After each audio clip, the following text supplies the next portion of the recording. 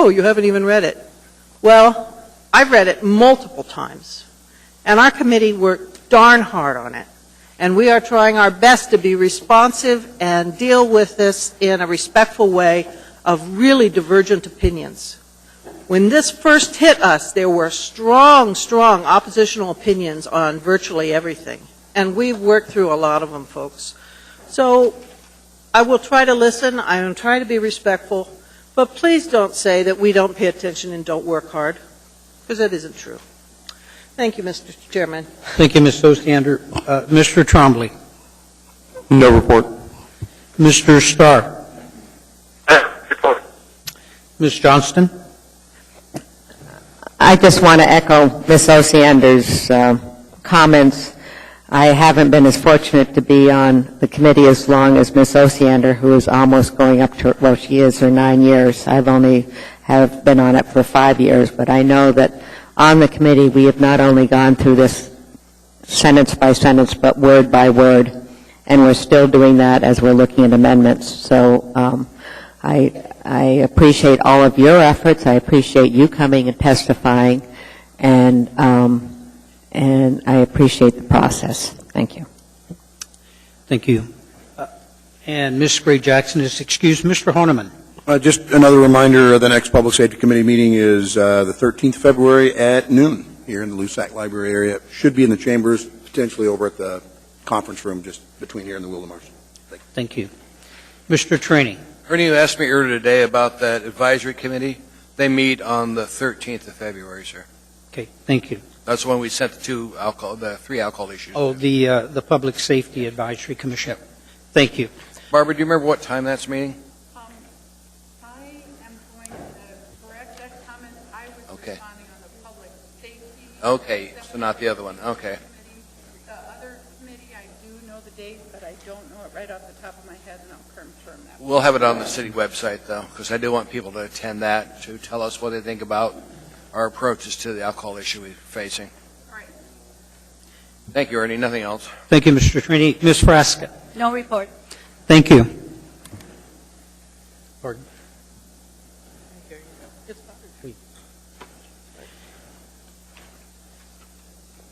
We now have before us for continued testimony item 13A and 13B, which have been combined for public testimony.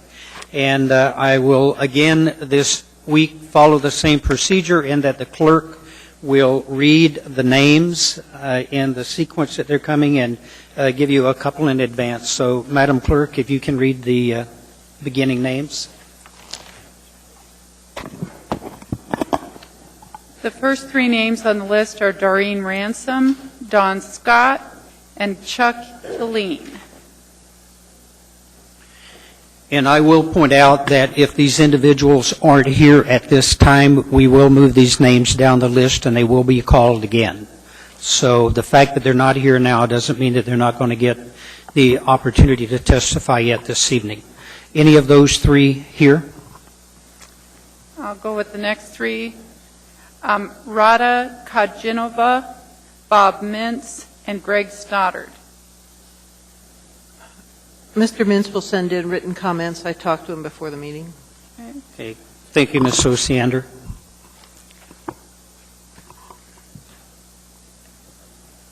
Rada Kajinova, Greg Stoddard. Next three names are Kevin Donier, Claudia Hackett, Pat Hansen.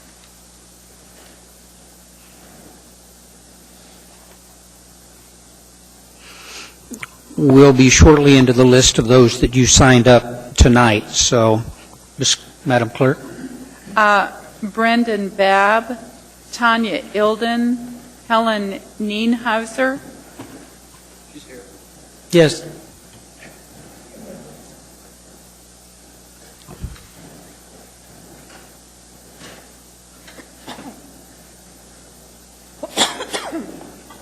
And after Ms. Nienhauser, we've got Robin Smith, Sheila Selcraig, and George Donnert.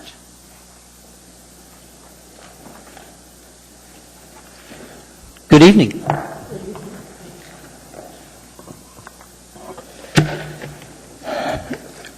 First, I want to thank the Assembly's Title 21 Committee for the hard work you've put into this version of Title 21. Your work has been made much more difficult, I believe, by the many changes made by the Planning and Zoning Commission, many of which were in response to special interests and which substantially weakened the provisionally adopted version of Title 21. I have time for only 2 comments. First, the issue of stream setbacks. I support the 50 and 100-foot setbacks, and I don't understand the concern with lowering property values of what would then be a non-conforming house. My husband and I bought and live in a non-conforming house that is too close to the street by current standards. It's not a problem. We are grandfathered in and we're allowed to put on a second story. I'm told that if there is devaluation, it would be slight. Our house is assessed at a great deal more money than we paid for it, so I don't understand the problem. Second, the process and where to go from here. I'm a planner by profession and an active member for years of the Rogers Park Community Council. On behalf of the council, I participated in the award-winning process that resulted in Anchorage 2020, and I understand the different forms of public participation.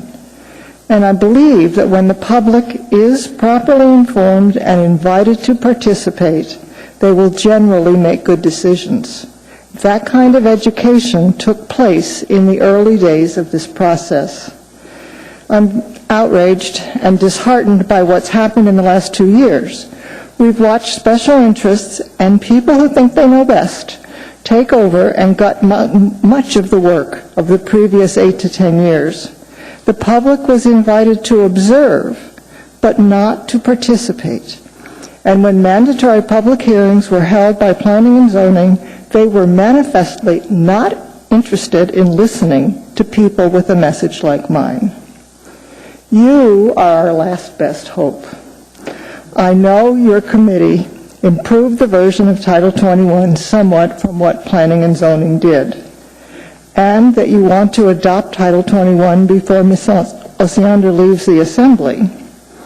But what is at stake here is even more important. I think the credibility of our governing system in this country is at what seems like an all-time low.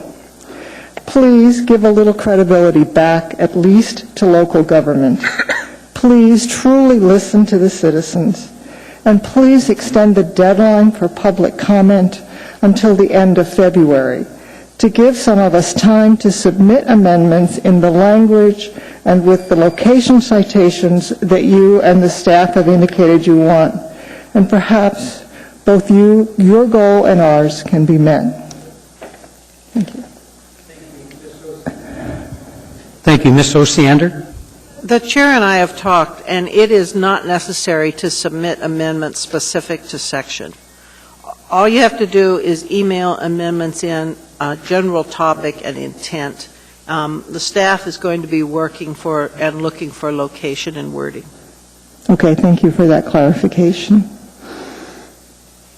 Thank you.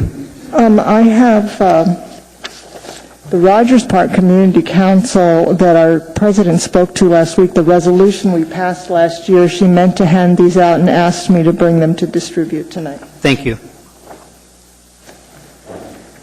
I must not be hearing done his.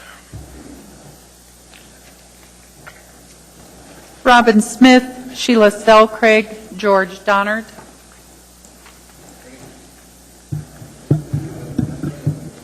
You have not, Mr. Trini.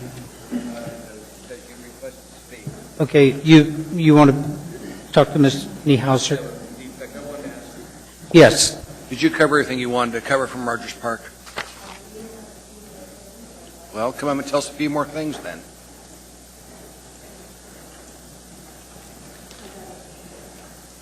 My computer. Okay. Did I give away my sheet of paper with pictures that had a few more things?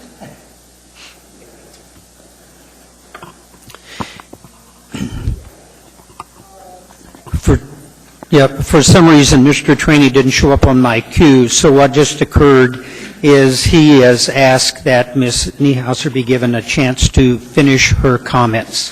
Thank you, Mr. Chairman. We need to have the IT look at this because it's the second week it's done that. We're on the process. Thank you. Okay, thanks. Thank you. I wanted to say that I very much support the standards of sidewalks on both sides of all streets. My old neighborhood has sidewalks on both sides. When we moved there, I had small children, and it was one of the things I looked for in a house. I'd also recommend retaining the original language to provide pedestrian connections where roads or cul-de-sacs are not connected. And I would delete the Assembly's addition. I have citations for some of these. Please reject the proposed Amendment 8, which would allow heliports as a conditional use in residential zones. That sounds awful. Would sound awful. I'm also very concerned about the Urban Design Commission. Its role in this version has been substantially weakened. I would like to recommend that it go back to the level that it is today. We need to build a city where people, bright, young, energetic people want to live, and where businesses that would employ them want to locate. And I think the UDC has a very important and valuable role in that. And I think it's important to retain the PLI zone, which we understand. It's important to restore the height provisions that would prevent blocking sunlight from homes. I'm concerned that the purpose statement in a number of chapters has been deleted. I think they helped clarify what we're trying to achieve. I'm concerned about some of the changes to some of the zoning with industrial. Don't allow retail, commercial, or residential in it. That's a way for people to get around, get cheaper land. But we have a very limited industrial base, is my understanding. Don't allow single-family houses on large lots, R2M, R3, and R4. Don't change the heights in Midtown. I think the mixed-use zones that were in the provisionally adopted plan are the key to developing attractive neighborhoods in many cases, where we can mingle with our neighbors at the local coffee shop. We can sometimes go to the grocery store, the dry cleaners. I think the mixed-use things was one of the good things that Anchorage 2020 came up with. And I'm concerned about weakening the landscape standards. And I want to restore the design standards for single-family homes. There are others, but that's as much as I had time to figure out. Thank you. Thank you. Thank you, Mr. Chairman. You're welcome, Mr. Trainee. Good evening. Hi. My name's Robin Smith, and I want to thank you for having this opportunity to speak. I've lived in Anchorage for 32 years. I have served on the Urban Design Commission, and I was also on the Sign Ordinance Committee that then promptly had their work sort of stuffed off to the side. So I know what it's like. I didn't actually work on the entire, on Title 21, but I think it's really not good that we kind of take work that's been done and then shove it off to the side. My husband and I also own a small business. So what kind of a community we want? I really believe that Anchorage has been short-sighted in its design decisions. I remember when the big box stores were coming to town, and the Assembly was really fearful that if we made any design requirements, that they would not come. These large entities come to a town, they usually size up the existing attitude towards design. They have 3 or 4 designs they could put up, and then they give you the one that fits your community. So since Anchorage didn't ask for anything, we got the big boxes. But Eagle River recently demanded a lot more in design requirements, and they really got a lovely store out in Eagle River. So I think we don't need to be as fearful as we might about what design standards can bring us. I also remember when I first came to town how beautiful the town was. You know, it was in '81, and there was lots of green all around, and now there isn't. And what I found out was that what I thought was a park system that everybody raved about was actually private property that wasn't developed. And now that it's been developed, it hasn't been developed in the best way that it might have been, with good landscaping, high quality. So we need to ask more of our community rather than less. Many people think that what we'd like to do is bring new businesses to town to expand and diversify our economy, but Anchorage is competing with other cities outside in this regard, and the look and appearance of Anchorage is a factor these businesses consider in whether they're going to move to Anchorage or not. And we're at a distinct disadvantage in this regard. Business owners create businesses in cities where they want to live, and if our city's ugly, why should they come here? My husband has actually gone on to say that, because we do have a business, he said, really, the business owners in Anchorage have a lot to pay back to our community, because it's easier to do business in Anchorage than it is to do it outside, because in outside you got a heck of a lot more competition, so it's easier to make money here. So I think we actually can require a little more of all of us. So I would like to ask that there be a delay, because I think that we had gone through this process on a month-by-month basis to look at different chapters, and all of a sudden we have this 800-page behemoth that people are supposed to look at and assess. I mean, I was looking at the landscaping today, couldn't even really assess how exactly it had changed, because it's so totally different from what the original the original plan was.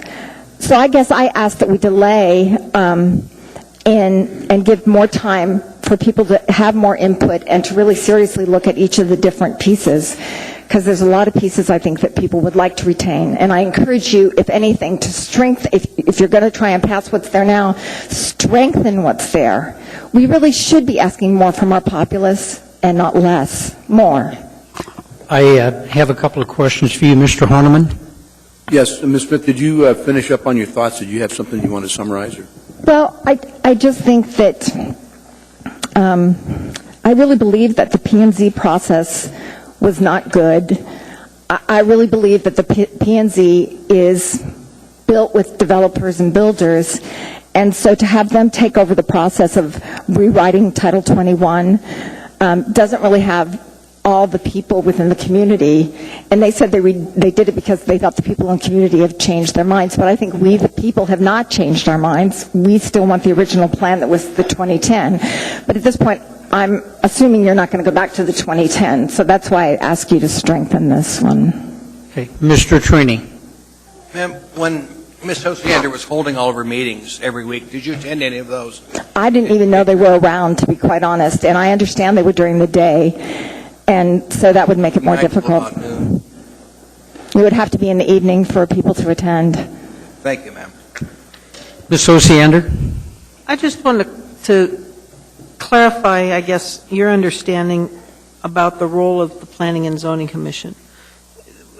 We've had 2 Planning and Zoning Commissions that have weighed in, basically, on this document, with a little bit of 1 or 2 movement of people in each one. They advise. They have no power beyond advising on this. And so what we've done both times is we took every single recommendation from both P&Z and we talked about it in committee.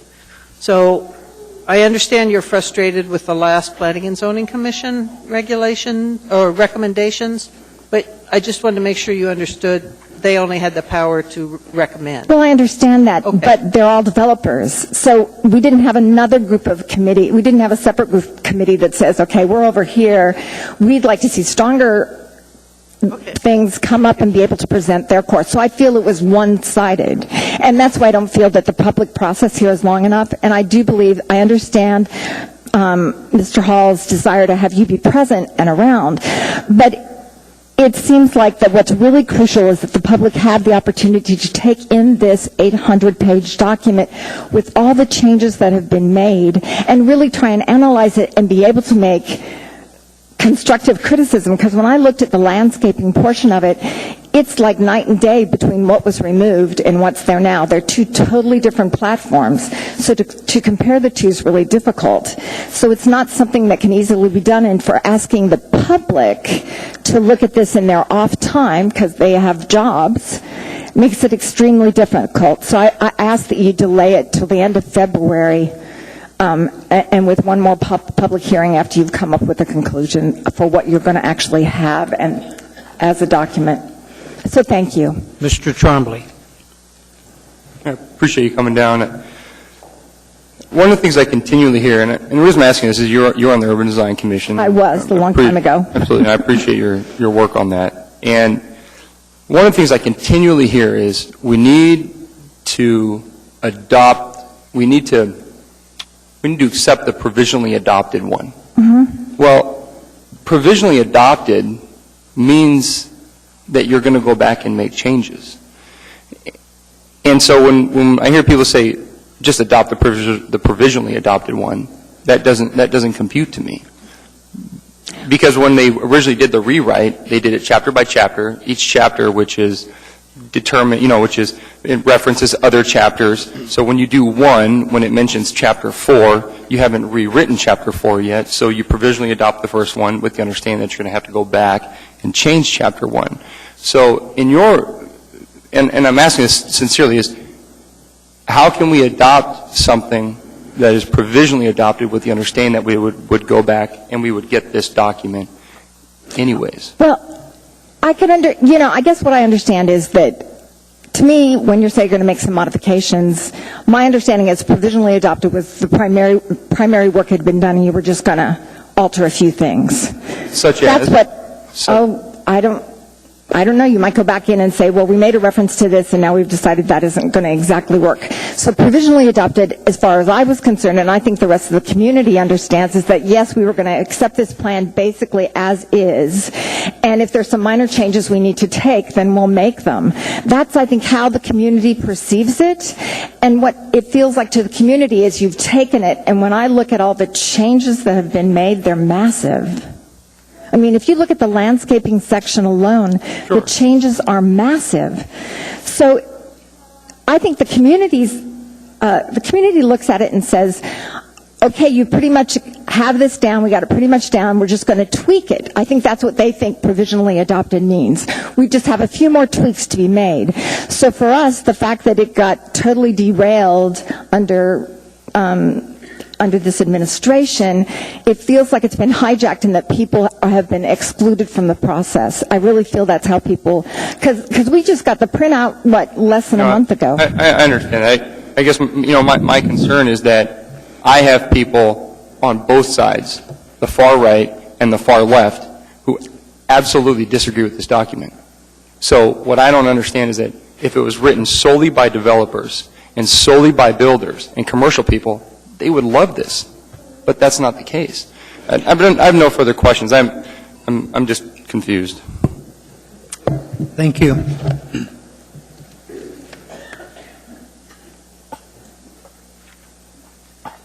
George Donnert, and I understand Doreen Ransom is here to testify. After that, Paul Swetzoff. Yeah, my name's George Donnert, and I appreciate the chance to come and testify before the Assembly tonight. I realize you folks have spent a lot of time working on this, and I appreciate that. I live in a neighborhood that is, the term I heard was a mixed-use neighborhood. It's a de facto mixed-use neighborhood, and it's fairly close to a lot of amenities, and I really appreciate that. But oddly enough, it's not really a walkable neighborhood. And the reason it isn't is because we don't have sidewalks. There are some sidewalks, but mostly there aren't sidewalks. There are many blocks that don't have any at all, and there are none that have more than one sidewalk. And in the wintertime, there are no sidewalks. And that's because when they come and plow, they plow the snow right onto the sidewalk. And so I think it's very important to have things safe in neighborhoods, and one of the ways you have things safe in neighborhoods is by making usable sidewalks. That means that you either have to have a parking next to or between the sidewalk and the street, or else you need to have a setback so that there's a place to put the snow when the snowplow comes by and plows the snow off the sidewalk. And instead, so what happens in the wintertime, everybody walks in the street, and I see them walking past my house all the time, and it's dangerous for people. The other thing is I live in a house where the sun sets for about a month and a week every year, and the last thing I want to the south of me is a big, huge building that doesn't have height restrictions and is going to block even more of my sun. This is Alaska. The sun is very important, and I consider it to be a property right of mine to be able to see the sun.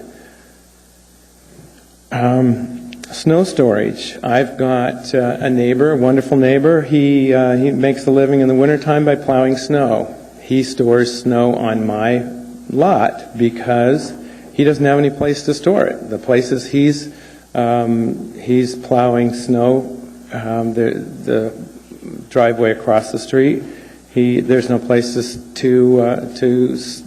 store snow there, so he stores it on my front lawn, and I tell him it's okay. The neighbor next door, there's no place to store the snow there, so he stores the snow from that plowing on our yard. This is Alaska. We have to understand we live in a wintry environment and places need to have snow storage. This isn't California. We've had enough of California building code.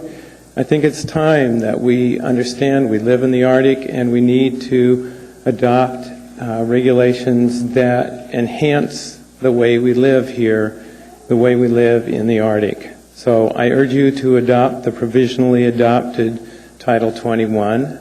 It might take a little bit of tweaking, but 99% of the provisionally adopted Title 21, not a complete rewrite, which is what seems that we have right now. Thank you. Thank you. Ms. Osiander has a question. I live near Valley of the Moon Park. The document before us would require sidewalks and connections in what's called Class A, which would be R1, 2, 3, 4, 5. So that would be sidewalk required there. There's also snow storage in the document, and there's also a shadowing provision in there, so you couldn't have really tall buildings next to residential. So all that is in this document. It wouldn't even need, in my case, it wouldn't need to be near me. If it was simply up on the ridge, it would block the sun into my house. Okay. Well, you might want to look for that section. There's an angled requirement, so you have to stack the height back from residential. Okay. Thank you. Might work. Thank you. Doreen Ransom?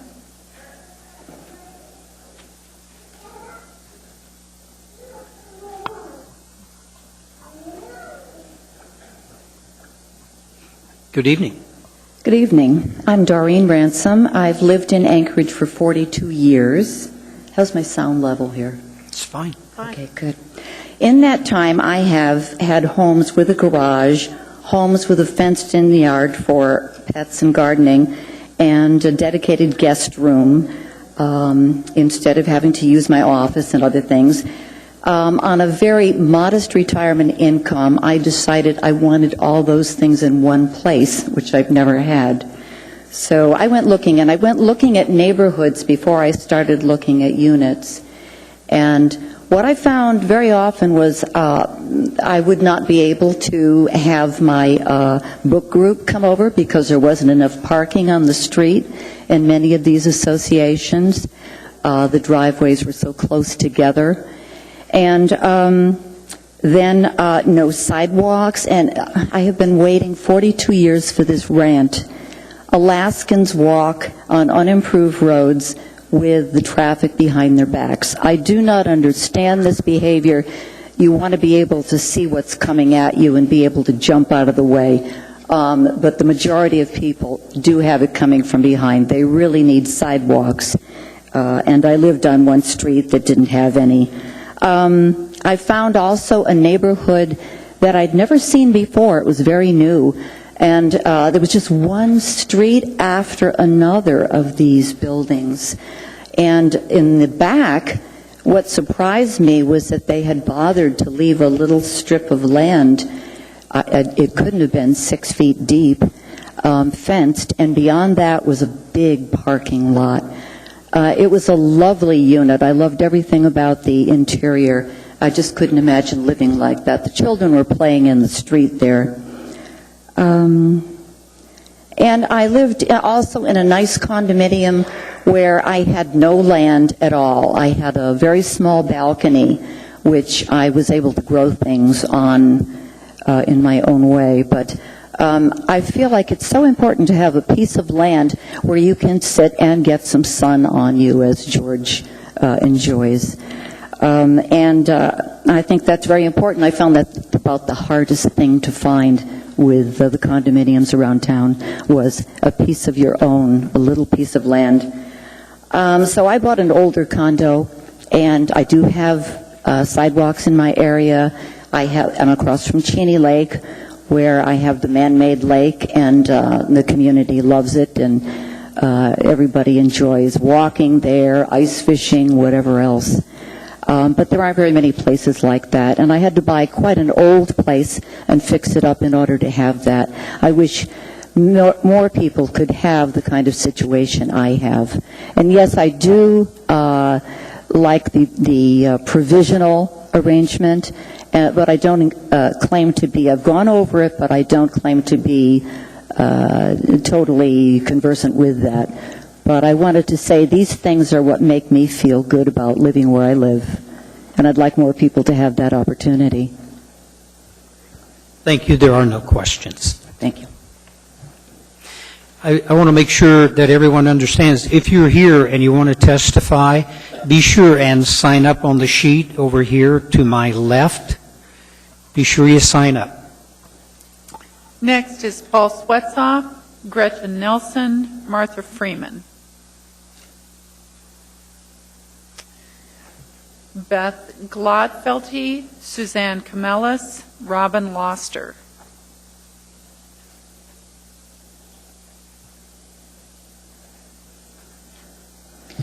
Chairman Hall and members of the Assembly, thank you for the opportunity to speak about Title 21 this evening. Particular thanks to Ms. Osiander and Ms. Johnson and others that have spent so much time on the Title 21 committee work. Please give me your name. My name is Dr. Martha Freeman. I'm a 30-year resident of Airport Heights and a forest manager by profession. I would like to speak to the issue of stream setbacks. The provisionally adopted Title 21 included a minimum of 50-foot stream setbacks for buildings, accessory structures, and parking lots. The revisions now before the Assembly cut the setback to 25 feet in most zoning districts. Narrowing the setback departs from accepted standards for other development activities in South Central Alaska and is inconsistent with scientific research on stream buffers. For example, the Alaska forest industry joined with state resource agencies, hydrologists, and fisheries biologists to develop stream buffers for logging beginning in the late 1980s. This effort established science-based standards tailored to each region in Alaska. The process began with science and technical committees that reviewed and synthesized relevant research and recommended buffer widths. In each region, the recommendations were then reviewed by stakeholders groups, including industry representatives, who determined how to implement the buffers in the most practical manner on the ground. The Alaska Board of Forestry endorsed the recommendations, and they were submitted to the legislature. Both the timber industry and environmental groups testified in support of the legislation. The legislature adopted the proposed buffers as state law without substantive change. This process was recently used to develop stream buffers for this region, South Central Alaska. And now, by law, since 2006, commercial timber harvesting in South Central Alaska must leave a buffer of 100 feet on streams wider than 3 feet that have salmon or other sport fish. The buffer on narrower fish streams is 50 feet. This standard applies to all landowners, including private and municipal landowners. It's based on extensive research on the distance needed to maintain essential stream characteristics, and monitoring has demonstrated that buffers of this width are effective measures to protect fish for water quality and fish habitat. You may wonder if the wider buffer is due to more serious impacts from logging than residential or commercial development. However, for a given area, the logging impacts are less severe. Logging is a temporary activity, trees regrow, access roads are commonly put to bed, and logging operations don't pave surfaces or build impervious roofs. The need for buffers wider than 25 feet is not a new idea. It's well-founded in hydrology and fisheries research. Wider buffers will pay off by protecting the natural infrastructure that maintains water quality and provides flood control. Please, at a minimum, maintain the 50-foot stream setbacks for new construction that are part of the provisionally adopted Title 21. Thank you. Thank you. There are no questions.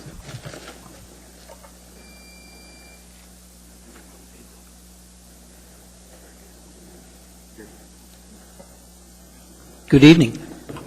Hello, I'm Gretchen Nelson. I was just before Martha, but I'm here tonight. And good evening, and thank you for the opportunity to speak on a very important topic.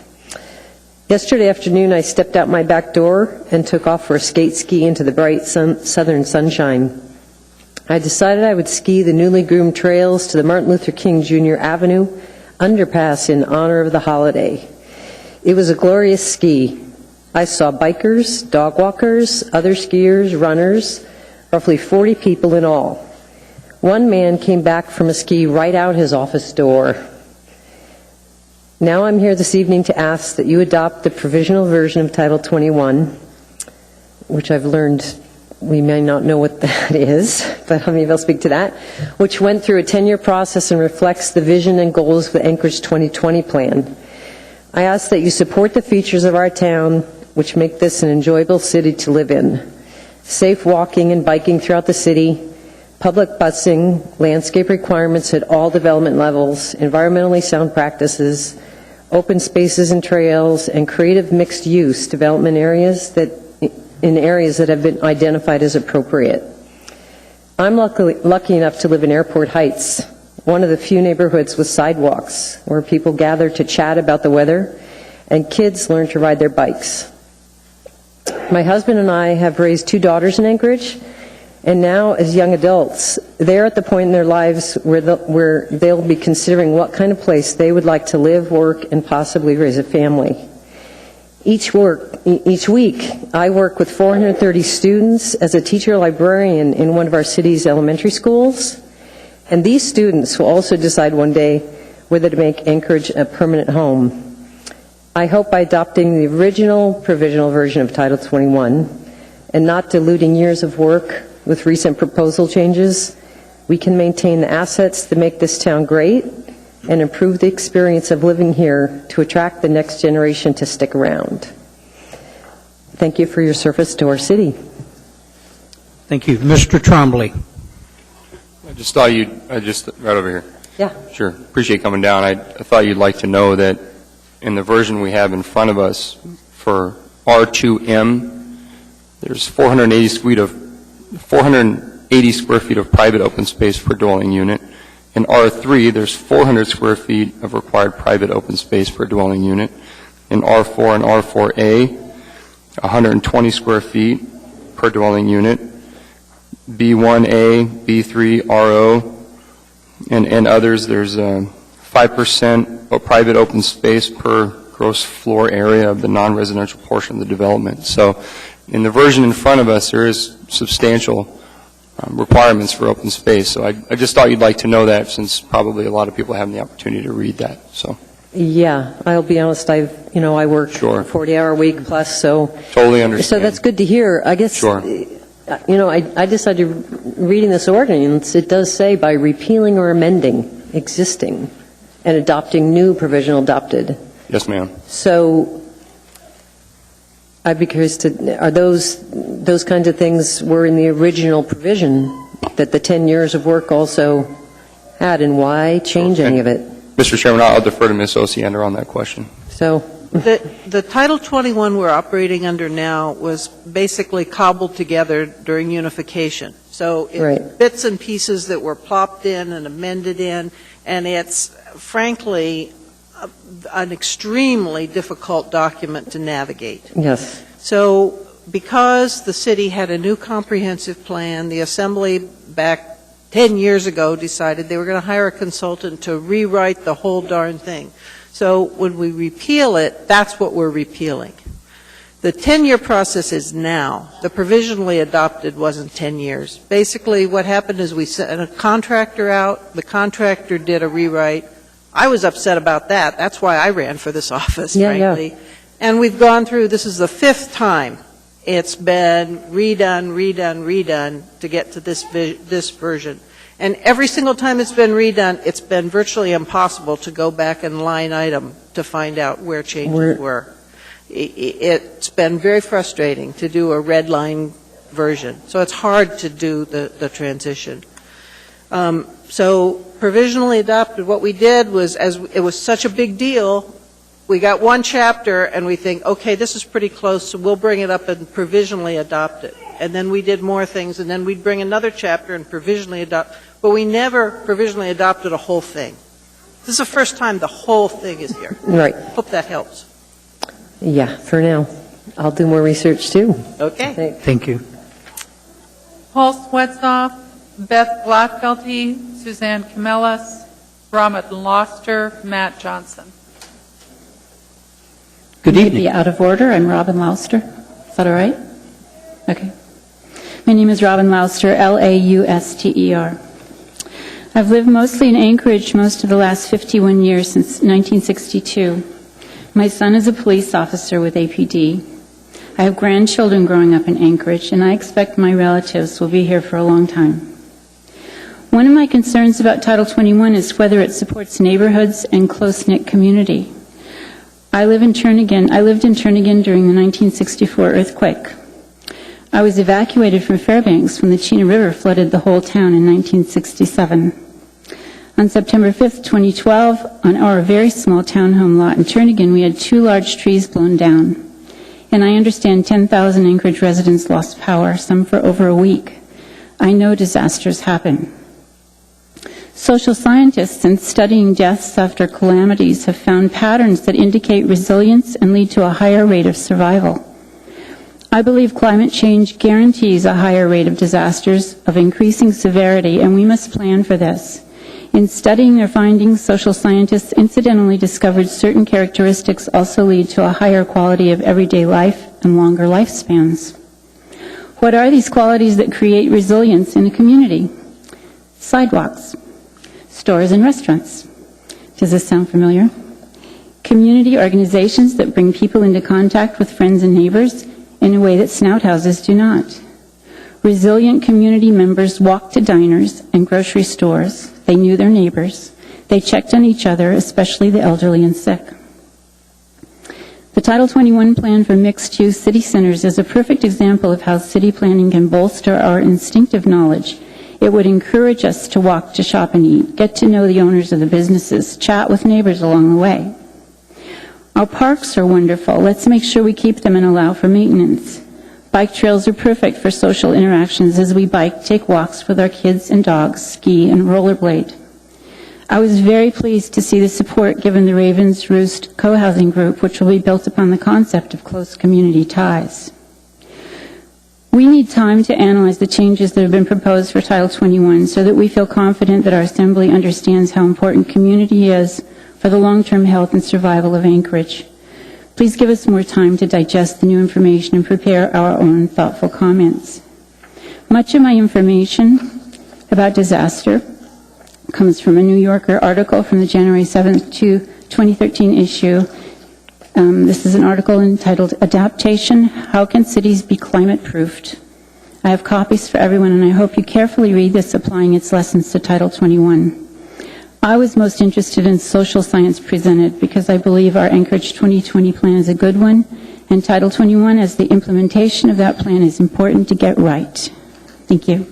Thank you. Ms. Osiander has a question. I just wanted to let you know that mixed use would definitely be allowed in this document. What we did was to say that it could go into existing zones if it met certain standards. So this isn't a this does not preclude mixed use. Additionally, sidewalks would be required on both sides of the street in most all neighborhoods in Anchorage. The only place it does not do that is in very rural areas like my street. There are 4 houses on my street. and it would only require it on one side in that situation, and in some industrial areas. But thank you. Thank you. I believe that everybody supports neighborhood protection as a concept. I think you're exactly right on that.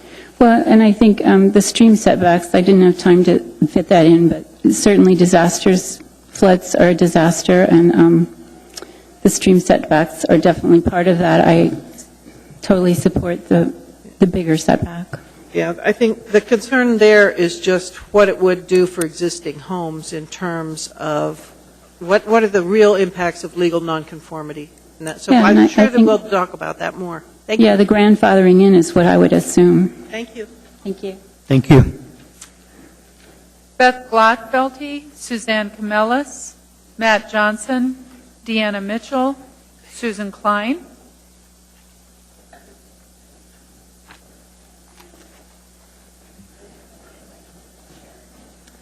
Hello, I'm Beth Glotfelty, and I would like to say thanks for letting us speak. I also appreciate the response I've gotten from the emails I've sent you all and the support. So I'm here tonight to request an amendment to Title 21 that is in regards to non-residential development in large lot districts. My amendment would request that city water and sewer be required for any non-residential establishments over 10,000 square feet or used by more than 25 people. This amendment would protect my property and several others around us from non-residential establishments on our street, which have in the past compromised our water supply and have the potential to do so in the future if they're allowed to expand. Most recently, in 2011, December 2011, an establishment on my street in one of these districts wanted to expand from 18,000 square feet to 36,000 square feet, 299 people to 732 people on a well that produces 5 gallons per minute and happens to tap into the same aquifer as my own. In their investigation for expansion, they did a well drawdown test that drained my well and 6 others in the neighboring area, and one of them never recovered. Our neighborhood band together at that point to protect ourselves, and we spent over $30,000 and hired 3 nationally renowned hydrologic experts who determined that the aquifer could not support the expansion or use that was being requested. The establishment has currently postponed their plans to expand, yet they still could unless you adopt this amendment that I'm requesting. It would make it impossible for any building in one of these large lot residential areas that is being used as a non-residential use to expand to the point where it would jeopardize the water supply for the neighbors who share the same aquifer. So I appreciate your time. Do you have any questions? Thank you. Ms. Johnston? Yes, we've been emailing back and Yes, forth. we have. And I've discussed some of the issues and some of the problems. But Ms. Osiander actually brought up a very good suggestion, and that is, have you, and it's not register, it's as far as wells. I forget the... Water rights. Water rights. I have I them. did email. So you do have water rights for the state. I do, and mine are older than the establishments. Nonetheless, if you talk with Department of Environmental Corrections and or Conservation and Department of Natural Resources, you have to wait until there's a problem with your property to have any retribution, and even then, you're not guaranteed any help. And this might be another area where, I mean, we can't affect that change, but we could maybe lobby some legislators to make a change, because I know in other states, water rights carry a lot more power than that. Yeah, I never considered in Alaska I would need water rights, but apparently I do. Mr. Horniman? So, Ms. Glotfelty, is the current configuration, is it adequate with the size that this project, this development? With its current state, yes, it is adequate, and we've had no problem with it until they tried to test the well and see if they could do the expansion. Now, I should note that the expansion was not canceled because of the aquifer issues. They canceled it for other reasons that we don't know, but they said it was not with regard to the aquifer. Not that I'm an attorney, if you've got all these studies, have you laid some? Yes, we've had lawyers and such involved, but we'd like to not have to do that again. Thank you. Yeah. Thank you. Thank you.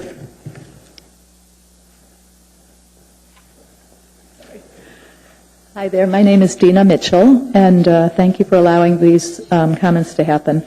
I want to say I'm a new resident here in Anchorage. We've been here a little over a year. We are currently looking for a place to buy.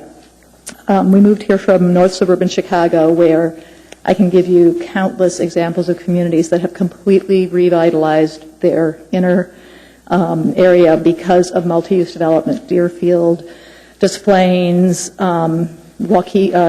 Glenview have allowed for multi-use development that's very pedestrian-friendly, that's close to public transportation. It has created a vibrancy in those communities that is just hard to describe. A lot of pedestrians there now, a lot of businesses have been attracted to those communities. People are walking to restaurants, people are talking to their neighbors more, and it is creating more use of the public transportation. So it's a wonderful thing to see. I would love to see more of that in Anchorage, and I'm really excited about the building that's going up on Northern Lights in the Turnagain area that is apparently going to be multi-use, although I understand it's a separate coffee shop restaurant from the condo building. These models are more business on the first floor and then housing above. But I think that can be just such a powerful magnet. And the community I moved from has 4 new restaurants downtown that are just doing gangbusters because of the higher density and people walking. And so with that in mind, as my husband and I are looking with our 3 children at places to buy, we are looking exclusively in the downtown area, hopefully not where we'll slide into the inlet, but we like to be able to walk to coffee shops. My husband meets a friend of his every weekend at the Fire Island Bakery. We like to run into people we know. We like to be able to walk to Nusa Gaya to do our shopping. We like to be able to walk to see performances. That quality of life is very important to us in that sense of neighborhood. So I really encourage you as you're looking at these plans to keep that in mind. And we're willing to pay a huge premium to have that. And fortunately, we're in a situation where we can do that. And I understand that there has been a lot of thought. It may be cobbled together. I don't know exactly how that process was, but there was a lot of input that went into the plan that was provisionally adopted. And I guess I would just encourage you at this point. I understand that the plan is, or the hope is that Ms. Osander is leaving the board, and that the new plan should be put into place before she leaves. But I hope that you will allow people to have public input on the 700 or 800 page document. Give us time to look at it, give us time to absorb it, give us time to react to it, and hopefully that can all still happen within the time frame that you're looking at. So thank you very much. I know you have a pile of stuff to look through that you probably haven't gotten all the way through yet either, and I appreciate your service. Thank you. Mr. Trombley. Right here. You had mentioned that you were willing to pay a premium for that. Mm-hmm. I represent a certain part of town that has very low income. What do I tell my constituents that can't afford it? Hopefully, in the community that you represent, they will, I mean, I've seen this happen. If you can bring multi-use, I think it's a combination. I'm not a city planner, so I can't address that specifically, but I think if there is public transportation available, and if you can bring multi-use types of development there, I mean, multi-use development is a much more affordable way to create housing for people. So if you can bring more of that development into your area and have the sidewalks and have, I think it kind of builds on itself. But well, I understand. Last week we had somebody came down and talked and said that they want sidewalks on both sides of the street, and that in Reston, Virginia, it worked really well, and it made higher density housing. Mm-hmm. Well, I also have a particular set of constituency that doesn't want higher density housing. Mm-hmm. And at the same time, you said that you're willing to pay a premium for it, which I'm not willing to. I'm sorry, you misunderstood me. I'm not necessarily willing to pay a premium for higher density housing. I have to say, if there were a condo that suited us, I would buy a condo in a heartbeat. What I'm saying is I'm willing to pay a premium to be in an area where I can walk to places. If I were willing to live on the hillside, we could get twice the space that we're looking at for the same amount of money. So I'm not necessarily saying that I'm willing to pay a premium for multifamily high-density housing. I'm just saying that when you can create that kind of multi-use environment, if it's done right, it can really create a sense of community. And I think it would be interesting to know why your constituency is opposed to that. If they're worried that it's going to be low-income multi-family housing, I mean, and Mrs. Lauster talked about the co-housing community that's going in down at O'Malley and somewhere, I don't know exactly where it's going in. I mean, that kind of a concept, too, is it can lower the cost for the individual homes and create what people need, the space people need, but it's more shared. So I don't know what community you're in, and I'm not sure exactly why they oppose that type of thing. Okay, that's all, Mr. Chairman. Thank you. Thank you.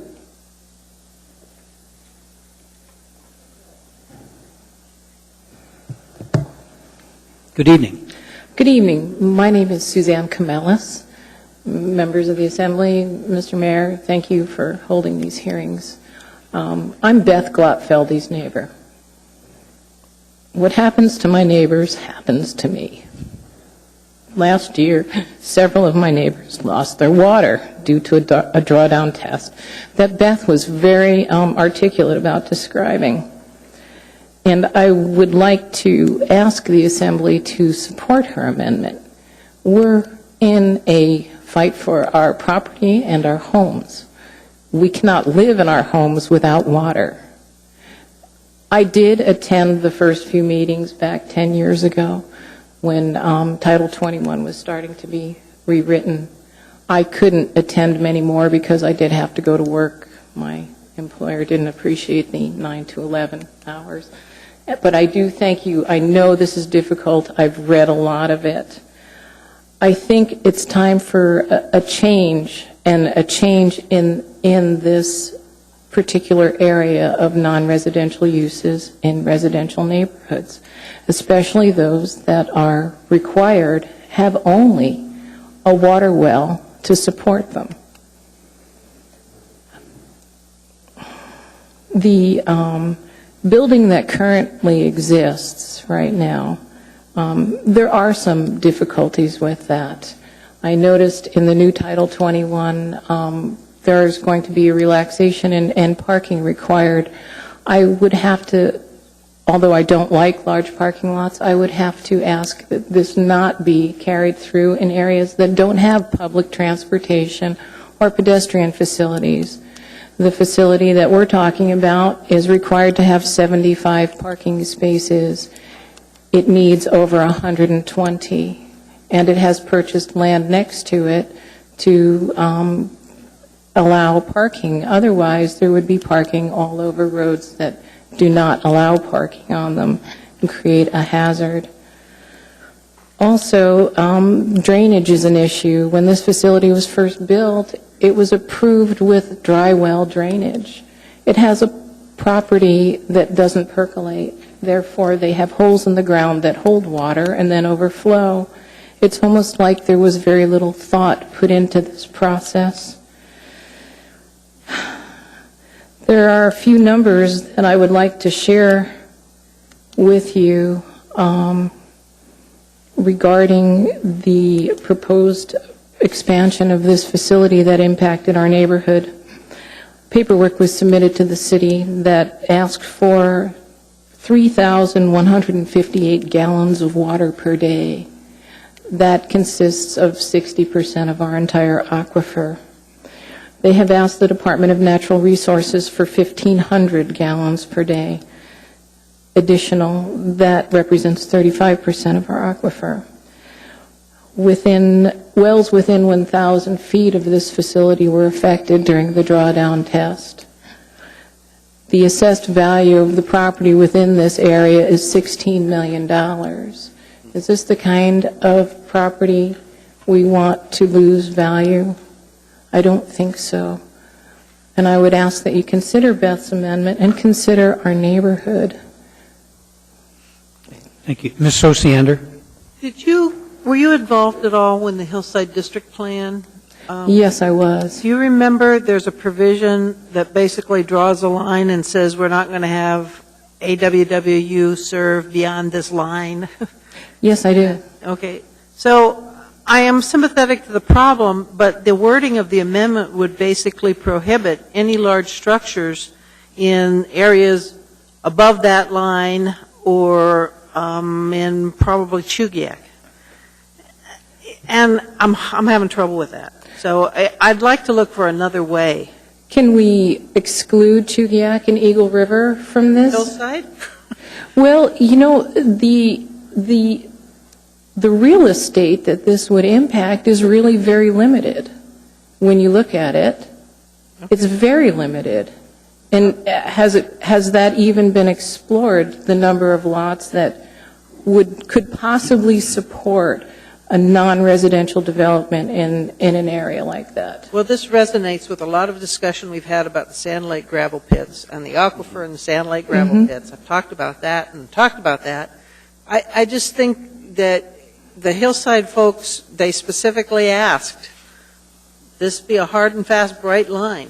And so there's big implications on the amendment. There are big implications with the amendment, but there are other implications. I mean, we are creating a law based on a lack of information.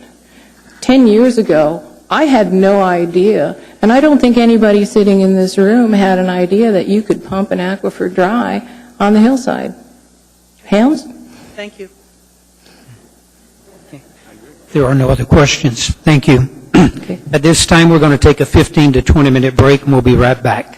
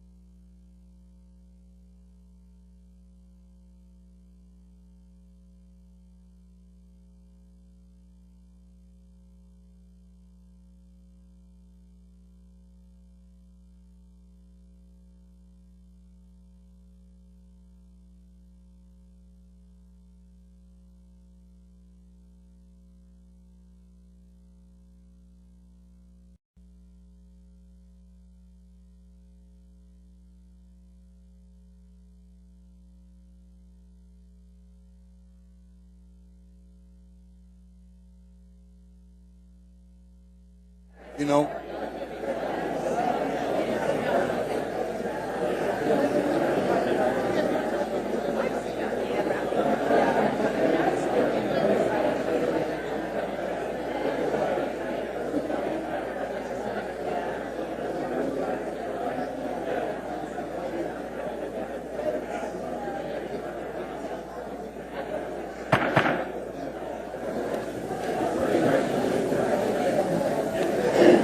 I call the meeting back to order.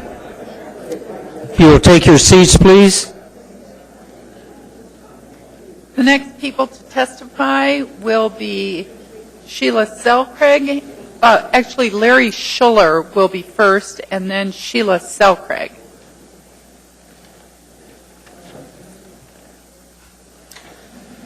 Good evening. Good evening. I am Larry Schuller, and I thank you for your service to the community and for hearing my voice and the voice of my fellow citizens. 9.5 years ago, I went to a meeting at the Performing Arts Center thinking there was an informational briefing on the 2020 plan and the Title 21 rewrite. And at the end of the meeting, Mayor Begich got up and he waved his arm and said, "You folks over here, you're Group A, and you're Group B, and Group C and D." And I was drafted. It turned out that he wanted citizens to give input on the Title 21 plan that had been written by some consultants who had been hired to do that, to make Title 21 implement the 2020 vision for Anchorage. And so we did. I did the best I could for as long as I could. Other citizens, more dedicated and more available than I, toiled. They put their tears and sweat into the Title 21 rewrite to make Anchorage our own. And believe me, I sympathize with the amount of work you have to do to take something like Title 21 and make all the chapters align with each other and agree with each other.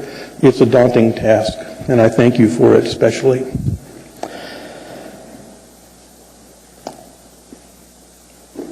But especially, it's hard to do without changing the vision that we put into it, what we want Anchorage to be for the future. 2020 and Title 21 developed, proposes to make Anchorage a city we can be proud of, to call our own. 2020 and Title 21 do not just represent a feel-good dream of walkability and sunshine. There is real value there, monetary, tax-based value, as well as quality of life value. That vision is what we hammered out 2 years ago and submitted to the Assembly. It was provisionally adopted, and minor adjustments is all we expected.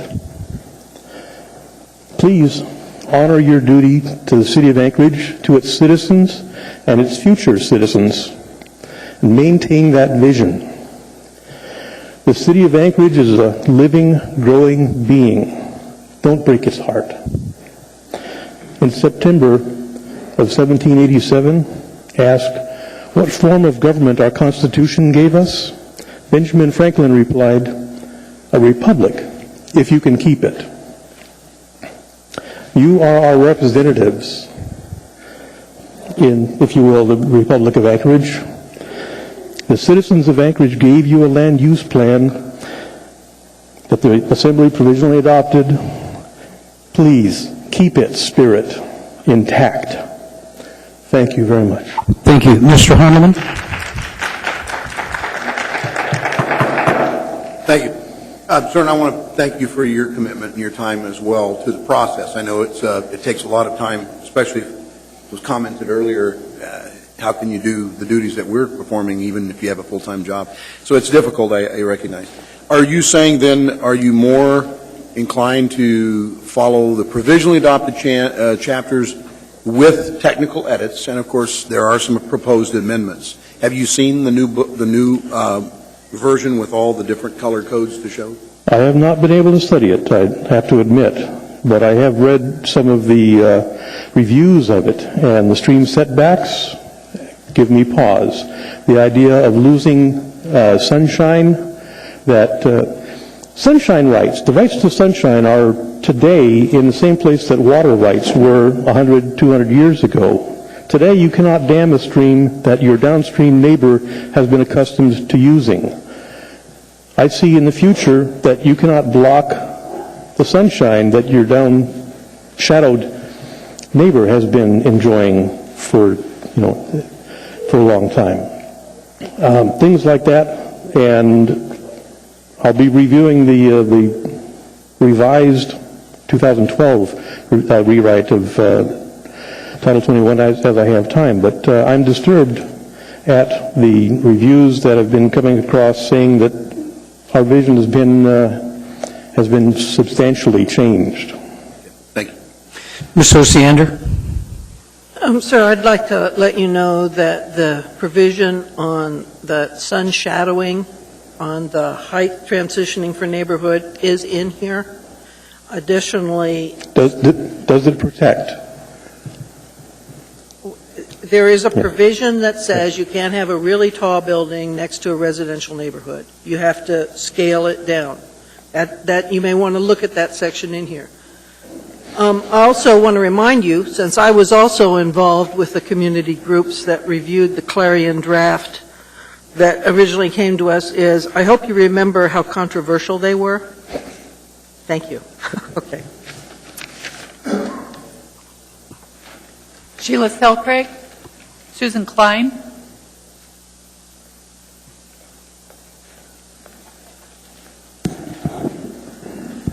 Chairman. Good evening.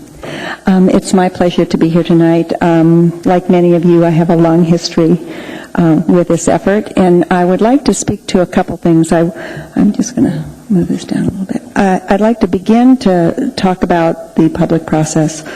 Many of us were there for all of it, not all of us, but some of us, And I know Ms. Osiander has talked about the public process, and over the years, Ms. Osiander and I have worked together, and I have a great deal of respect for her, but we don't always see eye to eye on some things. We both served on the committee that reviewed the Title 21 assembly work, and at times she would say to me, "I'm just worried about the little guy," and I would say, "I'm worried about the guy that lives next to the little guy." So, I mean, I think there's been a genuine shared views that sometimes are different. So I look at this process really differently than Ms. Osiander. The 10 chapters that we've approved went through a diligent process. They went to P&Z and were heard there chapter by chapter. Then a chapter went to the Assembly Committee, and that was noticed, and it was one chapter, and you had very specific people show up, depended on the chapter. And then it went, if we didn't agree on things at that Assembly level, that Assembly Committee level, it came to the Assembly, and then we took single amendments and talked about them, and the room filled up and people got to speak on each amendment. And the reason that worked is because chapter by chapter, this process is understandable. But and so provisionally they were approved. So, but when you bring 10 chapters forward and do a major rewrite, and then think that you've had a significant public process because you had a hearing at P&Z and you had that was publicly notified, and a hearing that was publicly notified at the Assembly Committee, I can tell you it's not a public process because most of the people in this audience who really care about this still don't really have complete copies of the changes. It was very difficult to keep up. And I can tell you those people that showed up that cared about their particular thing, maybe it was landscaping people who had landscaping issues about how we were going to handle those, or it was chicken people, or it was horse people, they don't know what you've done. And my hunch is at some level this body doesn't know what you've done because it's such a complicated document. The 10 chapters that are provisionally approved were really vented, and I want to, we've had some suggestion that the development community wasn't there. I know this history.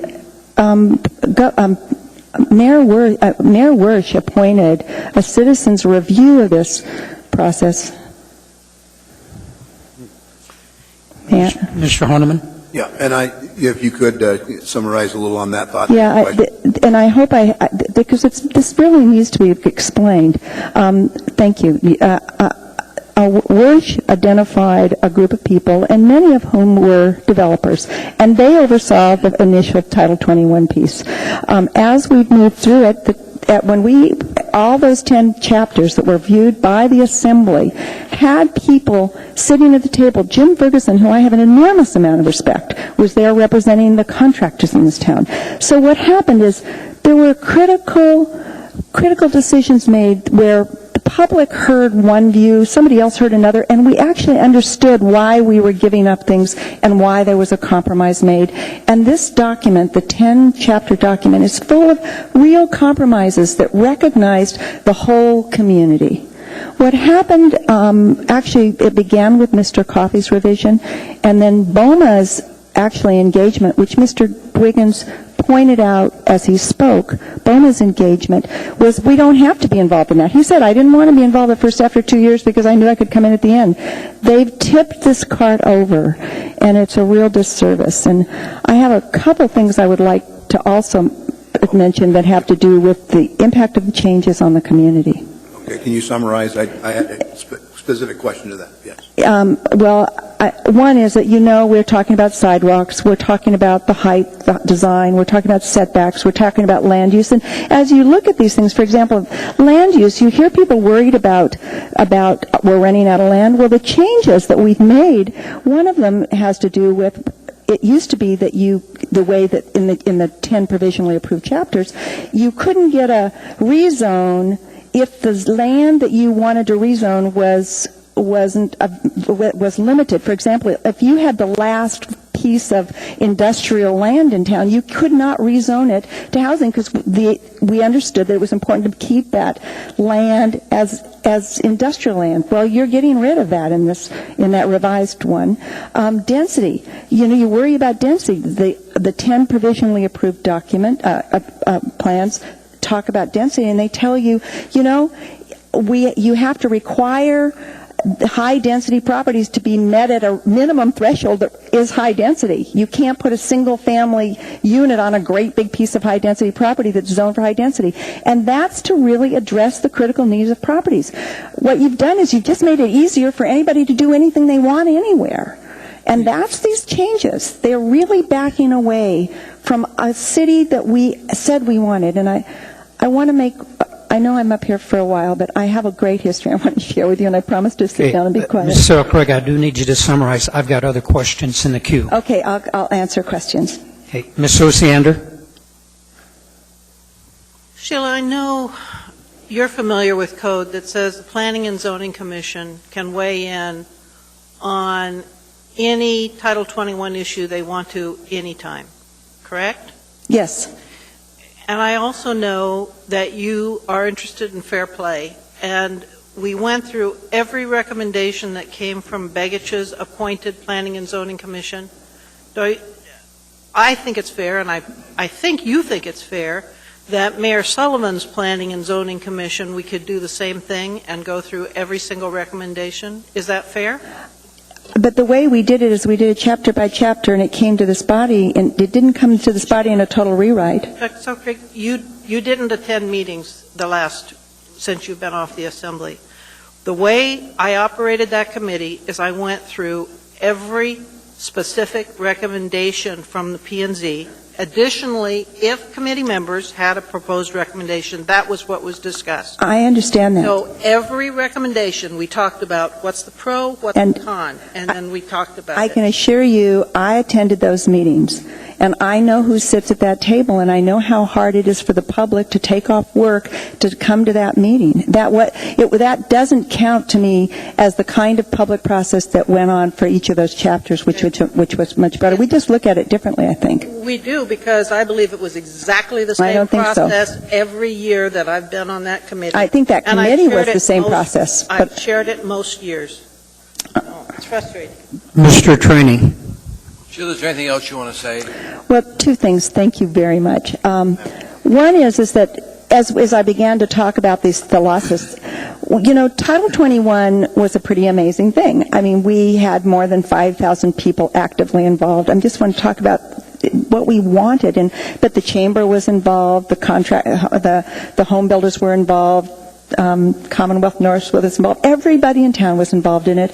We won national recognition for community education and community involvement. The plan was used at UCLA and the University of Washington as a teaching document about a modern city, the future city. We haven't really pursued that plan. And what I would say is that the cost of doing these changes, the cost of not building a great city is really high. What we know is that when you've got neighborhoods where you don't have varied design, you don't have landscaping, you don't have amenities, where you really back away from the things we're asking for in this, you have higher crime, you have less kind of meaningful relationships between neighbors. Children don't do as well. The value of the houses don't increase as fast. And ultimately, in the end, you begin to build places that sometimes people turn the key and their houses are worth less rather than more when they're done. So there's lots of smart reasons to build a great city. And I think each of us have gone to other cities and thought, geez, this is really nice. It would be nice if Anchorage looked this way. This code, those 10 chapters, they are vanilla. They are not fancy chapters. They have been vetted over and over again by special interests. I'll tell you, BOMA has come in at the end. They're politically powerful, and they're dumping this cart, and it's at a great cost of losing the faith of this community in terms of feeling like they can actually participate. I've got one other question, and I've got a lot of people that are here to see. I'll be quiet. I won't hold. I'll just do yeses and nos for a while. Mr. Trombley. Hi, Ms. Craig. One of the things I continually hear is that this is going to be a free-for-all. you do whatever you want. I just want to read to you from what I have in front of me. This is for multifamily. For primary entrance treatment, you have to choose 3, and I'll just read off one of them. You have to have integrated planters or wing walls and incorporate landscaped areas and or seating areas. For weather and protection and sunlight, you have 10 options. You have to choose 4. Here's 2 of the options. Ensure that 1 or more windows in every dwelling in the development will receive sunlight access for at least 1 hour on December 21st. Or preserve sunlight access at least 6 hours daily on March/September 21st to any adjacent lot zoned PR, any sidewalk across the street or neighboring residentially zoned property through building placement, massing, and height. Now, we can agree or disagree on that language, which I think is extremely restrictive. But that, and it's throughout this document. How is, in your mind, how is that a free-for-all? I don't think that language is extremely restrictive. Well, I understand that, but you're saying it sounds like a free-for-all. I didn't hear in that language any sort of, I didn't hear any common space for children to play. I didn't hear any I didn't hear about landscaping in the parking lot. I didn't hear about any opportunities. Ms. Selkirk, it is all there. Trust me. I've read all of Chapter 7. I can't really trust you on that, actually, because... Well, you don't have to trust me. The document's right here. Right. Well, I'm telling you, I can give you an example. That's all, Mr. Sherman. Okay. Well, I can give you examples of things that have been taken out. There are no other questions, Ms. Selkirk. Thank you. Thank you. Susan Klein.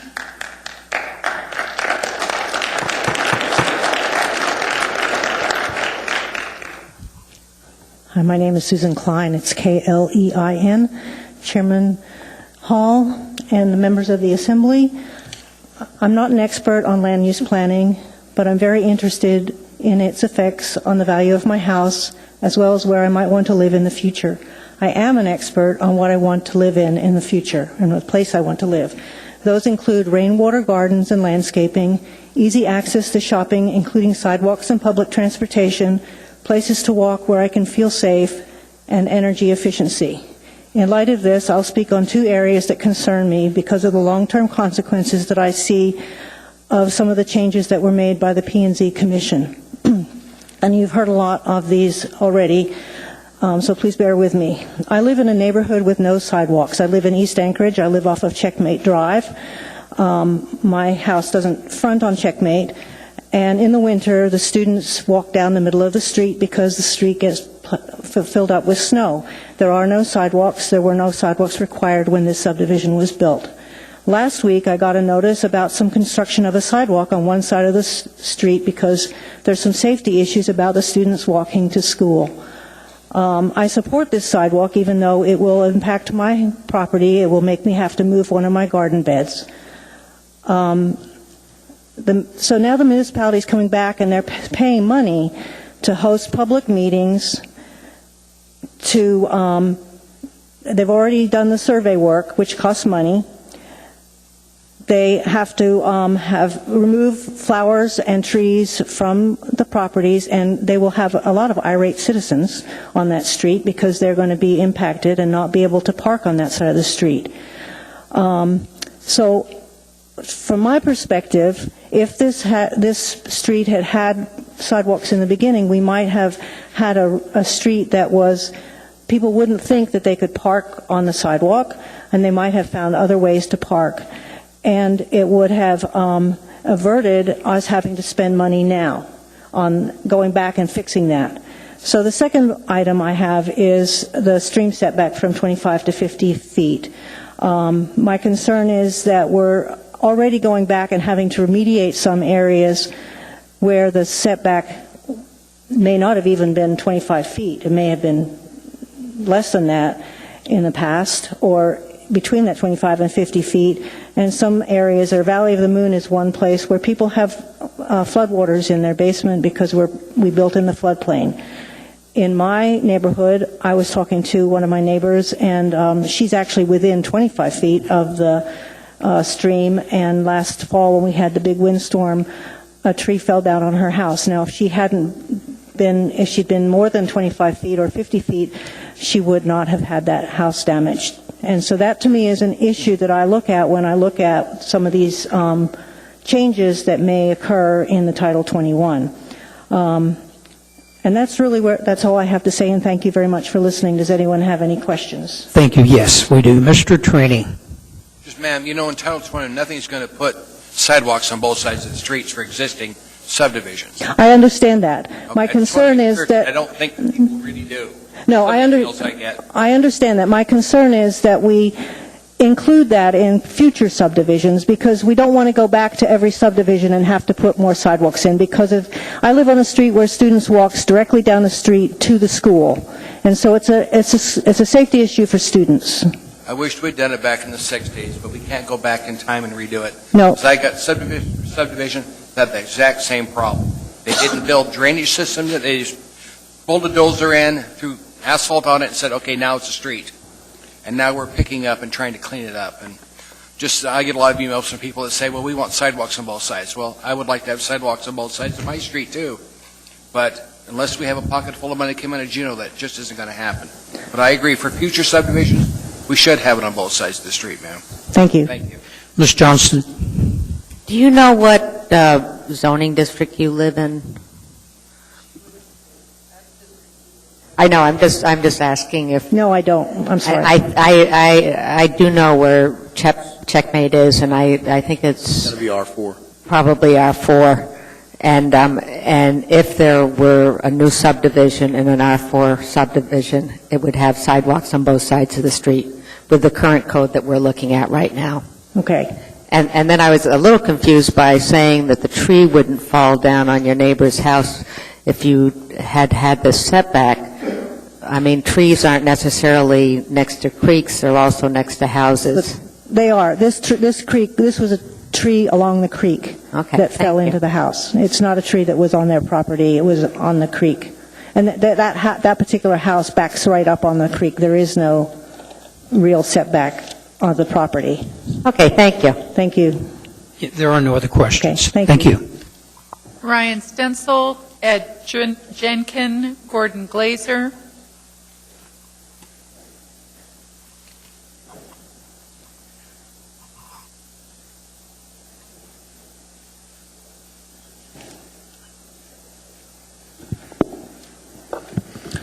Thank you. My name is Ed Jenkin.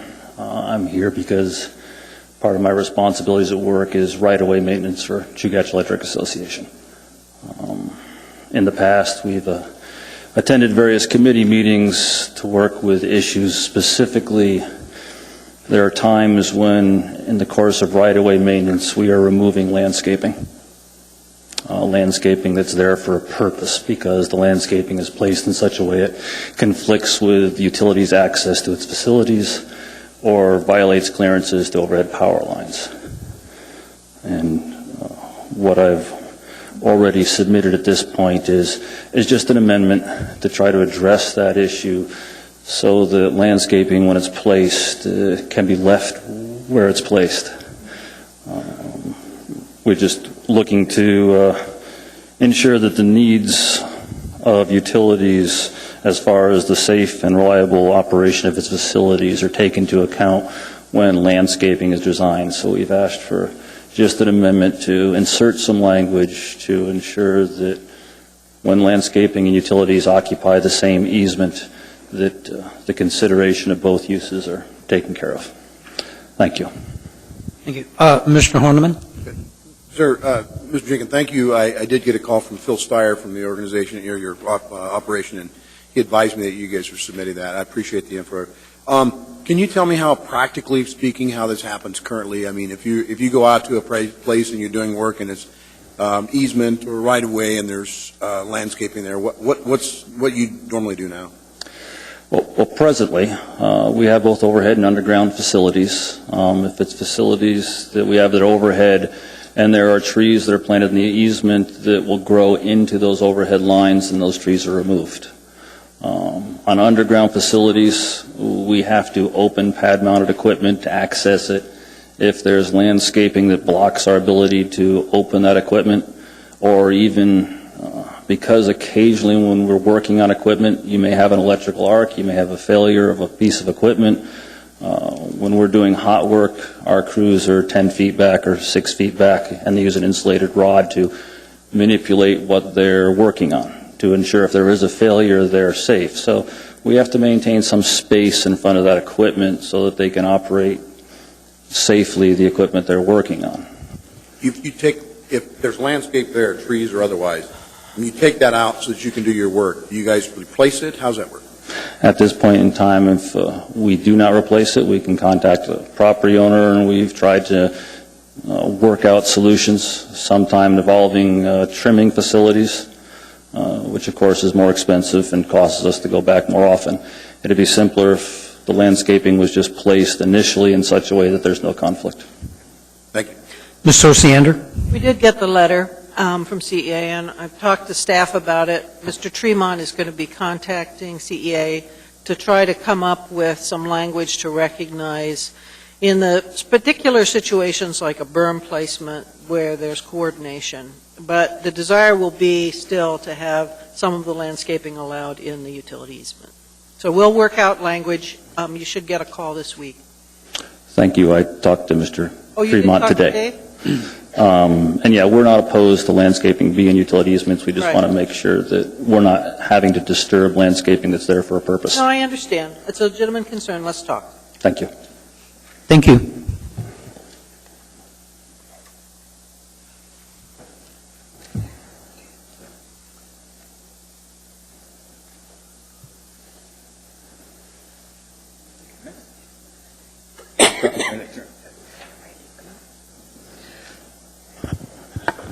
Good evening. My name is Ryan Stencil. Myself and an employee of mine, Dan Bowles, are under contract with the Anchorage Soil and Water Conservation District, who was brought under contract to help the consortium write Chapter 10, and that's what we're here to speak about tonight. First, I'd like to, through the chair, we'd like to thank the Assembly for the work you're doing and going to do over the next month to make Title 20 more in line with the needs of the community. For Chapter 10, the consortium had a few benchmarks that we were constantly comparing to and striving to meet. No infringement on private property rights, no takings or decrease in allowed uses, minimum changes that would create grandfathering situations, and to always be a reflection of the community's voice. Chapter 10 has gone through an intense community involvement and comment period, as you'll see in the timeline that we've distributed. And Randy McCain, the consortium's current chair, will discuss a little bit further with you. And we're always available for questions and able to work with you over the next month for anything else that comes up. And with that, I'll hand it over to Randy McCain.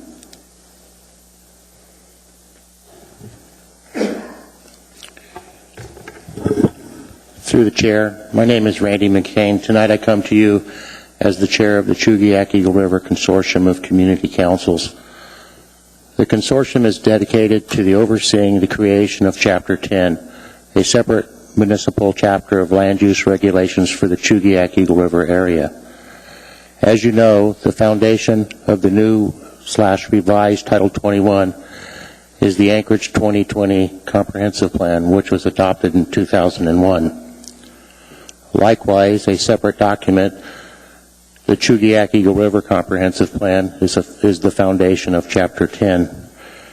In 2004, the 6 community councils of the Chugiak Eagle River area began their focused efforts in providing oversight in the writing of Chapter 10, which is clear and transparent startup process. At all times, it was open to the public. On January 6, 2005, the consortium had its first meeting. One of the first orders of business was to update Chugiak Eagle River's comprehensive plan. The resulting comp plan was completed in December of 2006. Between September and November of 2005, 6 community councils passed resolutions supporting the grassroots efforts of the consortium.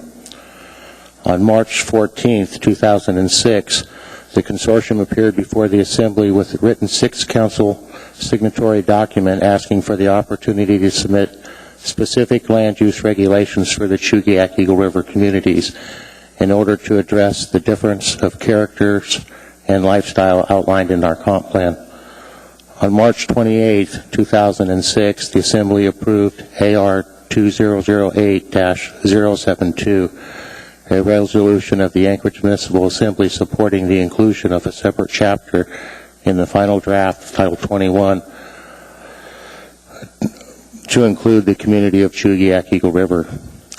The Chapter 10 portion of the revised Title 21 document you have before you tonight is truly a grassroots document created by all 6 community councils.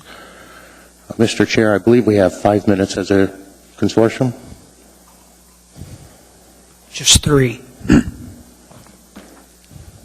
Maybe you could go ahead and finish? Thank you. Chapter 10 has almost 9 years in the making.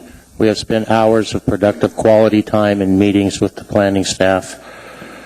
During the process, planning staff has submitted multiple rounds of written comments.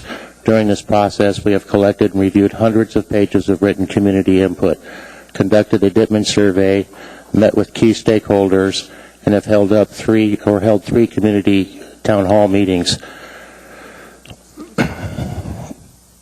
In conclusion, we thank you for our separate chapter and urge you to support the current revised version of Title 21, along with the final amendments made by the Assembly's Title 21 Committee.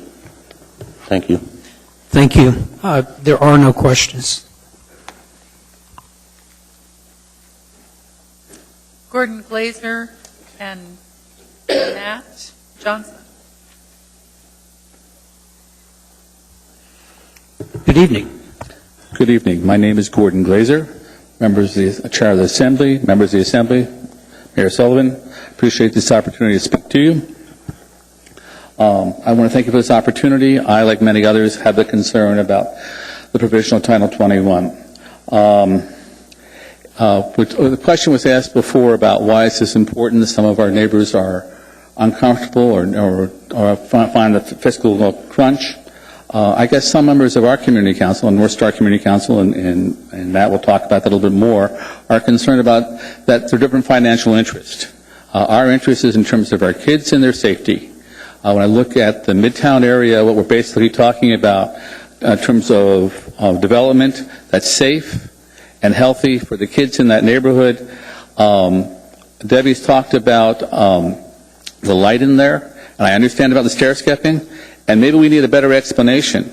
But when we look at what the plans are, what people could do in terms of our mixed community, developing community, it's very clear to us, at least how we see it, that the light in terms of our residential areas would be impacted by the present standards on the changes in terms of those businesses into our residences. We have a number of people who live in that area. The question is, do we have mixed development, which is pro-growth, or do we have an instant slum? And this is the legacy that you're going to live. You know, we talk about some of the problems in Muldoon or Fairview or Spinard. Part of them are legacy of people before they had planning. We now have that ability to make some projections of what the impacts are. And the impacts, in terms of at least how we look at it, and maybe we need a better explanation, is that the stair-stepping lighting would not be sufficient to prevent darkness for many of the residents in that area, in terms of particularly the North Star area and Midtown area. That's my concern. That's a concern of the people I talked about in Community Council. We hope those amendments and that time is spent explaining and clarifying before we are faced with a legacy for the next generation of an instant slum-making type proposal. Thank you for your time. Thank you for your effort. I know a lot of work was put into this, and more, I guess I'm asking you to do more, because it is important to our community. Mr. Glazer, we have Ms. Osiander. Erica, Ms. McConnell, I'm sorry, just a second. Could you, where's that section on the height transitions? I've been looking for it and I'm not finding. You might want to look at that, Gordon, and if you've got any additional questions on that section or why you think that is inadequate, could you email me or call me? Happy to. Thank you. Thanks. Just a moment. Mr. Horniman? Mr. Glazer, thanks for coming out and testifying. I know you're on behalf of your community council. North Star, is that right?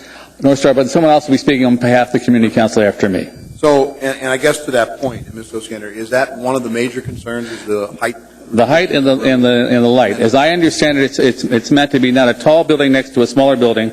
And if you look at Spenard already, on Spenard, there's one high building. But we've had a number of people, and I know Ernie's been in some of those community councils, where people are talking about buildings and it impacts the people next to them. This is not Chugach, this is not Eagle River, this is Midtown, and we have a different development situation there. It's also a complication because we have a mixed business and residential. It's one of our strengths. We want to continue to build on our strengths, not make it a weakness. Okay. And I ask you to get back to me, though, and I follow Ms. Osiander's request. I'm speaking specifically of the new building that's, I counted it today, I think it's at least 10 stories high at Northern Lights and C, between C and Benson, or Benson and Northern Lights. There used to be a restaurant. Next to it is, I think, about a 5 or 6 story building. It was a bank and had a restaurant at the base. But it seems to be a mixed use, and it seems to be a pretty good example. Office buildings down below could be retail, parking garage, a couple of levels of that, and then commercial for office buildings. So it's a fairly tall structure. On the other corner is a bank, I think Wells Fargo's. So if you get back to me and give me some examples of, Yeah, and let me stress, we're not against mixed use. Sure. We're not against mixed development. It's just the protections that are in there for the homeowners. And I guess particularly in terms of fireweed, where we're talking about one side, at least as I saw it, was it could be high rises, and the other side is still residential. We're basically saying those people are going to be walking to and from in darkness, and my friend's Ira's garden is not going to have much in the way of tomatoes. Thank you. Ms. Osiander? I just want to clarify one other thing. One big difference in this document is we're going from unlimited height virtually everywhere to height restrictions in virtually every district. In Midtown, there is a provision to go higher, though, so I hear your point. The other thing I wanted to share with you is we spent a lot of time looking at, instead of just this height stair stepping, some sort of specific sunlight protection, and boy, did that get complicated fast. I agree. And frankly, we had two pretty innovative topics that we talked about. One was wind studies for tall buildings, so you don't have that real tunnel effect. Yeah. That got in here, but the sun part, it got so cumbersome, and we felt like we didn't have time to really iron it out, so we deferred that. Now, it may be that comes back later on, but it felt too complicated and with too many pros and cons to put it in at this time. And let me stress, I did not mean to imply that there was not a lot of work done on, and that it's a simple solution. I don't see a simple solution. Okay. We are particularly faced because of the changing of the parking regulations. Before, the buildings were sort of restricted in their height because they had to have sufficient parking space. Yeah. We're cutting down those parking spaces, which is a good thing because we're trying to make it more. But we're worried that the impact of that is, the unintended consequence is that we're going to have these high-rise buildings that basically puts that whole area in darkness. So let me stress, I am not saying it wasn't looked at or wasn't worked on or ignored. It's a very complicated issue.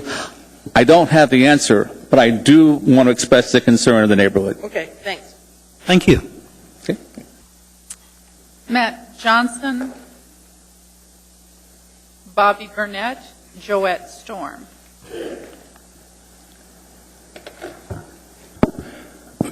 Thank you, Chairman Hall, Mayor Sullivan, members of the Assembly, and staff. My name is Matt Johnson, Johnsson.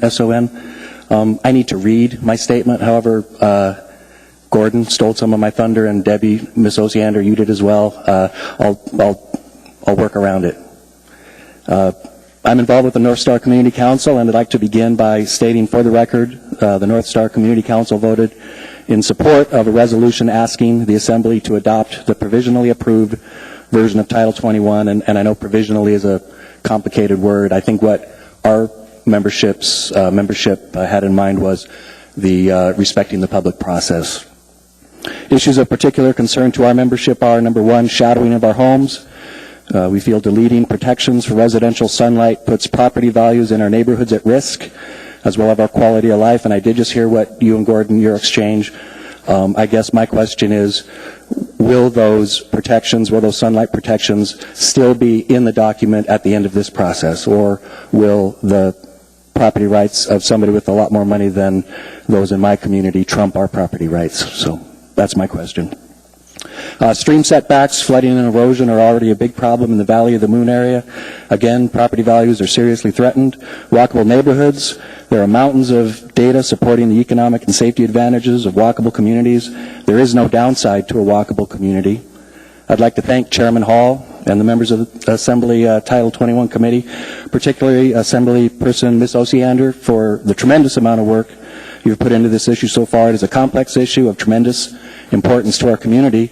Speaking as a private citizen now, I'd like to rebut an argument made by several speakers from the development community. That argument is Title 21 is too expensive. Several have testified here that under Title 21 their projects just don't pencil out. My question is, pencil out for whom? I believe the driving economic engine of the Anchorage economy are working families. Working families create the demand without which there would be no economic viability in Anchorage. I hope that in your deliberations you keep in mind that if you seek long-term economic health for Anchorage, then you must fully address the market demands of our middle class and working families. Based on the testimony I saw here last week and also so far today, I would say the great majority of working families in Anchorage support the provisionally adopted, the people's version of Title 21. Any decisions that appease short-term single industry development interests over the market demands of a diverse and growing population of working families is upside down. I've been a citizen of Anchorage for more than 50 years. I've seen a lot of changes in that time. What worked in Anchorage 50 years ago won't work today. What worked here 20 years ago will not work today. We are fundamentally a different city than we were 20 years ago. In my opinion, some in the development community are asking us to move backward, to use the same land use rules we had in place in the 70s. As an emerging Pacific Rim city, I see no benefit to our community in moving backward. I urge the Assembly to move Anchorage forward and adopt land use rules that promote and defend the social and economic health of working families in Anchorage. Thank you very much. Thank you. Ms. Osiander? Well, you said a lot, and I can only respond to some of them. First off, that height restriction language is definitely in here. Okay. And I'm more than willing, if there's some specific concern about it, to look at it more closely. But I think it is important to keep. And that's an example of one of the many, many things that the committee did that was different from the P&Z recommendation. Okay. Because I just keep getting frustrated at this people's version. It's an assembly version. It's not a P&Z. It's never been a P&Z document. It's an assembly document. The other thing you talked about, let's see, you talked about sunlight protection. You talked about sidewalks, which is in there. You talked about landscaping. I believe this is more landscaping than current. I think you did. I didn't mention landscaping. I'm in favor of landscaping. Okay. Yeah. But if you've got any specific concerns, just give me an email and let's talk, or phone call. You bet. Thank you very much, Ms. Osiander. Sure. Mr. Trombley. Right here. Yes, sir. I believe when a developer says it doesn't pencil out, what he or she is saying is, when it says pencil out, it means that if they're going to build something, someone has to utilize that, whether it's in rents for rent for residential or commercial. And I'm not saying I necessarily agree with them. I'm sure I disagree with them in some aspects. But I believe their position is that the more design standards that you place on a project, the more it costs. Now, I don't know their business, but this is what they're saying. The more it costs, the more they have to charge in rent. And if their rent is not competitive with the current market, then the project doesn't pencil out. So what do you say to an individual who knows his or her business, who knows building, who knows developing, and says, these are my costs, this is what I have to recoup, plus make a profit at the end, because without making a profit, the whole thing's worthless, it's pointless to do it, that says, this is too expensive for me, since they're the one that has to build it. And as you know, we have a shortage of housing in Anchorage, and if it doesn't pencil out, I mean, what do you say to somebody who says it doesn't pencil out? I believe that these same land use rules have been put in place in other communities, and they have been found to pencil out in other communities. I know folks like to say we're different in Alaska, we're exceptional, and in some ways we are. But I do believe that in a lot of ways we are the same. And in a growing economy such as we have here now, 50 years ago, everything was less expensive. 20 years ago, everything was less expensive. Yeah, things get more expensive over time. I don't have any answers. If I did, I might be sitting in Mr. Sullivan's chair. I don't know, but probably not. Okay, But, that's the kind of thing that I have to balance out here Sure. as well. As I listen to yourself, and I take that into account as well as the development or building community as well. So that's all. I'm sorry. No, that's fine. I'm done. I don't have anything else. Mr. Honeman. And I wanted to make sure, and this may be a good time, Ms. Osiander could help me out possibly, but as I go through this book, and I've got at least 2 of the books here with the exhibits and such in it, and I think it's been pointed out, it's over 800 some pages. And I'm looking through, and I'm not sure, and perhaps Debbie can help me, there are, as I understand it, provisionally adopted chapter language is in essentially black and white on the page. Then there are essentially 4 categories of amendments, whether they're additions or deletions. Administration, addition or deletions, of course, Planning and Zoning Commission, Assembly Committee, and then there's technical edits. And that could be anything from changing a title and perhaps grammar or something. Perhaps it's a technology thing. So I'm not sure. Debbie, do you know are there public copies of these actual hard documents, or is it all online somewhere? Is it in DVD form? You know? The provisionally adopted is kind of the bones.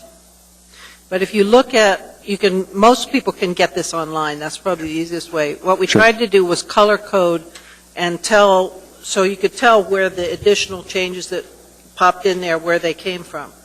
Unfortunately, it's really hard to do a line by line, because what we did in committee sometimes is we came up with, here's a concept for a solution to this problem, and then we turned to staff and said, give us the language that comes up with this concept, and it might involve rewriting a big section to make that concept come through. So it's there, but I acknowledge the truth of the fact that it's hard to do sometimes a line item.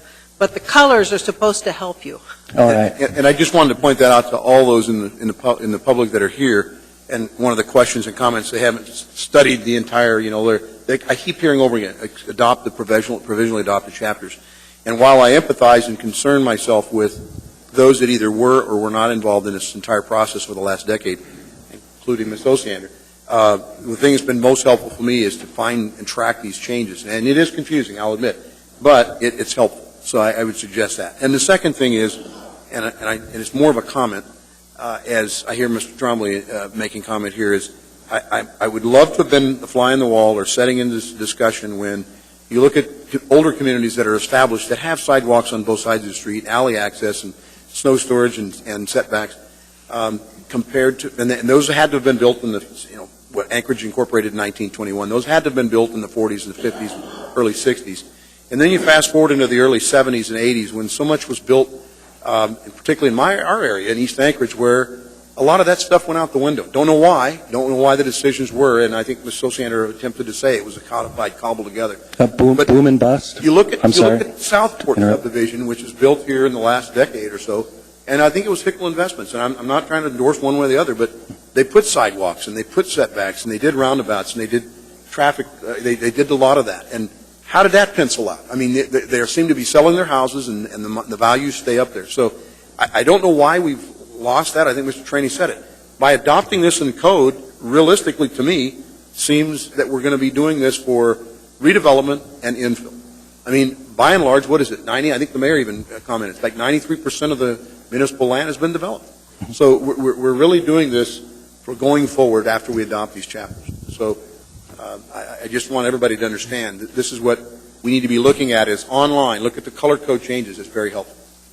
Ms. Osiander, do you have another comment? No, sir. Thank you. Thank you.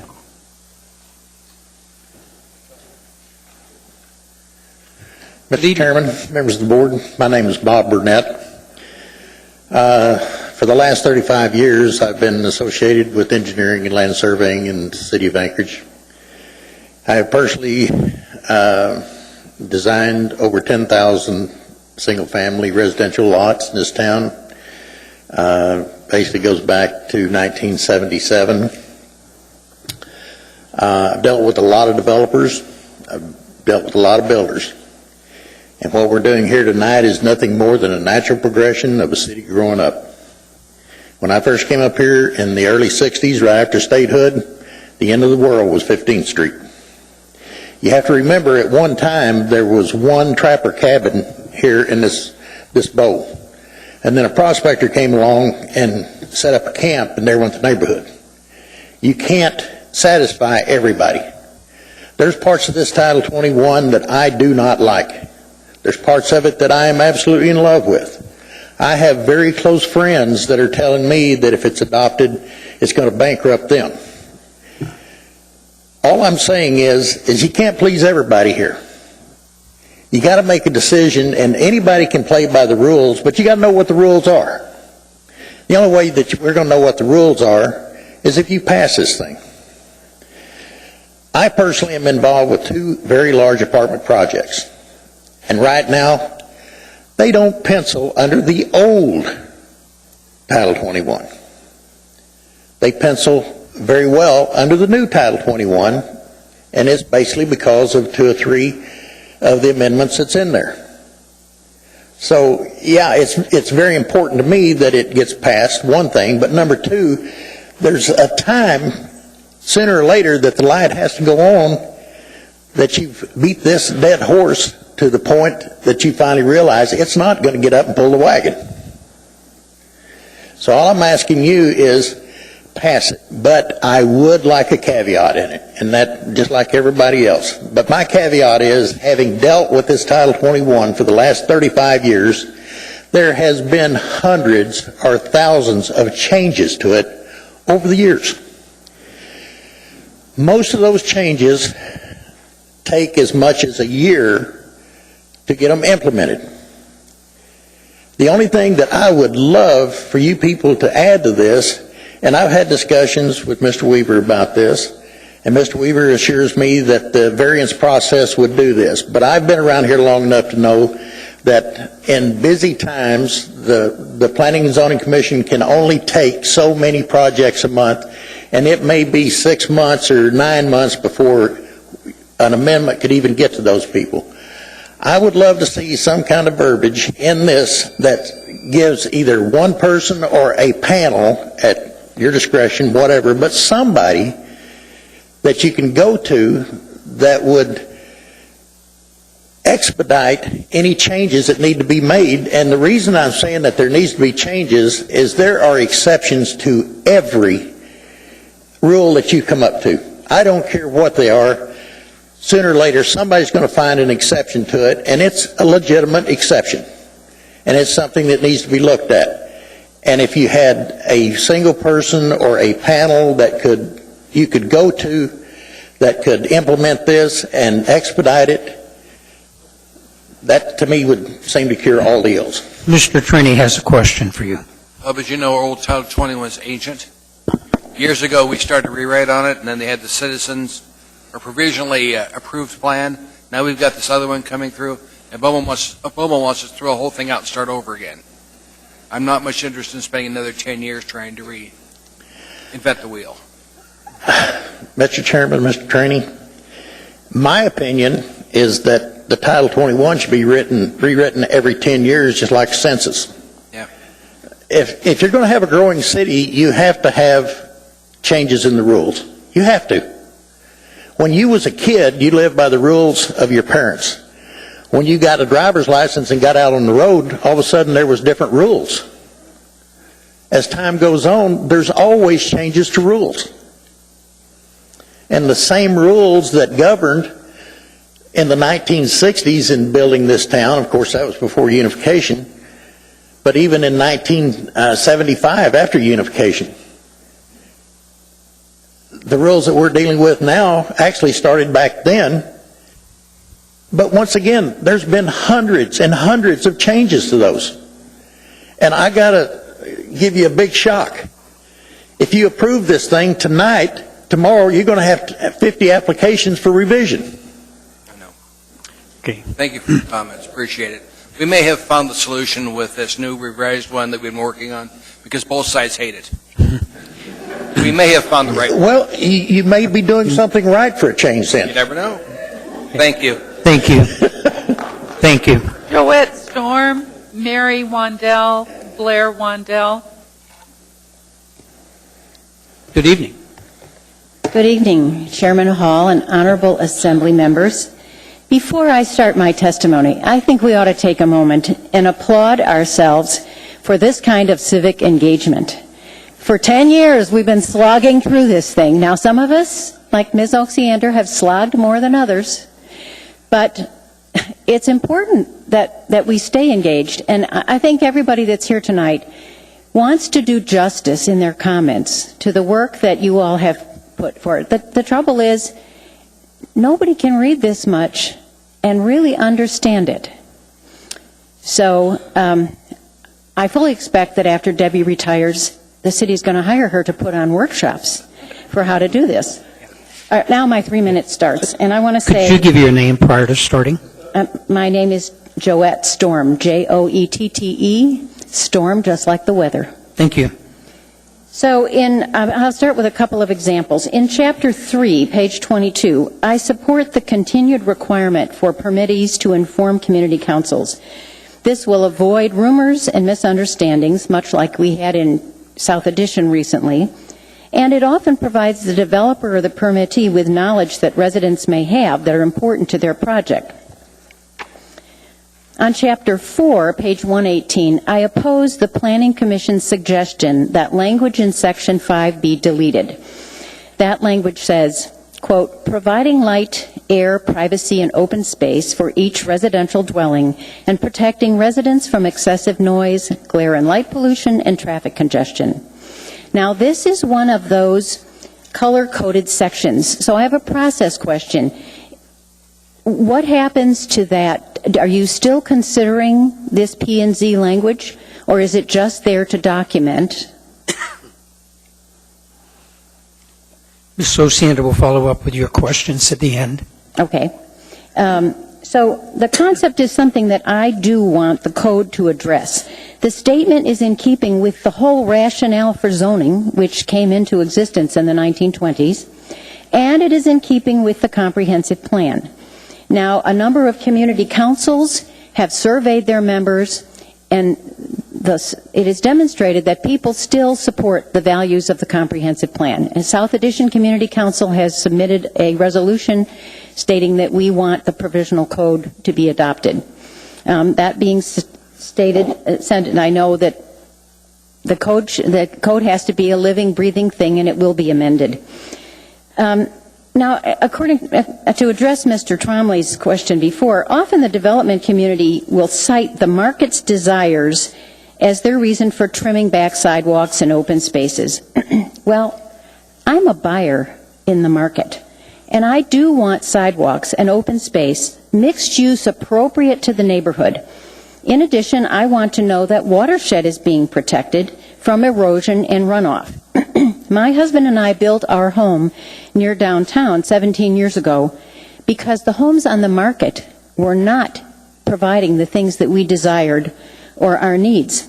I know not everybody can build their own home and that they have to settle for what's being offered out there.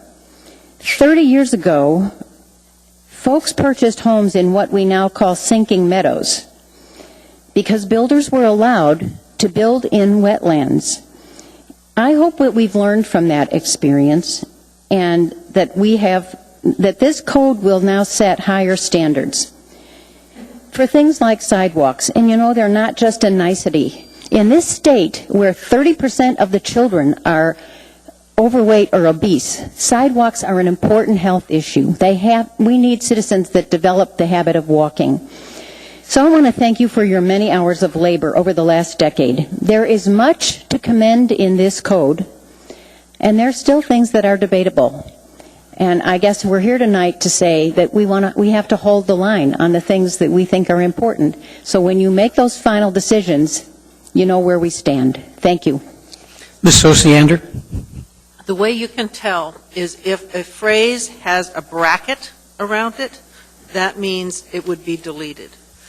The purpose statements, P&Z recommended that a lot of the purpose statements be shortened and cut out. And the rationale for that was there's some misunderstanding if the purpose statement has the full weight of law or not. And the committee's general approach to this was purpose statements should be general, and the language underneath purpose statements are the specific portions of law that are most important. So we went along with some of the deletions recommended by P&Z, but not all. The section on noise, all of that language that's in current code on obnoxious noises, it's still here. Okay. But that Thank you. purpose statement, we agreed on the particular one you read that could be deleted. I also want to assure you that there are stricter requirements now to prevent development in wetlands and to prevent drainage issues, but it's not something that my Title 21 can take credit for. It's primarily because there's been such an increase in code from the feds and state, and we're trying to deal with it and are pretty concerned about the cost impact, because we're going to have to do a whole lot of things differently in this town because of the higher SWEP standards. I'm glad you recognize that. Okay, thank you. Mr. Honeman. Joette, thanks for your involvement, too. I know that along with your full-time work, which was very important to the state as well, you also volunteered at community councils and been involved in the process.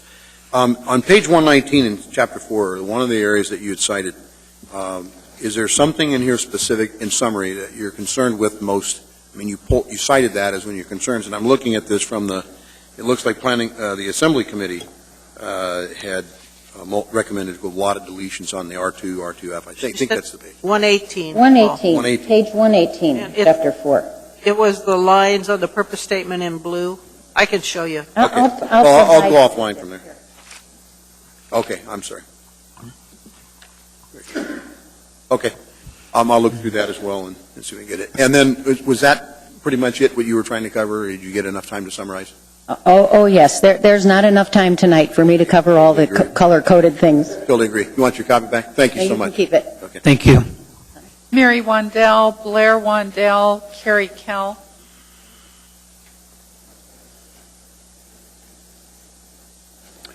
Good evening. I'm Blair Wanzel. I thank the Assembly and the Chairman, our Mayor, and Ms. Osiander. I appreciate all the work that you've gone through for the 10 years. I've been involved with some regulation writing myself.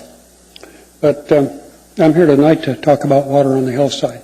You heard from Beth Godfeldy and Susan Camellis about the church drawdown test causing problems with the wells.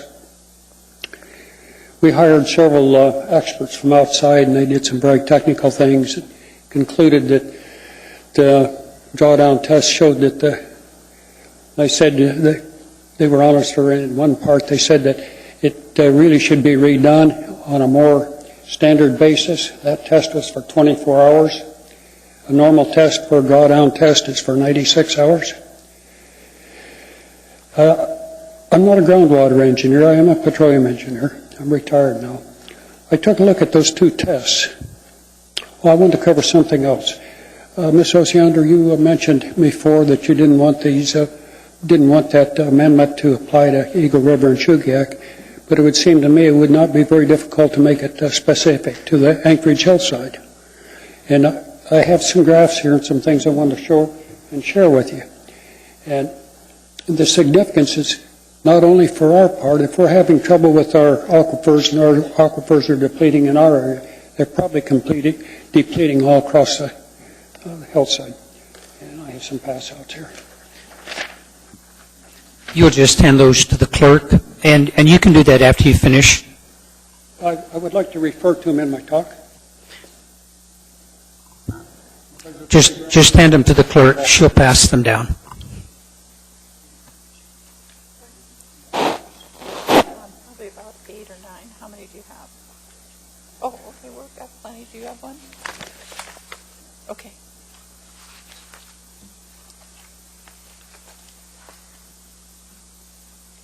Can you pass those out, please?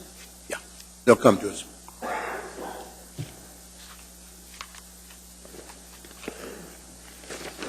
Yes, go ahead and proceed. We'll catch up with you. Okay. The two tests, one was run in 1982, December 1982, and then the second test was run in December 2012, so approximately 30 years apart. If you go to Figure 1, this is a graph that shows the two tests on it. These are drawdown tests. So what that means is they pump the well at a constant rate, and the standard test is for 96 hours. If you see that the 1982 test went for 6 hours at 5 gallons a minute, then the 2012 test they conducted it only for 24 hours. They were starting to have some kinds of problems in there, which I don't really understand the explanation for that. I did extend that line at the same rate, same average rate, down to the baseline that was set by the original test. And there's a few notes on there. That one was run at 4 gallons a minute versus 5 for the first test. If you go to Figure 2, you see that the test in 1982, there were 22,800 gallons produced during that test to go from the water level that was existing in the well when they started pumping. And they dropped the fluid level to 2,010 feet after 96 hours of pumping, in which case they pumped 22,800 gallons of water. Now, I did extend the time for the second test in 2012, but to get to the same baseline, 210 feet, they only produced 7,000 gallons of water. If you see the extension on that curve, which is a dashed line, it's really kind of scary. But the odds are, in depleting a liquid reservoir, the curve is more like the dash curve in Section 3.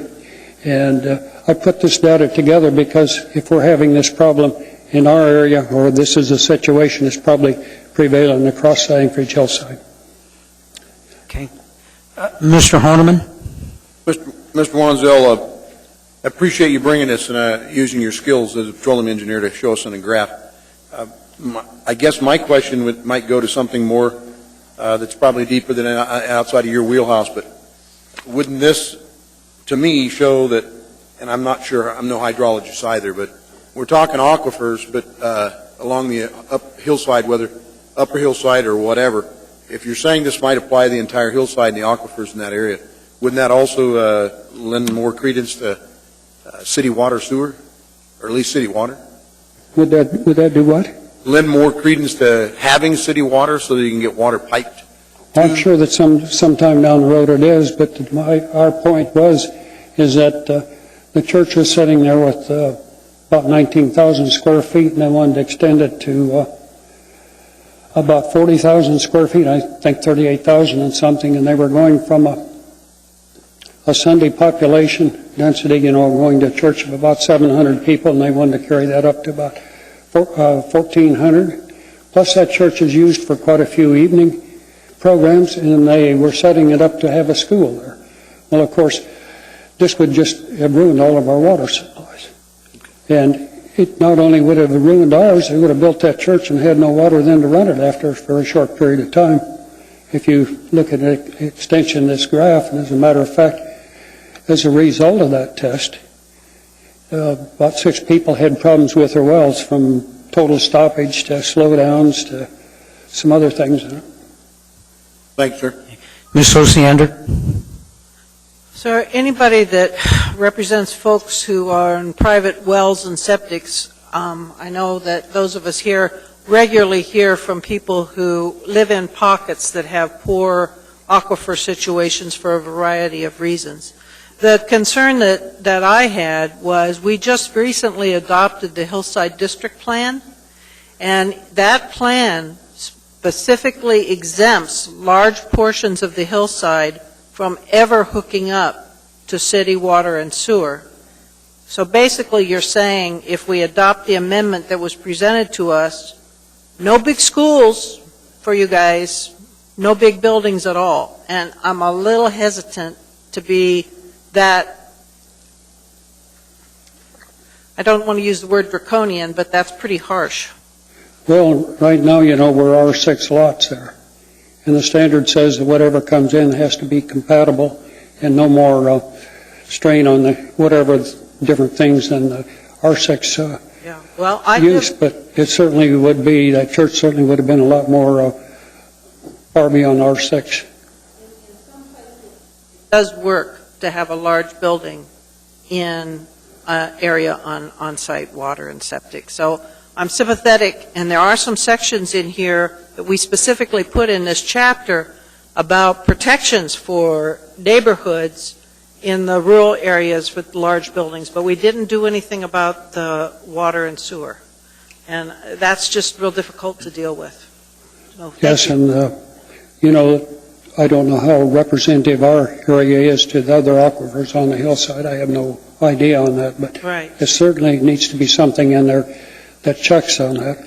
Because if that church would have done that big expansion or any other big expansion from any other business, would have been a problem. They would be hurting too. Okay. And they did look into the cost of bringing water down there. Thank you, sir. Okay, thank you. I appreciate the opportunity. Thank you. There are no other questions. Thank you. Thank you. Mary Wanzel, Carrie Kell, Ann Rappaport.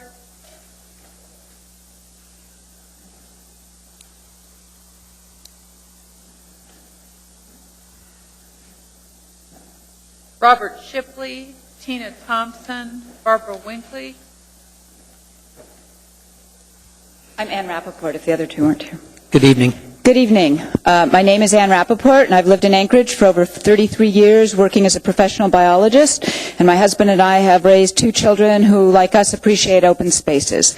I thank you for this opportunity to speak about the need to adopt a progressive Title 21 for Anchorage that will ensure we pursue a delightfully livable northern city where our streams and their fish are protected and do not flood people's homes, where people can walk and bike without fear of being mowed down by cars, and where our homes and businesses have a welcoming ambiance. These are not onerous requirements. They were carefully studied and debated with input from many planning, design, and building experts, as well as Anchorage residents over a 3-year period from 2007 to 2010. We've already heard tonight how a Title 21 with these well-thought-out planning improvements would have implemented the carefully debated and adopted provisions of the Anchorage 2020 plan. It was approved by the Assembly chapter by chapter back then. Unfortunately, we got a new mayor who hired one consultant to rewrite this planning code in response to building lobbyists, whose bottom line seemed to be their own costs and timeframes. Yet any increase in cost or time will ultimately be borne by the residents, so I'm not sure what they fear, although we've heard about the bottom line. But we've also heard from several people tonight who say they can't find the kind of places they'd like to live in, which embody these qualities we're talking about. Many speakers tonight have excellently articulated specific concerns with the recent rewrite of Title I, which I share, and I just want to emphasize a couple points. The originally provisionally adopted code established stream setbacks of 50 to 100 feet. I urge you to adopt those for any new structures. Even the Mat-Su Borough has adopted a 75-foot setback from streams. This is essential to protect both private and other structures from flood and storm damages, as well as to protect our watersheds, the habitats of our salmon and other critters, which make Anchorage's streams such treasured resources. The narrow 25-foot setback proposed in the rewrite will ultimately result in greater costs to the city and residents from flooding of structures built too close to waterways, will reduce water quality, habitat quality in these streams and adjacent riparian areas. Some other negative points to the new rewrite are that multi-residential housing will lack essential outdoor play areas and open spaces, which are essential for our youth. There will be no impetus for the neighborhood walkways and connections that make it easier to know our neighbors or get to schools and businesses. A friend shared with me recently that he showed his 5-year-old daughter the pictures that were accompanying the January 12th Anchorage Daily News article on this process and what would be allowed. And in every case, the child selected the version with more landscaping, walkways, inviting facades, and open spaces as the one she thought were the best. So if such choices are so clear to a 5-year-old, I hope they'll also be clear to all of you making these final decisions. So it might cost a bit more for a better quality of life, but in the long run, we'll all be better off. Our property values will be better protected and more likely to continue to increase. It costs a lot more to retrofit anything later, to pay for property and habitat damages caused by structures too close to streams, and in lost revenues from departed residents and visitors who are turned off by an ugly, poorly planned city. I urge you to support the previous provisionally adopted version of Title 21. Thank you. Thank you. Ms. Osiander? I just wanted to clarify, the pictures in the Daily News, all of those are reflective of the document that's before us. And the other thing I wanted to clarify is the document that is before us we took the provisionally adopted chapters and we amended it. It was not written by a consultant. It was written by primarily the Assembly Title 21 Committee. Thank you. And I know we've been hearing about that tonight, and certainly there are some very good points in the current version, but there's some better points in some of the points. I think we need to go back to that provisional amendment, and I do realize I'll have to provide some written comments with more specifics on that, but there isn't time right now to go into those. Thank you. Thank you. Thank you.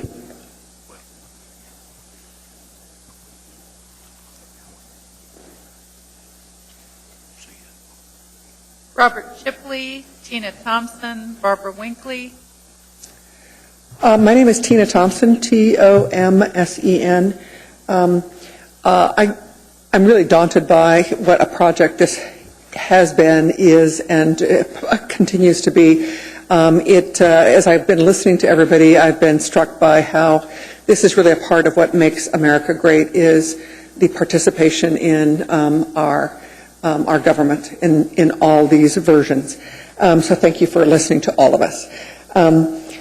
I am here as a representative from the Bicycle and Pedestrian Advisory Committee. The AMAT's Bicycle and Pedestrian Advisory Committee is a diverse 11-person body that serves as an information resource on bicycle and pedestrian issues for the AMAT's Technical Advisory and Policy Committees. As such, we regularly monitor and review plans that impact bicycle and pedestrian infrastructure to ensure that they are complementary, consistent, and in line with federal transportation goals. Because Title 21 has a significant impact on how Anchorage bicycle and pedestrian infrastructure evolves, its development is of great interest to us.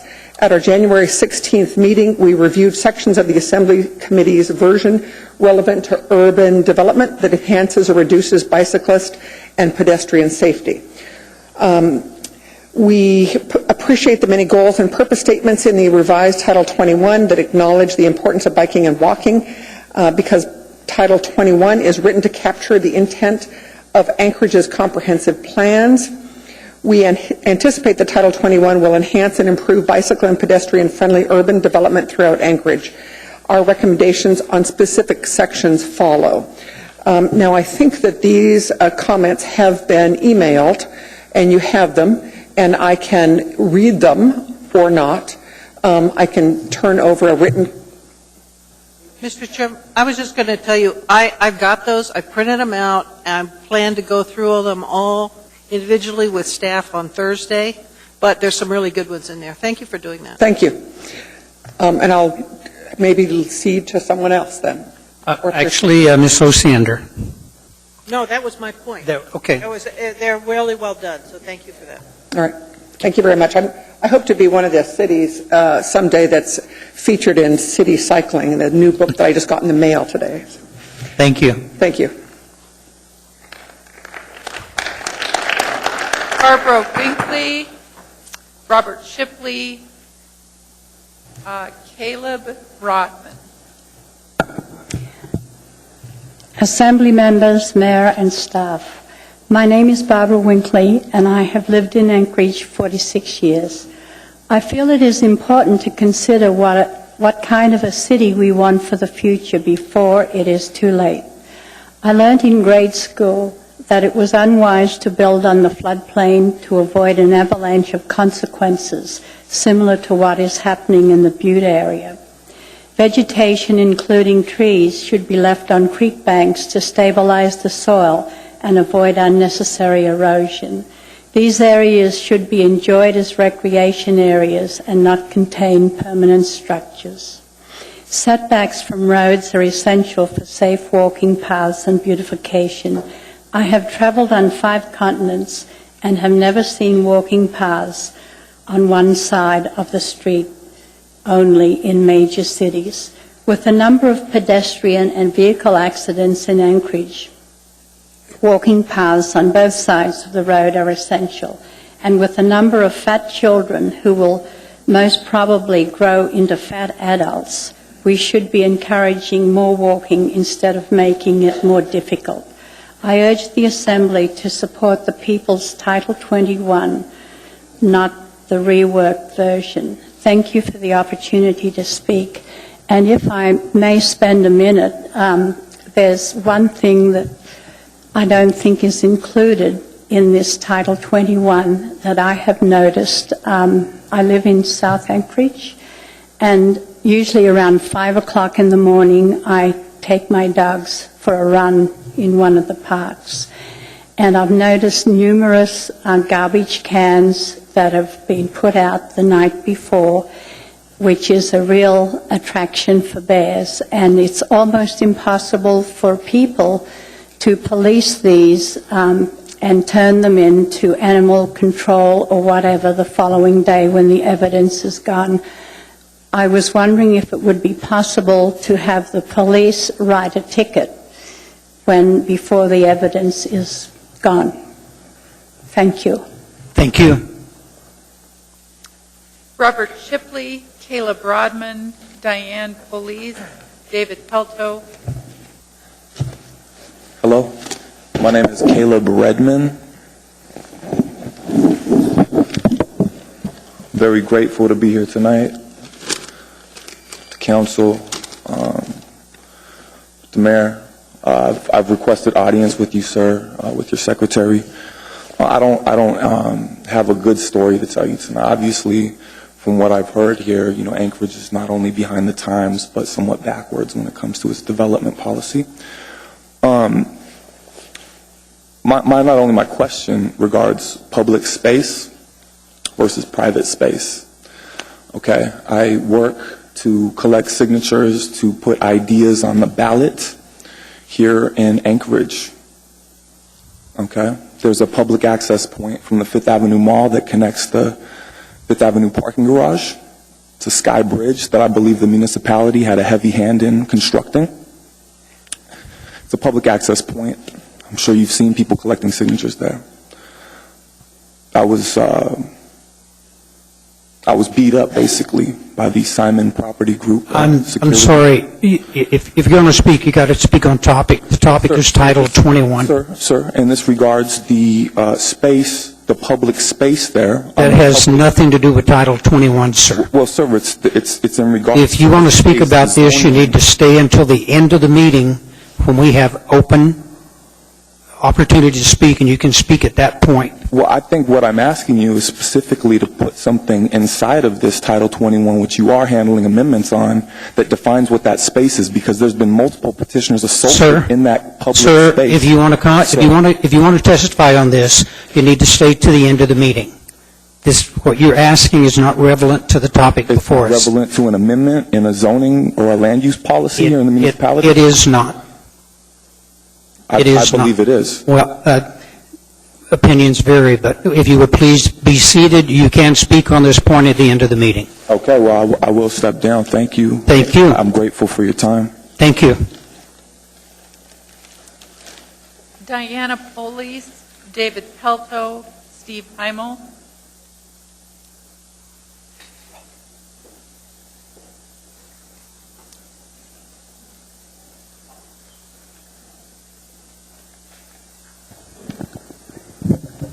Good evening. Hi, I'm Diana Polisi. I'm a former environmental scientist, and right now I just stay home with my kids. I'm here because I'm here for the provision, in favor of the provisionally adopted Title 21. The provisionally adopted Title 21 was a compromise. It came from lots of hard work and lots of input. It will allow our city to be a desirable place to live. The revisions undermine the process and have whittled it away. The provisionally adopted plan preserve open spaces, which is important for people who live in a Alaskan city. Having places for children to explore helps children to be able to play outdoors in all seasons. It's important to have opportunities for our children to be active and play. Mixed-use development makes it easier to get around. Sidewalks give people options besides driving and promote walking. The bigger stream setbacks preserve riparian ecosystems and prevent flooding. If we don't plan for flooding, it will cost more in the long run. The provisionally adopted 21 will prepare Anchorage for the future. The proposals will cost less in the long run and use fewer resources. Resources are limited and finite. To prepare for the future, we need to lessen the amount of resources our lifestyles depend on. This will allow us to maintain a quality standard of living even with dwindling resources. Sprawl is not a sustainable way to build, especially with fuel costs, which will continue to rise and which will continue to affect our economy in a negative way. If we plan for using less fuel and resources, we'll be in a much better place for the future. The revisions will lead to more haphazard development and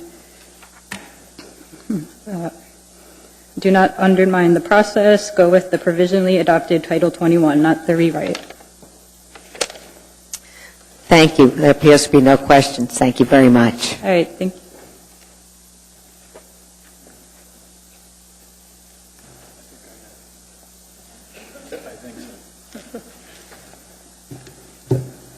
My name is David Pelto.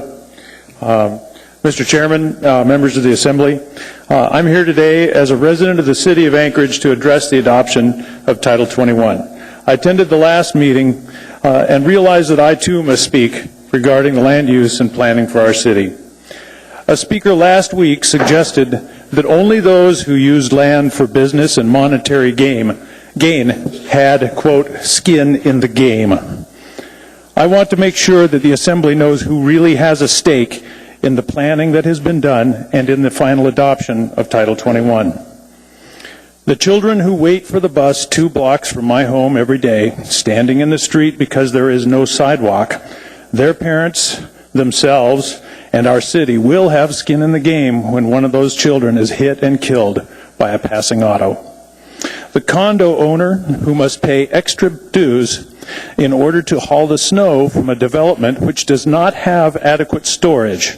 The developer walks away and the tenants put their skin in the game.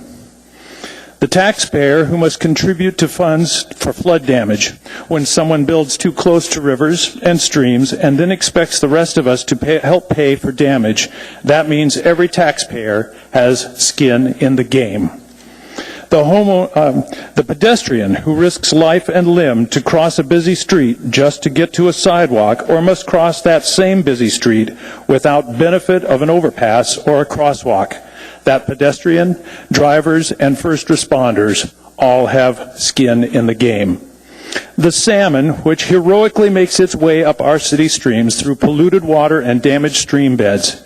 That salmon, the kids who want to go fishing, the tourists who gaze and wonder, the businesses who depend upon those tourists, and the rest of us who know why we live in Alaska all have skin in the game. If the Assembly makes decisions for Title 21 only in terms of who might make more money in the short term, we will all have to pay more in the future.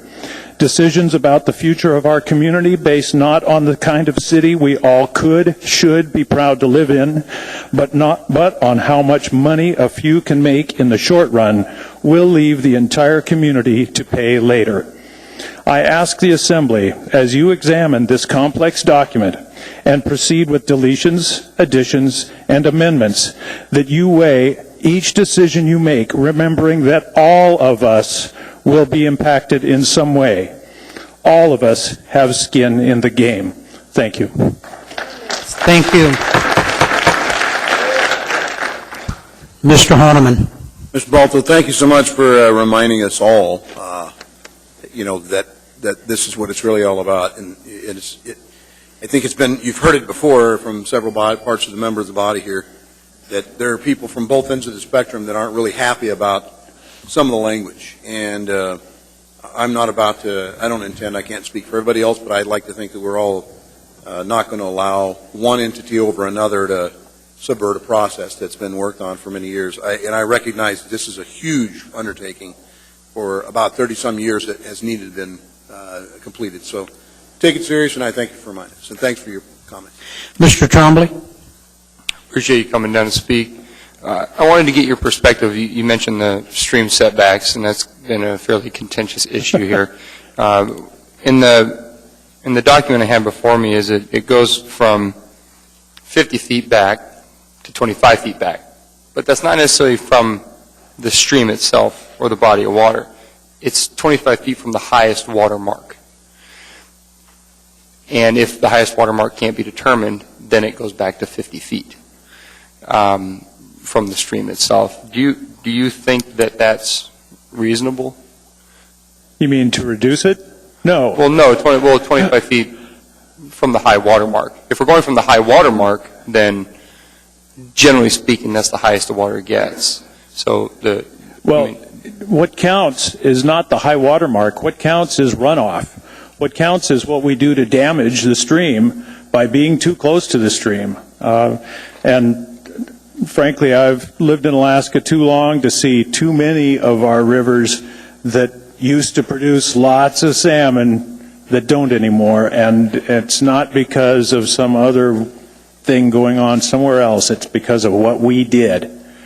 And so, I'm not going to support anything that reduces the protections that should be given to these streams. They're ours to protect. They're not ours to abuse. And I think if we build too close, we're abusing them. Sure, and I'm looking at the document here, and there's actually quite a few conditions when it comes to streams. I mean, we're talking about, for example, materials used or removal of ground cover shall not create turbidity or other water quality problems. Those kind of things. And one of the questions I do have for you is, we talk about a setback. There is a possible exemption for trails being closer to streams than 25 feet. Are you okay with that? Well, sure. If it's done right, a trail could be built properly. Well, what's the difference between a trail?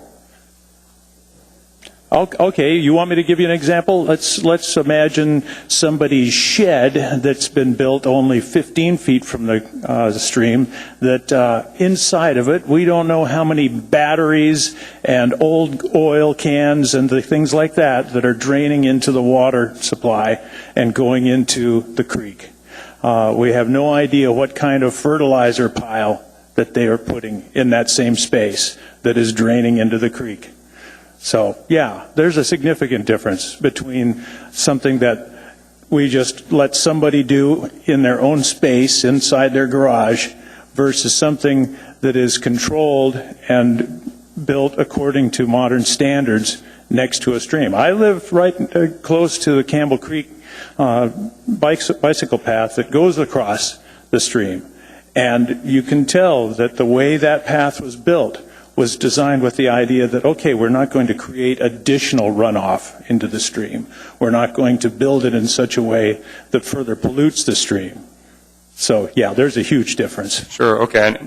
And that's one of my questions, because, I look at a trail, which is generally made from asphalt, which is a derivative of petroleum. And then when there's cracks, they use tar or some derivative of petroleum to fill those cracks with the possibility of runoff into a stream. So, those are just kind of things that I'm thinking of. So I appreciate your perspective. Thank you. Okay. Thank you. Thank you.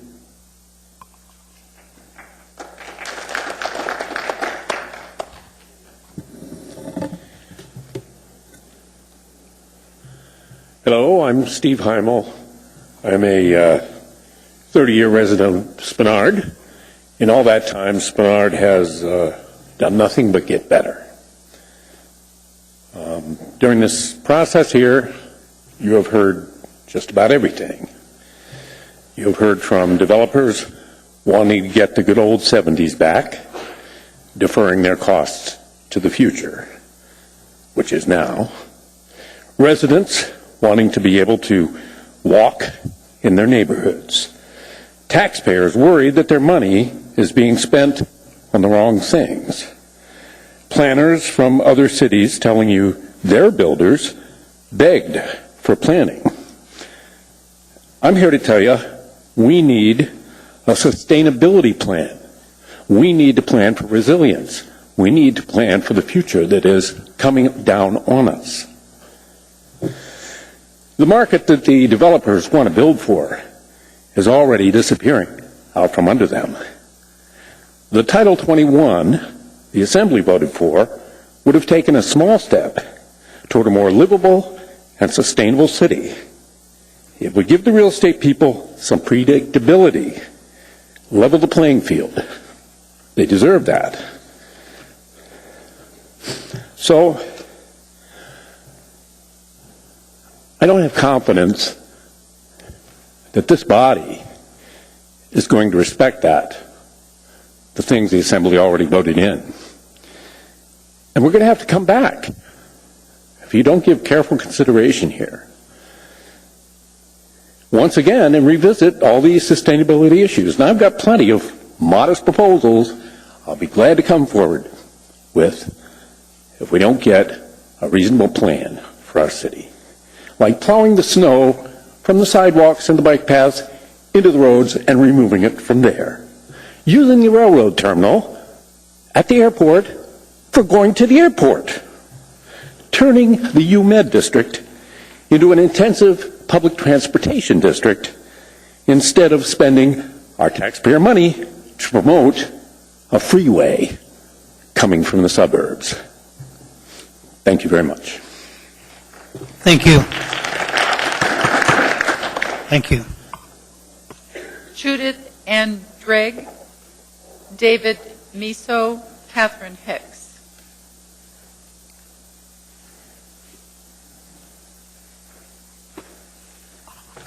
Hello, my name is Judith Anderegg, A-N-D-E-R-E-G-G.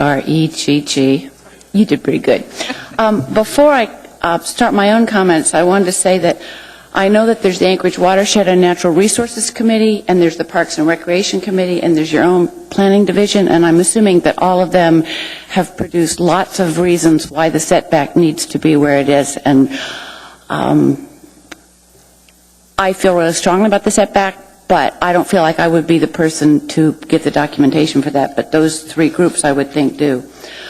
I have lived in the Valley in Alaska most of my life. The last 30 were in the Valley until 2011 when I moved to town.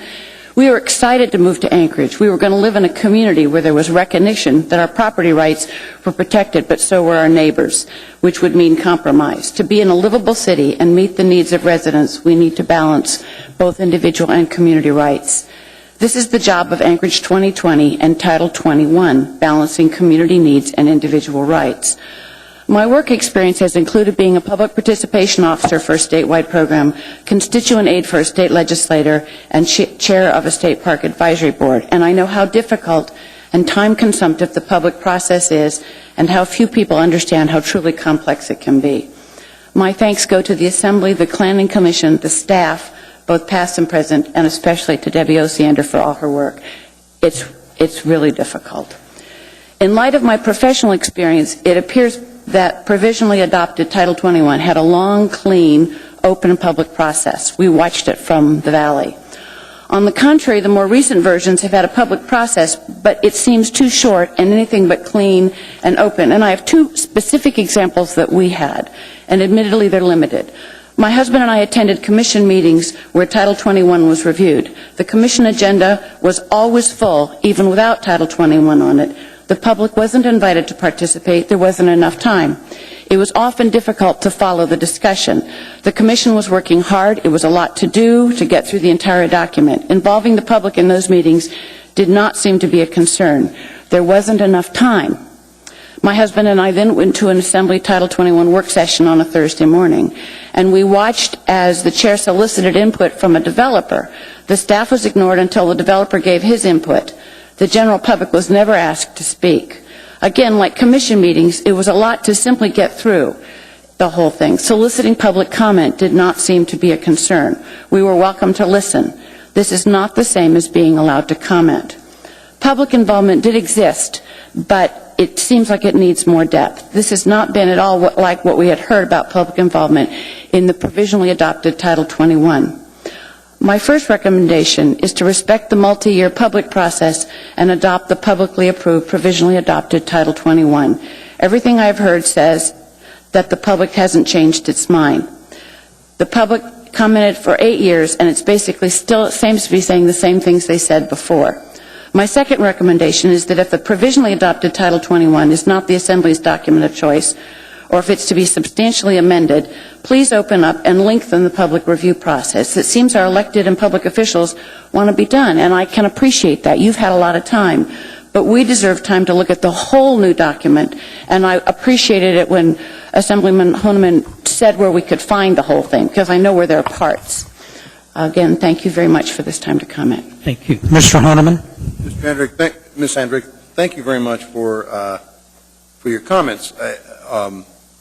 And I would encourage you to look at the entire document before us. I mean, again, I'm sure people be mindful. We'd be killing a lot of trees, more than we already have, right, to get this kind of document out to everybody in the public. But it is online, and I know that it's tough to kind of watch through, but it's very particularly helpful if you look and see if it's color-coded quite well. And my hat's off to whomever's idea to do the color coding, because that was one of the requests I had heard throughout earlier on in the process. Admittedly, I joined this body when all the chapters were provisionally adopted. So going through from that point forward, it's very informational, very helpful for me. So I encourage you to look at that. And then, I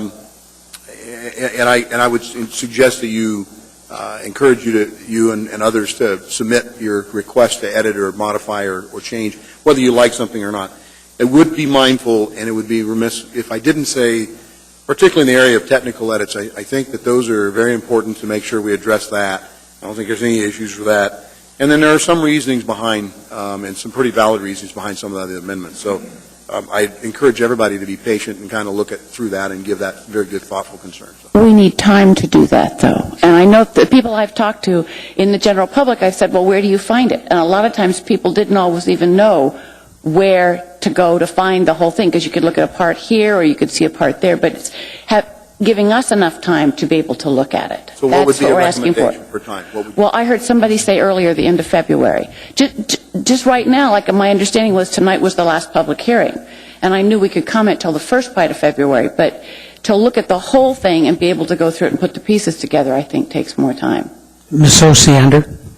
Muni.org, and then you can click on departments at the top of the web page. And then once you click on departments, I think the simplest way is to click on Assembly, and then it says, under Assembly, it says Project Title 21, and you click on that, and there's each of the chapters, and they're in the color-coded version that Mr. Honeman referenced.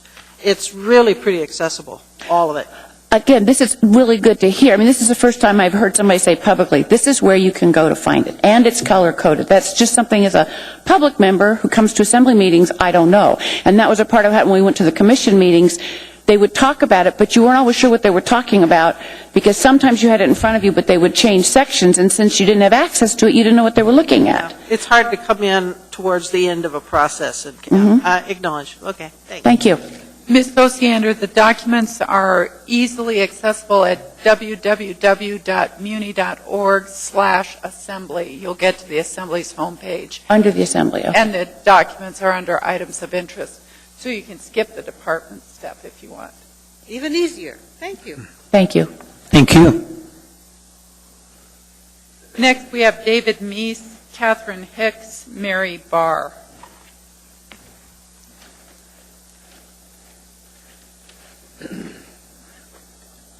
Thank you. My name is Catherine Hicks.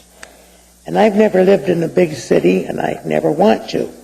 But I've seen them on TV, and I've always felt sorry for the folks that live in these stacked and packed conditions. I look at living in New York or Chicago, and it is no wonder their crime rates are so high. Why are we taking on the ills of the big cities? I wonder why some of these folks don't just move back there. I know right now you're saying Title 21 doesn't mandate that, but it is a first step. When you take productive land, put sidewalks, bike paths, green spaces, and traffic calming devices in it, you are losing the capability of having more housing and a broader tax base. This leaves the only building option to be vertical. If a developer wants to limit the capacity of his development, but possibly increase its desirability, that's his choice. It should not be mandated. If a neighborhood wants restrictions on what their neighborhood looks like, they should form an association and make covenants. That's their right. We all want to live in a nice area, and I thank my lucky stars I live in Anchorage. We have the freedom to choose how we want to live. We built and designed our snout-nosed house. I am basically lazy, and I wanted to park my car in the garage, haul groceries, etc., into my house and dump them. I didn't want to have to lug them around to another door, open it, and walk to the kitchen, and then dump them. That should be my right. My neighborhood has no sidewalks, and I like it that way. We have no traffic calming, and I like it that way. I walk my dogs throughout the area, and we do just fine. Cost of the sidewalks and all of these amenities that we're adding on through these systems is going to make housing completely unaffordable for the younger generation. This traffic calming brings up another thing.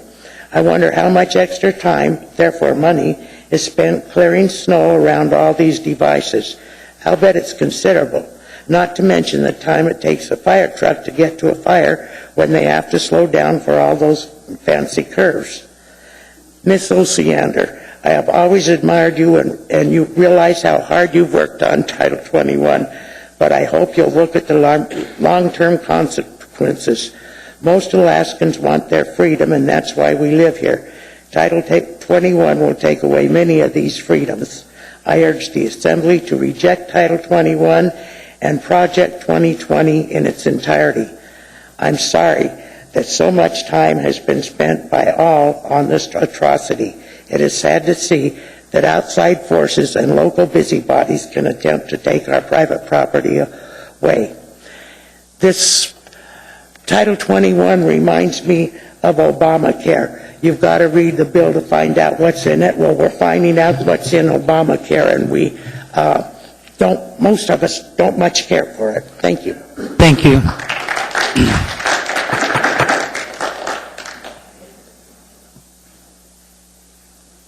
David Meese, Mary Barr, David McCargo.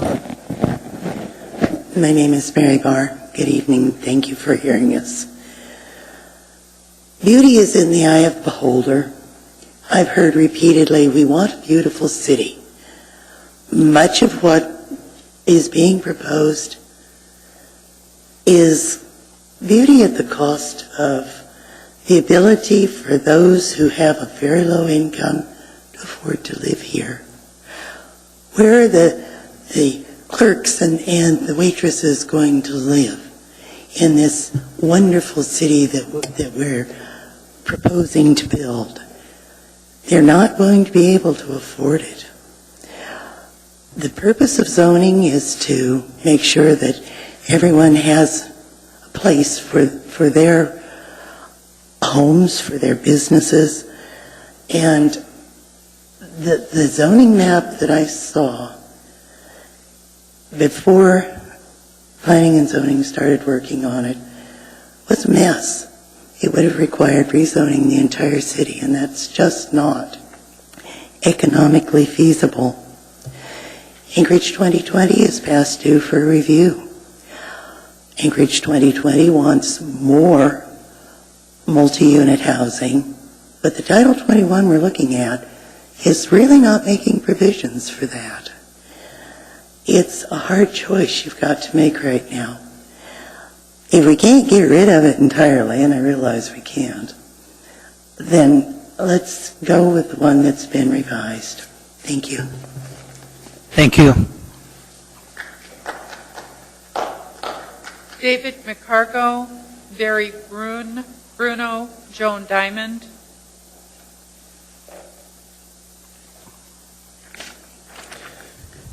My name is David McCargo, and sort of as a preference to my remarks, I'd like to address a logistical matter regarding the Title 21 as it is available. Those of you who are on the Assembly are very lucky that you have that big document, which is easy to use. When you go online, the problem that you have is using that document online, and it's extremely cumbersome. I have an old computer, and when you download that or when you try to access that in PDF format and you're trying to switch between various chapters and make comparisons, it's a very difficult thing to look at. And a lot of people here have expressed a concern that they need more time to look at this document because it isn't easy to do. I have not inquired, but one thing that I hope is available if this process gets extended out, that at the very least the plan is available to the public in a CD disc form. Many people have testified at these hearings have testified to the effect that they think that Anchorage is a good place to live.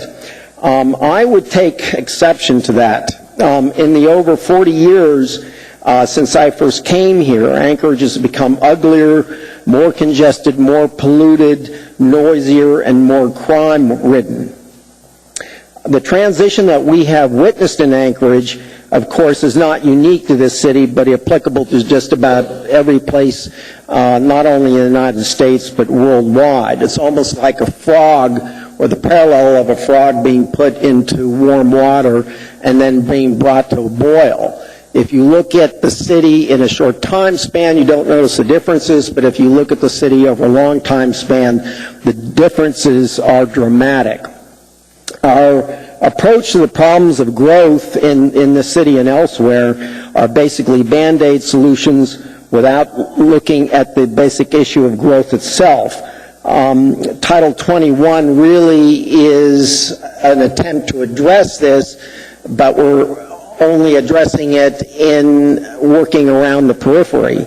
Some of the critics have called efforts like this, Title 21, as being social engineering.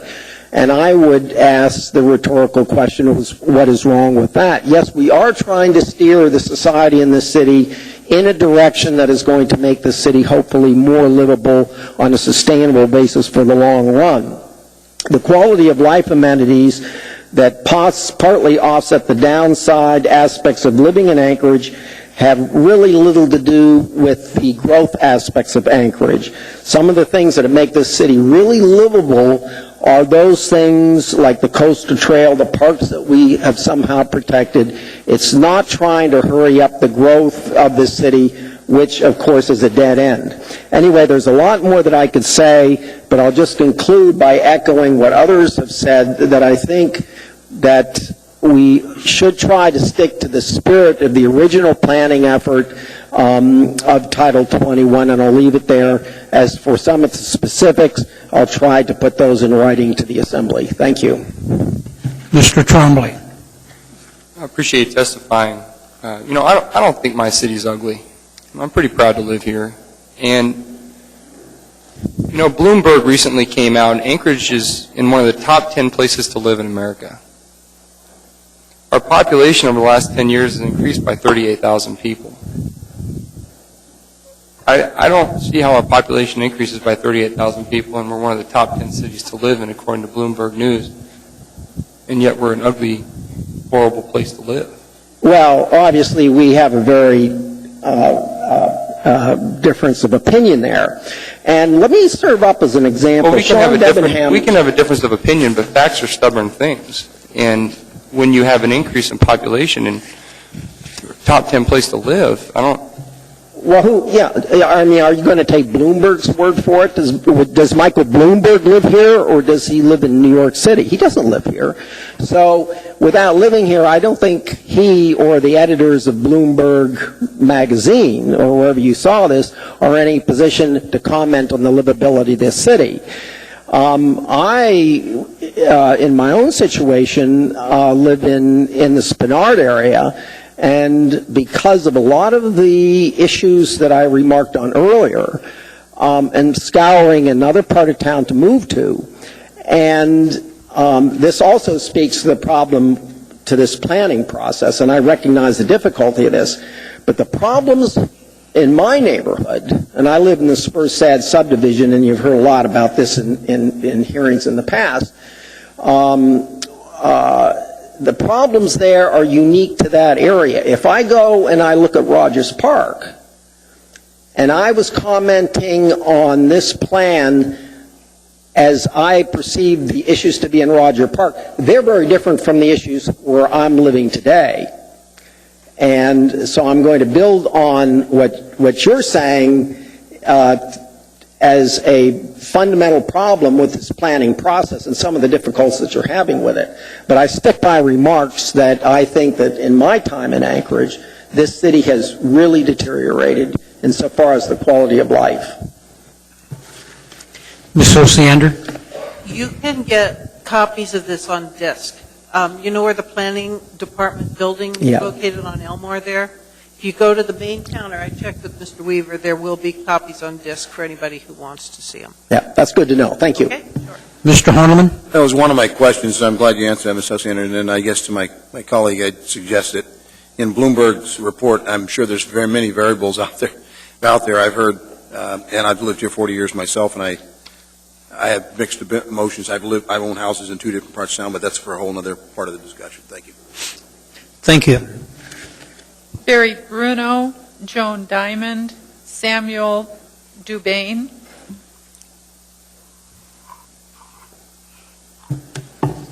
Hi, my name is Barry Bruno, and I'm a proud homeowner and landowner in Eagle River Valley. And I came tonight, I have a specific concern, and that is the 25-foot setback. That I am for keeping the 25-foot setback. I have two pieces of property, one with my home on it, the other one as an investment property. I have a 1-foot creek that runs on the second piece of property.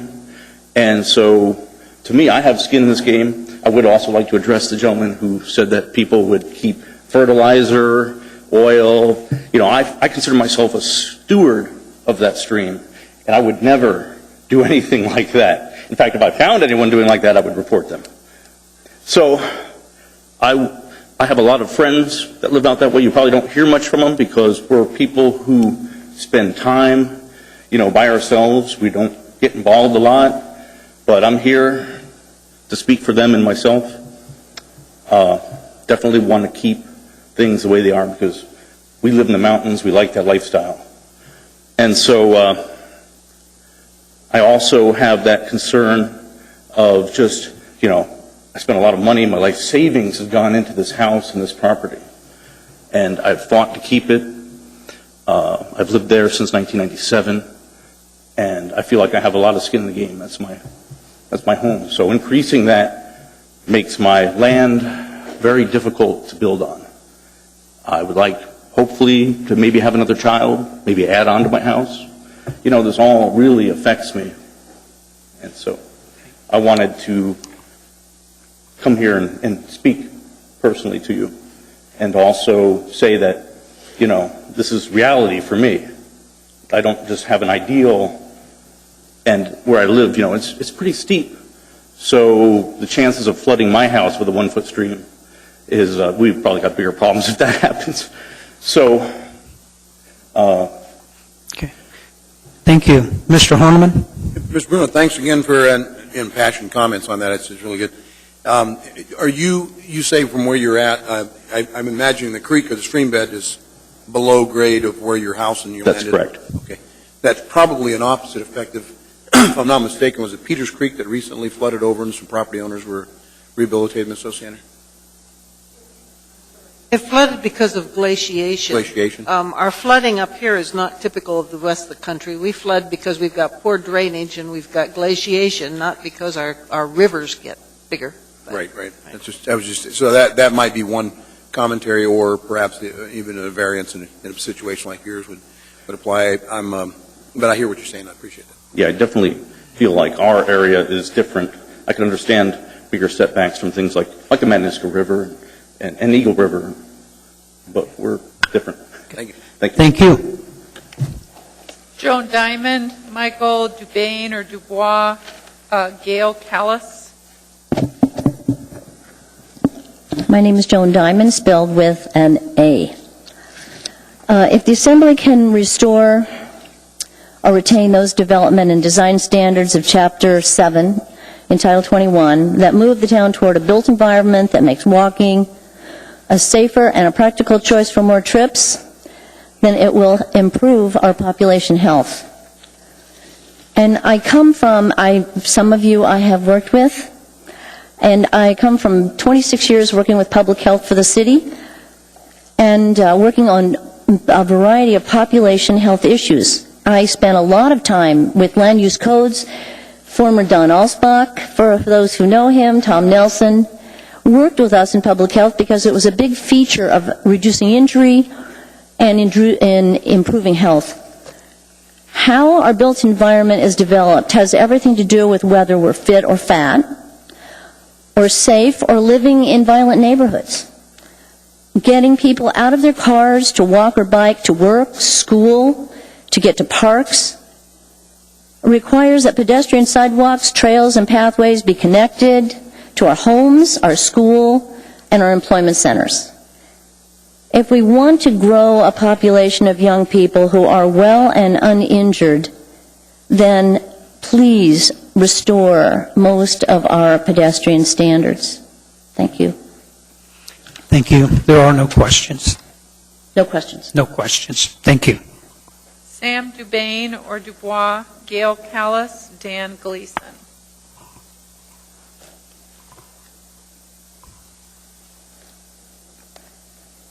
Kathy Gleason, Reverend Glenn Clary, Dan is here. Mark Spano.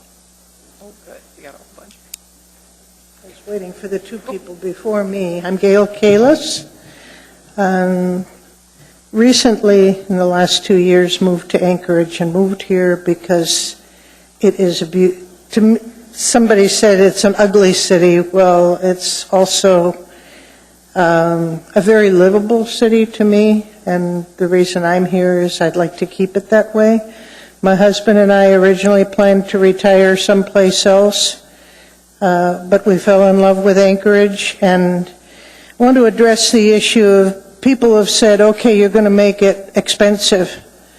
Well, we gave up what we could have had, bigger house, a lot more land, but we moved here because we like the city and we enjoy its amenities, including its many, many parks, including the rules that have been established to allow connected neighborhoods, even with cul-de-sacs for walkers, places to walk, the coastal trail, all of these things.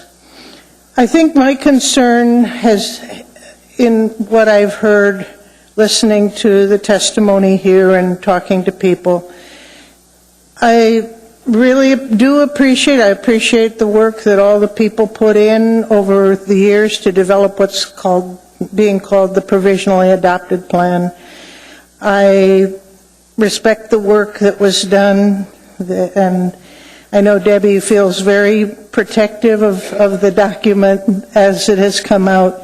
But what I'm hearing over and over again is that people feel that having had the result of that work kind of brought out and, okay, now we're going to have to make a decision on this within this first month. Well, within about a month from today, this looks like March 22nd, February 22nd is the end of the discussion period, and then it's going to be discussed. I think we need longer. I think the point that Debbie makes is a good one. We've got a document, but it is, 700 pages, 800 pages to be looked through in multicolors, in looking at an original and looking at all the things that you guys have put in and adopted and said, okay, well, this didn't work, we're going to try to do it this way. And it can get very frustrating. I've talked to people who have been looking through it and trying to say, okay, what did we have originally and what do we have now? and the fact that things are kind of interleaved, it's going to take a little bit longer. It's going to take, you can see that from the interest, the public interest that has come out of people wanting to have their say on this, wanting to say, give us more time to look at it, saying, this isn't what we thought we were going to get, that we do need the time. We need to have time to go through the 700 pages and look at what is the document, and oh, I didn't think this was in here, but yes, it is. Or this is something that was really important when we drafted the document in the first place. We'd like to get it here. And, you know, it can be very frustrating to try to put that all together. You've been through the process, Debbie, so you kind of know where things are, and you can, in your head, you can say, okay, you know, that's in there, just go look. But it takes time for the rest of us to go look. Thank you. And that's my... Thank you. There are no questions. Good. Dan Gleason, Kathy Gleason, Reverend Glenn Clary. Good evening. Good evening, Chairman. Chairman Hall, members of the Assembly, and Mayor Sullivan. My name is Dan Gleason, and I'm a 30-year resident of Turnagain. I've been involved with Turnagain Community Council since 1982, since moving here, and the Community Council has followed Title 21 process since it began 10 to 12 years ago. I appreciate the hard work of the Planning Department, the Assembly, especially Debbie Osiander, and the public have put in the rewrite of the important planning document that will affect the looks and the function of this city for many years to come. I intend to submit in writing more detailed comments on specific items of interest, concern, and agreement. I have started reviewing Assembly Committee's version of the line of the online, but just for Chapter 7 alone. And it's over 285 .pdf pages and notes and explanations. It is a challenge for a busy person like myself to take the time to review the changes, but I think it's important and want to do that and make sure that I understand what the rewrite means. I want to make sure that Title 21 includes much better landscaping standards than what are currently required. And I proudly would like to point out my place of employment, which is BP, and the building in the campus in Midtown. I have no doubt that when this development occurred in 1984, BP went above and beyond what was required. It has won 2 landscaping awards given out on the annual Arbor Day celebrations, where our city mayors, including Mayor Sullivan, have attended and praised the benefits of trees in our city. In addition to extensive planting trees, BP also preserves areas of existing natural vegetation by the Energy Center and the east side of the main campus. Title 21 must place a high priority on encouraging natural open spaces, on encouraging developers and builders to retain natural open spaces where appropriate, not only commercially zoned areas, but in housing subdivisions as well. Some of the most important surveys conducted in the Anchorage 2020 comp plan was the natural beauty and setting of Anchorage, as well as its trails, parks, green belts, and open spaces. Please make sure Title 21 has strong landscaping requirements. The city and its residents deserve much better than what is currently being required in our fair city. Thank you. Thank you. Mr. Horniman? Mr. Gleason, thanks Dan, thanks for your information and your comments. And I will have to say, I was talking earlier in reference to the Midtown building at Northern Lights and C, between Benson and C there, the new one. It goes about 10 stories up. But you're absolutely right. BP, I hadn't thought about that, but the Energy Center and all around it, I know that they've built sidewalks and there's pretty good access ingress. And I've actually walked across the parking lot and felt relatively safe. So, and I do appreciate all the work that they do. I know you guys have company events out on the lawn on the east side of the building. So, and you're right. It's a good example of how it can be done right in a Midtown district near residential zones and still fit in. Right. Thank you. Thank you. Ms. Osiander? Okay. Mr. Gleason, you're not going to find much that's new. It's basically the same topics that we've been talking about for a long period of time, What may be new is the language that addresses some of the topics, but generally you'll be very familiar with the topics. The landscaping section, which you referenced, the main intent there was to make it more user-friendly. We were talking about units, and if you can figure out what a landscape unit is, a percentage of a shrub, so we relied heavily on some local landscape architects, and they're actually talking about trees and shrubs again instead of units, which I think makes a lot of sense. And there is an increased landscaping section. If you look at the arterial landscaping, it basically requires more landscaping than the old draft. That's why I said an agreement, too. Okay, thank you. All right? Thank you. So it's not totally against everything that's in here. I hear you. Okay?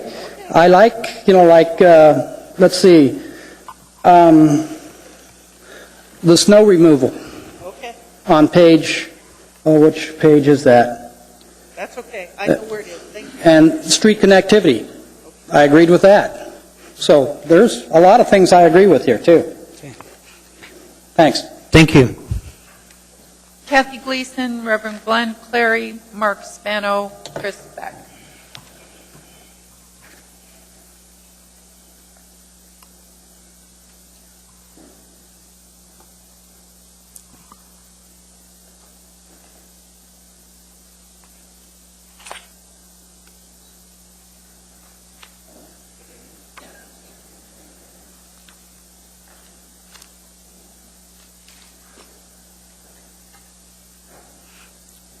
Good evening. Good evening, Chair, members of the Assembly. My name is Kathy Gleason. I'm President of Turnagain Community Council, and I'm happy to be here tonight to weigh in on this important topic. I served on a land use working group when the comprehensive plan was being put together. And there were about 50 of us that met at least 2 or 3 times a month for many months. It was a wonderfully diverse group filled with bankers, developers, contractors, builders, landscapers, environmentalists, trail advocates, community council representation, you name it. And through the incredible guidance of Tom Nelson and Kathy Hammond, we were able to come to an agreement on the comprehensive land use. We actually scripted, and part of what's in here is what that committee wrote. 50 people from very diverse views. One of the things that sticks out in my memory about that process was that the developers and builders said, you know what frustrates us the most? And this was actually referred to earlier. We want a level playing field.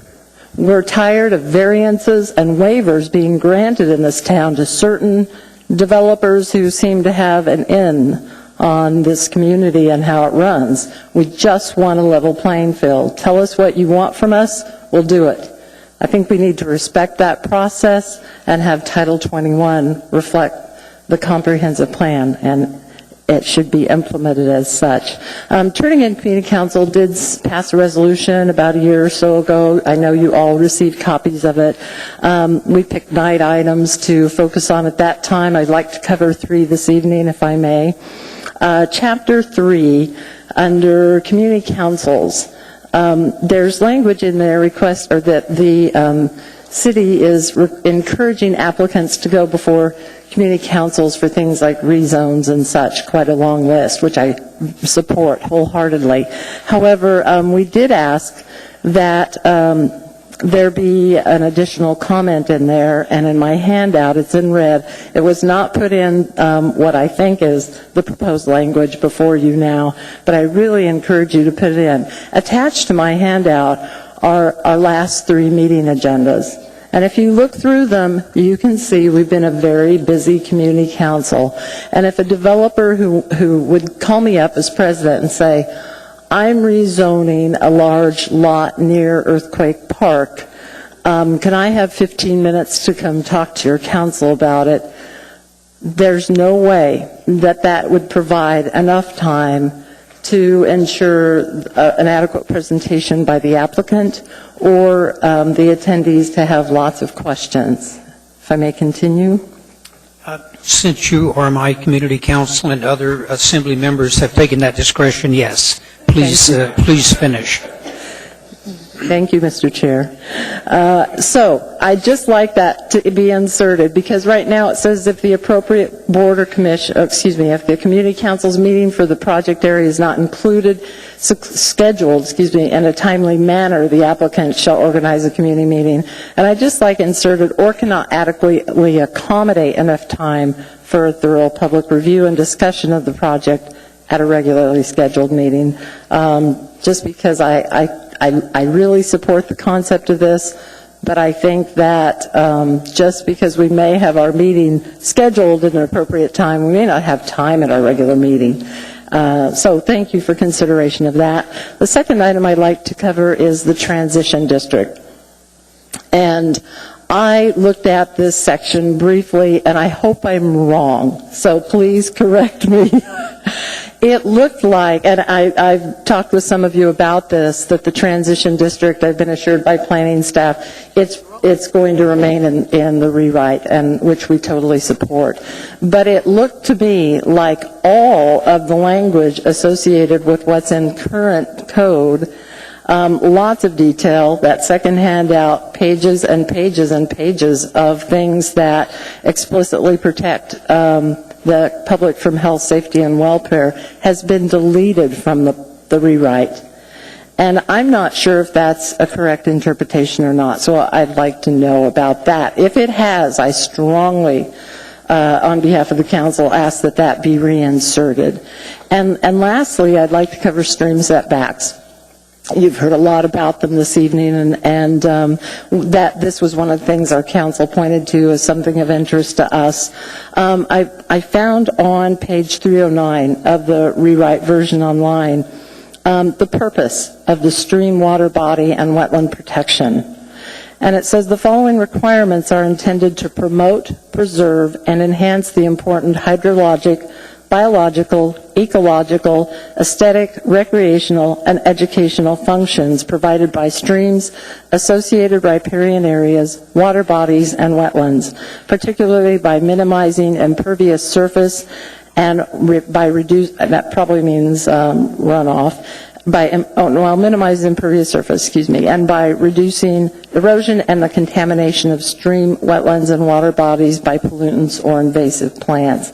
And I think that purpose is very well written, and I think that you need to be reminded of what the purpose of a stream setback is.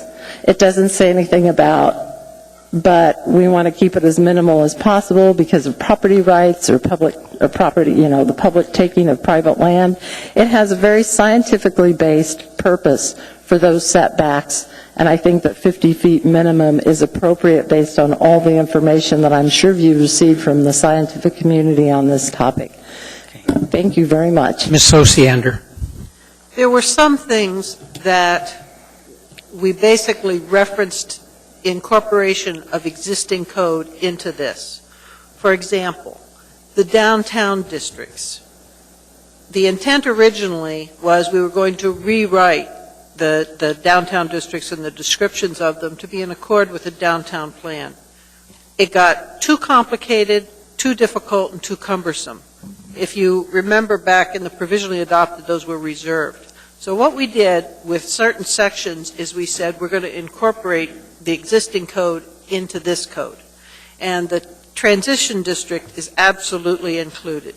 The reference to that, I just checked, is Chapter 4, page 143, but all of the transition districts it's still here. All of the language that goes with it. It's still relevant. Okay, I appreciate that. Thank you. Okay, what we did with community councils is actually we heightened their importance. The transitionally or provisionally adopted version said you can go to the community council, or if that's too difficult, you can have a community meeting.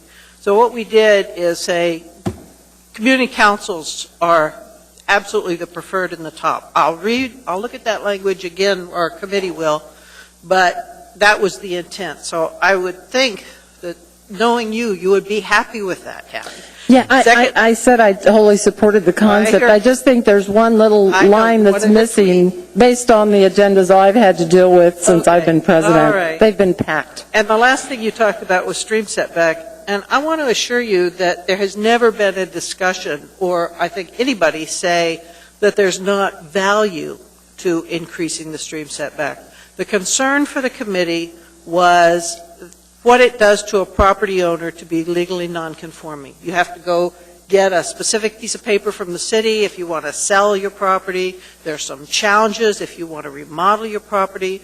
I absolutely know that we're going to be talking more about that, so we all have a good understanding. It's just a weighing of it. But really, there's never anybody who said, oh, darn it, let's go closer because it's great. Well, it wasn't it shows it as an amendment to go back from 50 to 25, unless I'm reading it wrong. Currently, the law is 25.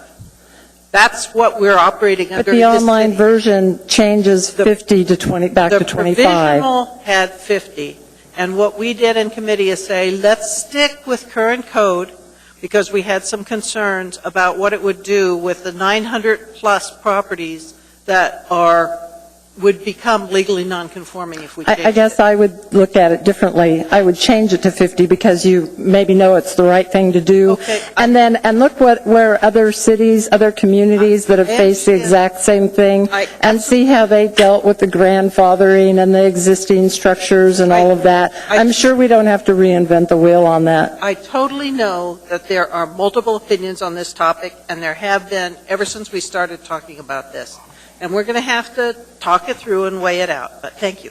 Thank you very much. Mr. Holloman? Ms. Gleason, I just wanted to encourage, and I looked at your agendas, and I frankly, I wouldn't mind being a member representing your district either for the reports. Some of our community councils go from like 6 to 10 or, northeast. I've seen us go out there after 10 o'clock, get extended till 10:30. So, Well, there have been occasions where I've had to go past 9 to fit everything in. That's why this concerns me about this provision without adding my amendment. Exactly. So, I'll look at that with some seriousness as well, but I would encourage you strongly because, frankly, I want to make sure we don't ever hear the argument that community councils aren't responsive or working with groups as they come try to present. So just caution that to all the community councils. I've been saying that to ours as well because, frankly, I hear this time and again, well, there might have been 10 people or 15 people in the audience.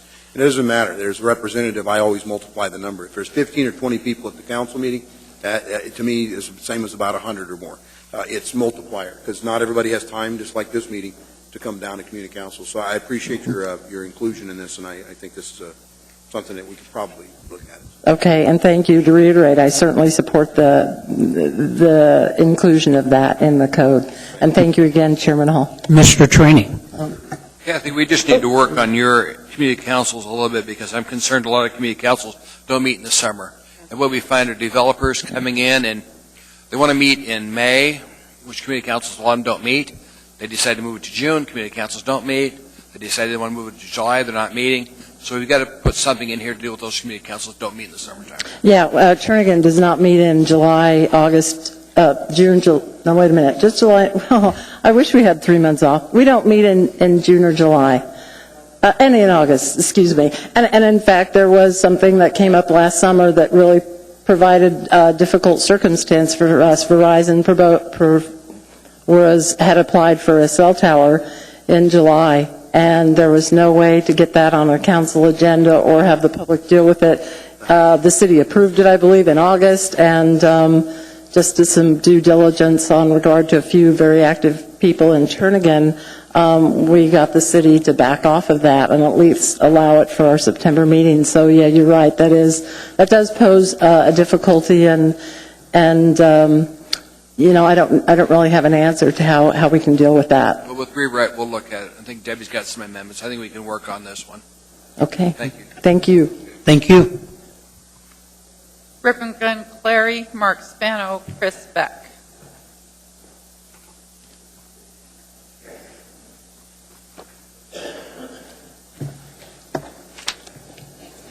Good evening, Mr. Chair, Assembly people, and thank you for hearing us out tonight. And thank you for working on this project, especially Ms. Osiander. Thank you for all your work and everything on this. My name is Glenn Clary, C-L-A-R-Y. My wife and I have been residents of East Anchorage for 34 years.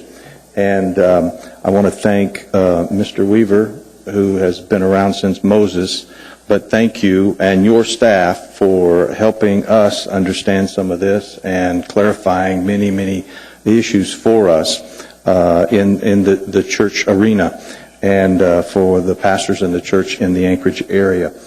There are a few things that I'd like to bring to your attention that are specific to the needs of the churches and the definition and some of the things that the code is doing. I put them in writing for you. So item number 1 is we're defined under community services, under religious assemblies, and under that we have the accessory uses in the middle of this paragraph says that it may include but are not limited to parsonages, meeting rooms, and child care provided for persons while they're attending religious functions. Schools associated with religious assemblies are not accessory uses. We're proposing a change right underneath that in the green that you would include other things that churches do that are part and parcel to that, because if we do not have it in the definition, we're afraid that we're not going to be able to continue to do the things that churches do in the future. And some of those are broadcast ministries, bookstores, in-house bookstores, vehicle service and repairs facilities, like for our bus ministry, and for staff vehicles, lawn and garden sheds that are out on the property, warehouses and storage buildings, community service centers, gymnasiums, food distribution ministries, and sports fields, and even the dome, if a church so desires to build one. And then we would submit a request to you to include our schools as accessory use, because we're using the same classrooms that we use at our church for schools, and most churches do that. The second thing, and then I've got many reasons here that are listed for you to look at, and some questions concerning that definition. If these things are not taken care of, what happens to us? Are we non-compliant? And do we have to live with that? And what do we have to do from there? The second item deals with unlicensed nightclubs as they're defined in the Title 21, the proposed Title 21. It says that they shall be 300 feet or more from a property line of a school or instructional service serving any combination of grade school, kindergarten through 12th grade. What you failed to do is to include in child care facilities, and we suggest that you include child care facilities. There's several throughout the city that if you see in the green, there needs it. So there's a couple other things here, and we'll leave those with you and ask you to read those and consider those as amendments to what you're considering for Title 21 as it deals with churches. And I have one other, but I'm out of time, and I'll put that in writing and send it to you. Ms. Osiander. Mr. Chairman, if he would, since he's my constituent, I think I'll extend the same. If he wants to. I shall, Mr. Trombley. Share that last one that you wanted, Mr. Clary. Well, the last one that's in the writing, you have it in hand, so I don't think I need to cover that one. But the other one is in the sign chapter. It's chapter 11, and it's under C4. We recommend a new C4, and that C4 would read the same as that's in the PLI sign under 2111-060E3.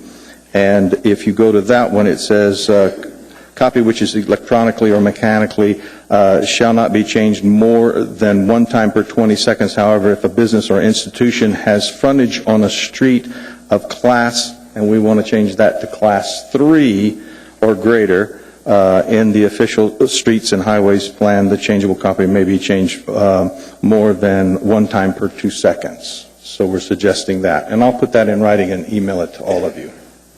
Thank you. Ms. Osiander? Yeah, that would be helpful because you didn't include anything on the signs in your That's handout. correct. It's not in there. I haven't had time to read it all, but I did want to clarify the school language. Basically, this language makes it easier on you. That's correct. Well, when we say that schools are not an accessory use, Right. if schools were an accessory use, you'd have to meet all the standards for schools, but you don't this way. So it's actually better for you. We have to go through a full public hearing and conditional use process for school. And I met with staff today, and that's what they... Then I want to talk more about that, because that wasn't my understanding. Okay. All right, thank you. There are no other questions, Mr. Clary. Thank you. Thank you. Good evening.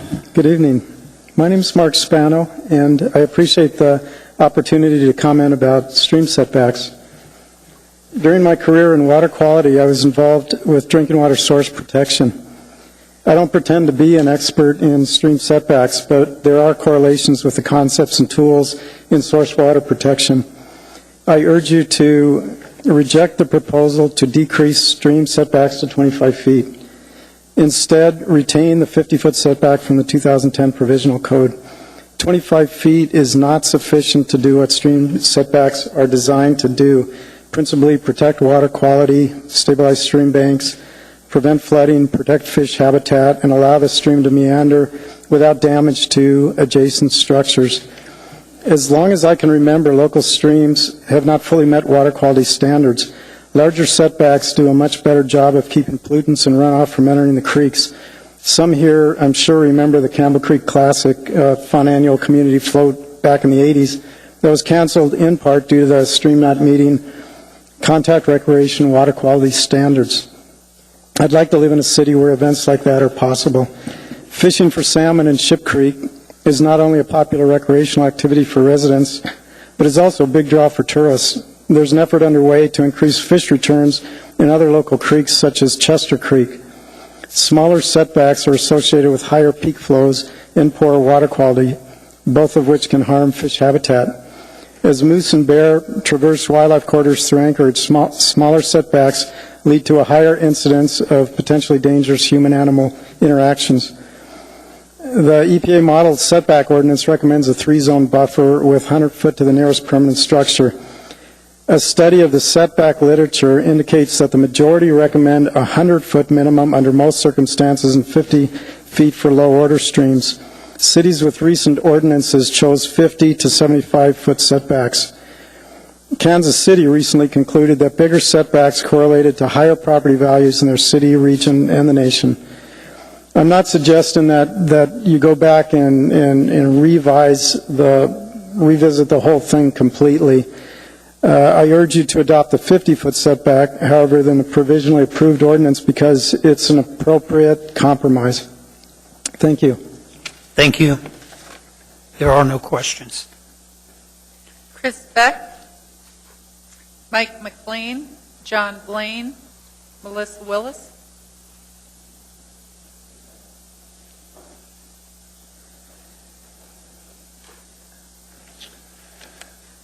My name is Mike McLean. I'm a third-generation Alaskan. I've been in Anchorage the last 13 years. I hadn't planned to testify on this issue because I haven't been involved in a great deal of work that's been put into this ordinance over the past 10 years. But after hearing testimony from the Builders, Operators, and Managers Association, I had to step forward as a professional in this field. I have worked as a land surveyor, a civil engineer, a developer, a real estate broker. I have been the former president of the Anchorage Board of Realtors and on the MLS board. And my clients have ranged from Sears, Home Depot, McDonald's, Safeway, Fred Meyer. In none of my conversations with these folks as they were deciding to come to town was the discussion of zoning ordinance brought up. What was discussed was disposable income, livability of the city, the chance to grow their business.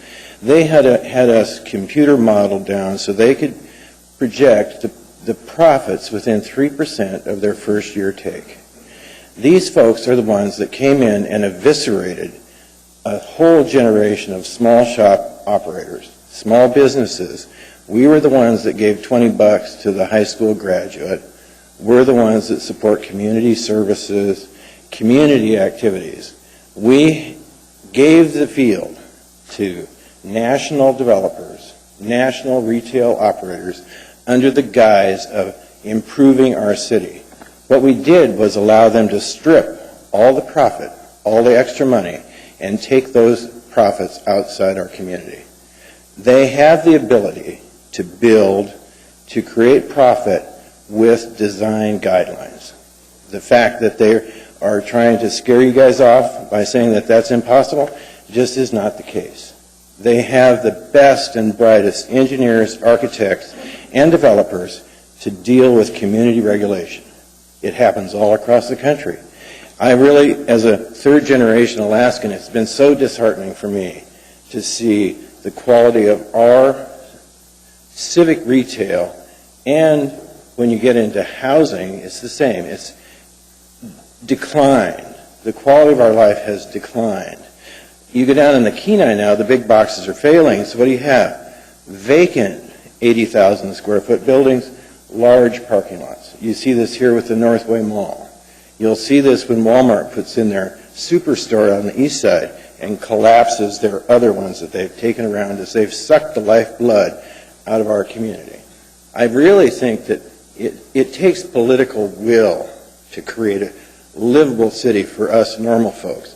I used to be able to live in the South Addition, but I had to move because of economic changes in my life. Now I live in an area where there are no sidewalks. No kids at Halloween. They can't walk. When I was downtown, I had hundreds. It just, to me, makes common sense. Thanks for the opportunity. Thank you.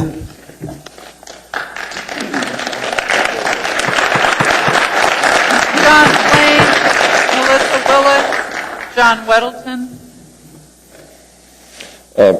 Mayor Sullivan, Chairman Hall, members of the Assembly, and fellow citizens, my name is John Blaine, and I've lived in Turnagain since 1980. I've worked at a number of different jobs, and I've been involved in a number of civic activities since that time. My remarks here are aimed at process rather than specific items. And I must repeat the old saw that in politics, perception is reality. This discussion over Title 21 has to be the longest, the most involving, and about the most unsatisfying of any of those activities I've been a part of. Instead of coming down to the wire with nods around for a good job, well done, we reach what appears to be a finish line coming soon with some rancor on several sides of the issues. There are not two sides here, obviously, although we have a penchant for seeing things in black and white, good or bad, progressive or regressive. But there are several sides and several issues. I'll bet not one of the developers, not one of the members of BOMA is against a more successful city, a city where people know and care about each other. Every one of us in this room feels good when we read a letter to the editor saying thank you to the anonymous person who stops to help someone with a flat tire, or returns a pocketbook filled with credit cards and money. And we all feel a twinge of sadness or guilt when we read about what bad drivers we all are, how we disregard each other's safety in order to save a minute or two on our way to lunch. We all want to be better neighbors, make better neighborhoods, build better cities.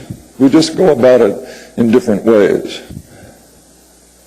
When the process began that led to this hearing tonight, more than a decade ago, it was a process of step-by-step discussion, consideration, compromise, and agreement. The agreement was codified in a way by the provisional approval of the Anchorage Assembly as the process evolved. Years of consideration, discussion, compromise, and finally agreement kept on happening, and each time that nod of approval from the Assembly took place again and again through the provisional approvals. What we wound up with was not perfect. Very little in this world is. But it was the result of hours and weeks and months and years of consideration, discussion, compromise, and agreement. When Mayor Sullivan decided the work of all those people over all those years was not perfect enough, he asked Mr. Coffey to look through all of this effort and make his recommendations.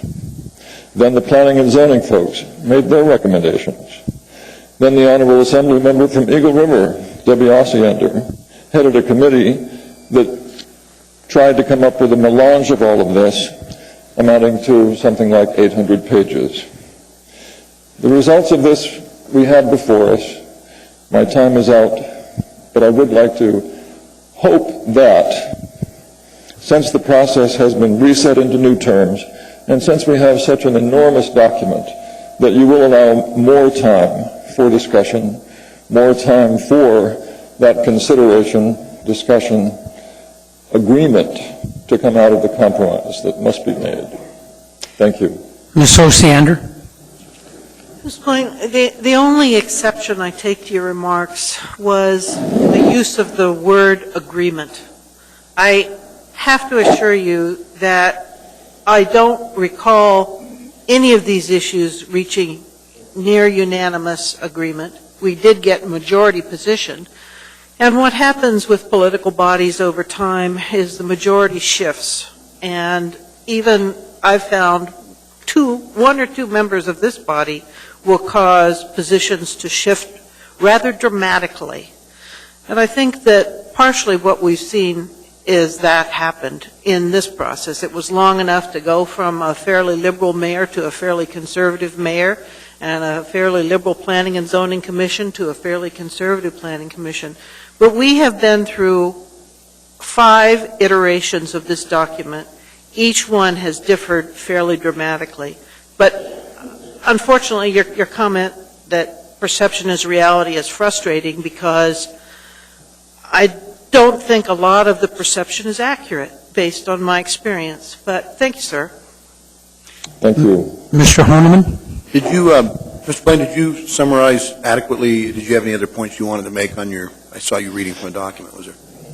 I appreciate the chance to do that, but I think that I really did. And I understand that this is a difficult, long process. I love the comment tonight about beating a dead horse until you realize that it's not going to get up and tow the cart. I love it's been a very interesting evening, by the way, obviously, the skin in the game comment. I'd like to go back any Tuesday night in the assembly meeting. Sometimes we have very few people in attendance. Well, thank you so much. I'll be sure to do that. Thank you. There are no other questions. Thank you.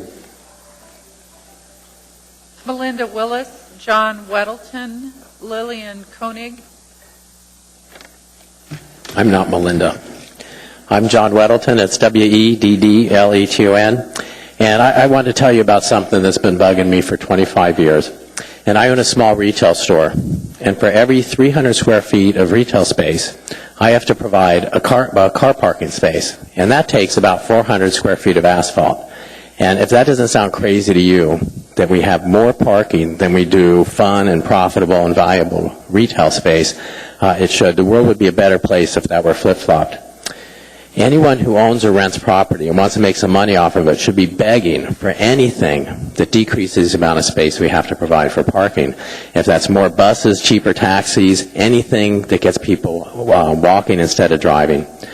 But instead of griping about all that payment for parking, we heard last week people complaining about sidewalks, about landscaping, and those are trivial compared to the amount of space that we have to provide for parking. And those are things that will entice people out of their cars. So over time, we won't have to provide so much parking. We heard complaints about the multi-use zoning that has been mostly chopped out of the Title 21. And those kinds of developments decrease driving and lead to more efficient use of the land. And if they're done in ways that enhance neighborhoods, they'll be popping up all over. But if they're done poorly with kind of a cookie-cutter approach, they'll be opposed at every turn. We've heard complaints about takings, when the biggest taking for a property owner is the requirement that we have to provide so much land for parking because our city is designed to be all about getting around in a car. The opening of industrial lands to almost any kind of use continues that way of life. And instead of redeveloping beat-up and vacant areas, we'll be building in the cheaper industrial lands for decades. And I'd ask the assembly members from Muldoon, do you want redevelopment in Muldoon, or do you want to wait 30 years while we fill up the space along the C Street corridor? Same thing with all those empty auto dealerships at the east end of downtown. Are those going to stay vacant for decades while we fill up cheap land along the C Street corridor? One of the benefits of the Title 21 rewrite is the decreased parking requirements. And those are based on the premise that we'll be building a city that requires less driving. But if we don't make changes that with the sidewalks and walking to encourage that, then we should get rid of those decreased parking requirements. There are a lot of opportunities in Title 21 to create a town where we can use land more efficiently. Those are more sidewalks, more landscaping, more open space, more trails, moving the dumpsters out of our property lines, put the buildings closer to the streets, bring properly scaled stores into neighborhoods, create the town centers. All of these combine to make walking and biking an easier choice. They decrease the number of times we have to hop in a car. They make our driving distances shorter. And if we do these things, the use of land will be more efficient and more profitable, and Anchorage will be an even better place to live. Say, all of us deserve that Anchorage be more than just an easy place to park our cars. Thank you. Mr. Harleman? Mr. Wilton, thanks for your comments, and I'm visualizing as you speak that. I mean, I someday when I think it has to come in infill and redevelopment. I mean, obviously there are several neighborhoods that have already developed beyond, and I don't know how long they'll last, the housing in the area. But, you brought that visual to mind when the downtown business car dealerships that are vacant now. What are they going to be used for? I mean, I think they're fixing up part of the old Step Brothers now for, I think it's the Cooper, Mini Cooper, which I know is a pretty neat little rig. My question to you is, what are the consequences that you think on that industrial land that if we're not careful in making sure we don't, capture that reserved area for industrial? What's the consequences of not reserving adequate industrial land, particularly, I think you said the C Street corridor, but I think it goes on down into Seward Highway, right? Well, there's a variety of areas, but that C Street corridor has a bunch on either side, King Street and so on, but generally that area, the industrial area of town. At some point we may regret losing a lot of industrial, and it doesn't take, where a Target is on industrial land, and it impacts all of the industrial around it, because at some point you have more traffic and you have people have expectations of less smells and less noise when they're shopping there. So it's not just that piece of land, but it's the land around it that's impacted. Another thing it does is we have a concept that I think is very valid, and that's with the town centers. But if you have very cheap land in the industrial area, that's where the development's going to go. You're going to have stores and restaurants and more Targets built in there, and take us away from this town center concept, which ultimately will I think, make the town much more efficient. Thank you. Mr. Trombley? Hi, Mr. Welton. A couple of things concern me. Seems to be a common trend between a lot of the testimony is it seems as though we're trying to force people, not out of market demand, but out of zoning requirements, into some sort of public transportation or walking or biking. We're a northern city, and I ride my bike in the summertime. I ride my bike to work, but that's in the summertime. I don't particularly want to ride my bike when it's 15 degrees. Now, some people do, and that's fine. I have no problem with that. You want to ride your bike at 20 below, I don't care. But in your mind, how do you balance the difference between I want to drive when it's 15 below zero. I don't want to bike. I don't want to walk. Between people who want to make the choice to do that and the people who want to make the choice to drive. And to answer the second question I have is, we just got this book from the Anchorage Economic Development Corporation, or the AEDC, Alaska or Anchorage, I can't remember. And the existing land use Anchorage Bowl as of 2010, 19% of the existing land in Anchorage is used as park or open space. I think that's a pretty good chunk of land. What percentage of land do you think would be adequate? 20, 25, 50, 5, 1%? Let's start on your question about the cars. Mm-hmm. I've read virtually every one of the 5 drafts of Title 21, and I have not seen a single word there that does anything to make anyone not drive a car. The only change you said that when you minimize parking spaces, you minimize the ability for an individual to get there in a vehicle, so it pushes them onto public transportation or some other sort of transportation. That is what you said. No, that's not what I said. You misunderstood, and there's nothing in Title 21 that forces anyone out of our cars. We all rely on them. What it does is over time, as we make it possible for people to walk and bike pleasantly and to make shorter trips, then we won't need as much parking over time, and we will honestly be able to decrease the parking requirements. And instead of using that land for parking, we can use it for buildings or other uses, perhaps parks. But there's nothing in Title 21 that forces anyone out of our cars. As far as the percent of land, I don't know what percents we have. If you include Chugat State Park, it's a whopper. What's enough parks? It'd be an incredible day if we could take every single street and turn it into a park. That's not how our society works now, but wouldn't that be nice? No, because then, like I said, no one would be able to drive their car, which you just said that there's nothing that would prevent that. So if you turned it into a park, no one would drive their car because there'd be no roads. So that's all, Mr. Chairman. Thank you. Ms. Johnston. You piqued my interest with two thoughts as town center and industrial land. What would you call what's happened sort of organically around Abbott? The Fred Meyers, you have medical clinics, you have low-income, high-income housing. Is that starting to make itself into a town center? Well, that is designated as a town center in the comprehensive plan, and I think it's working very well. It's not the pretty little quaint thing that some might envision, but you can go there and have, in very short distance, virtually any kind of shopping you want to have.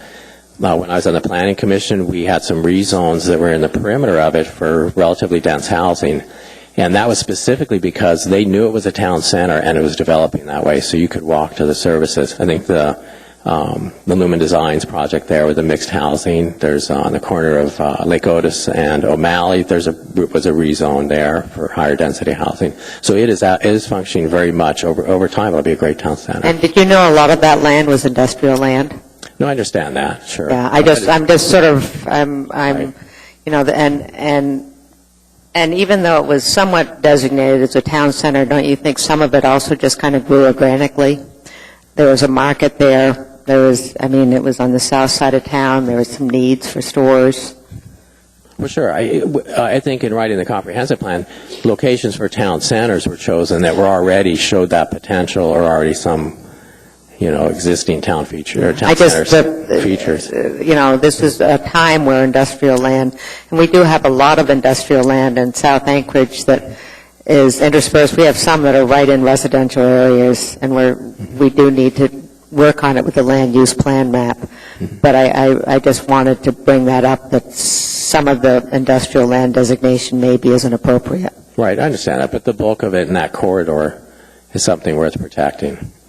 Thank you. Thank you, John. Thank you. Lillian Koenig, Lois Epstein, Dick Tremaine.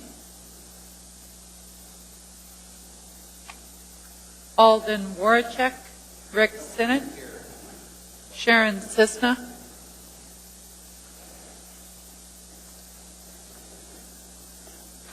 Mr. Chairman, Assembly members, Mr. Mayor, my name is Dick Tremaine. I live in South Anchorage. I've had the pleasure of working on the zoning changes to Title 21. Well, I started in '99 when I got on the Assembly and worked with Mr. Trainee and Ms. Osander for the years that I was there. Zoning is a way of living together with each other. It's a way of erecting a community that people want to live in, and it's certainly a matter of trade-offs and a matter of infringing on people's liberties by its very nature. And since we all agree we have to have it, we're just quibbling over what parts and how we infringe. That's all. I would recommend that you take the provisionally adopted ones that had extensive public comment and acknowledge that there'll be changes needed. Now, on the off chance you don't do that, I recommend that that be the first vote you take. And if that doesn't work, then I think that this assembly owes it to the public and owes it to itself and to the community, both now and future generations, to diligently go through section by section and make sure that you know what's there and what the impacts are going to be. Some members, as Ms. Osiander, understand this very well and has put a tremendous amount of effort in, and it shows. I like the color coding. I like a lot of what I see. And there's a lot, as anyone here will find some umbrance with certain parts of it. But I don't believe all of you are that well acquainted with it. And everyone on this committee, on this panel, on this assembly is there to represent the people and to do a good job, and you all want to, and you're going to have to take your time. This isn't going to be fast. And I think what scared many people in the audience, I know what scared me, was the impression that this was going to be a slam dunk. That was the impression 3 weeks ago. I don't know if it was real, it doesn't matter. It's what I understood. And that's frightening and disrespectful and uncalled for, and it was a mistake. But that's what people thought, and that's what got people's ire up. And I've been where you all are, and I know you're going to be thoughtful when you go through it. I don't know. I don't envy you the task, and yet I very much would love to sit there and make arguments on a case-by-case basis, because you guys are in the position where there's no wishing. It's either make it happen or don't. Anchorage is the 49th state in Bloomberg's 49th city. We beat Los Angeles. We lost to Omaha. We did it because we have a good economy, because we have breweries, and because you can buy things at the Alaska Native Heritage Center. Thank you, Mr. Chairman. Well, I'm happy that beer makes us far up there. It's just the fact of Bloomberg's article. There are no questions. Thank you.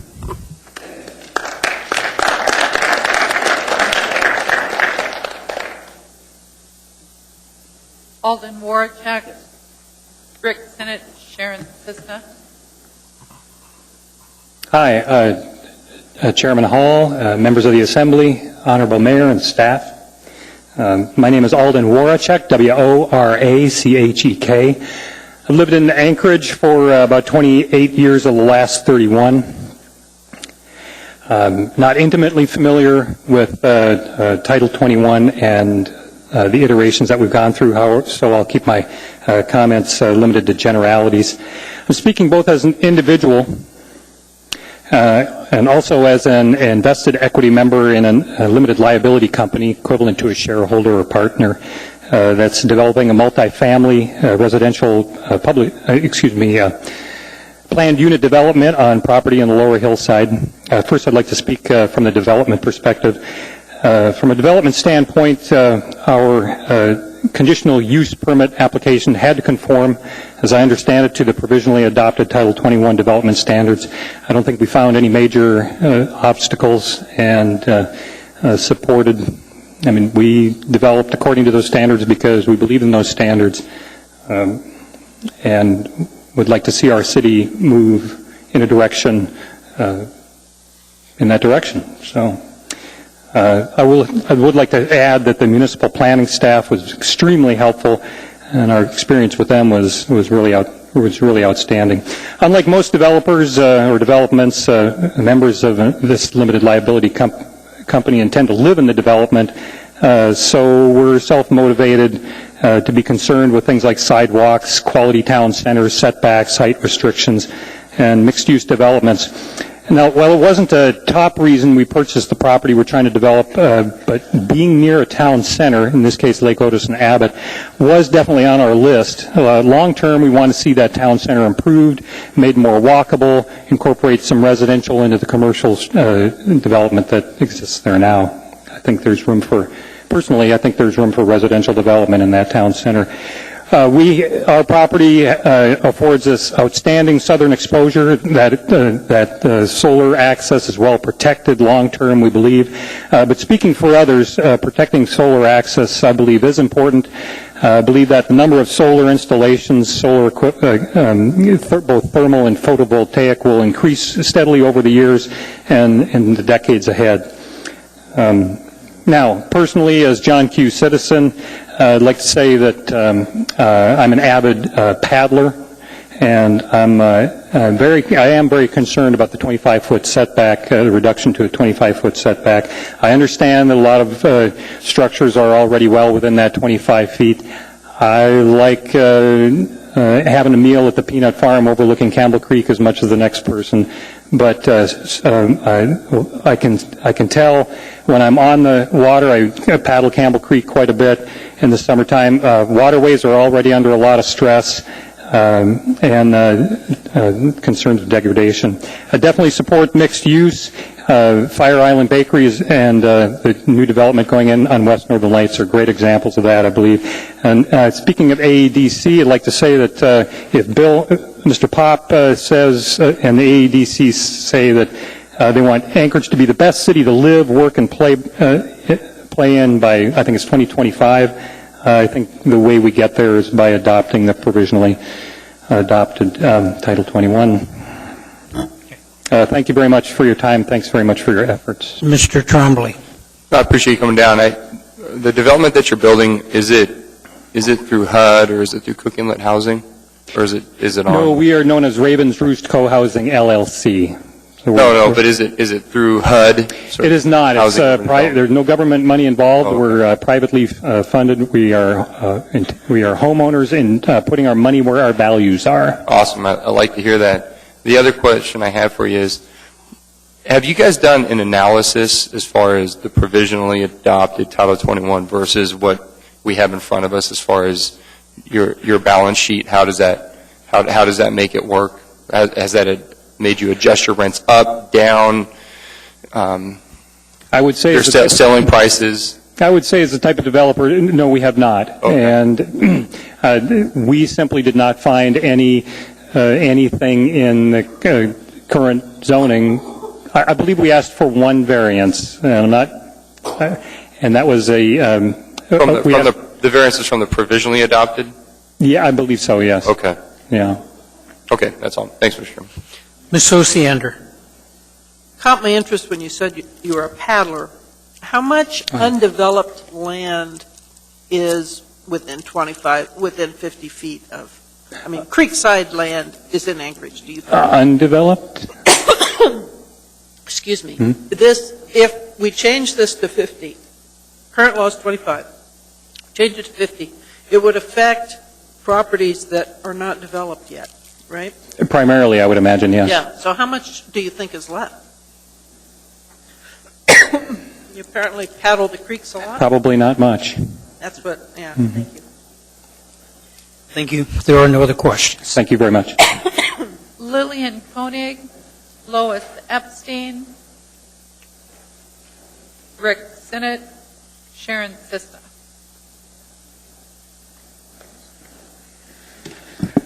Good evening, everybody. It's been a long night for you all. Thank you very much to the Assembly and municipal staff and to the Mayor for this opportunity to testify on Title 21.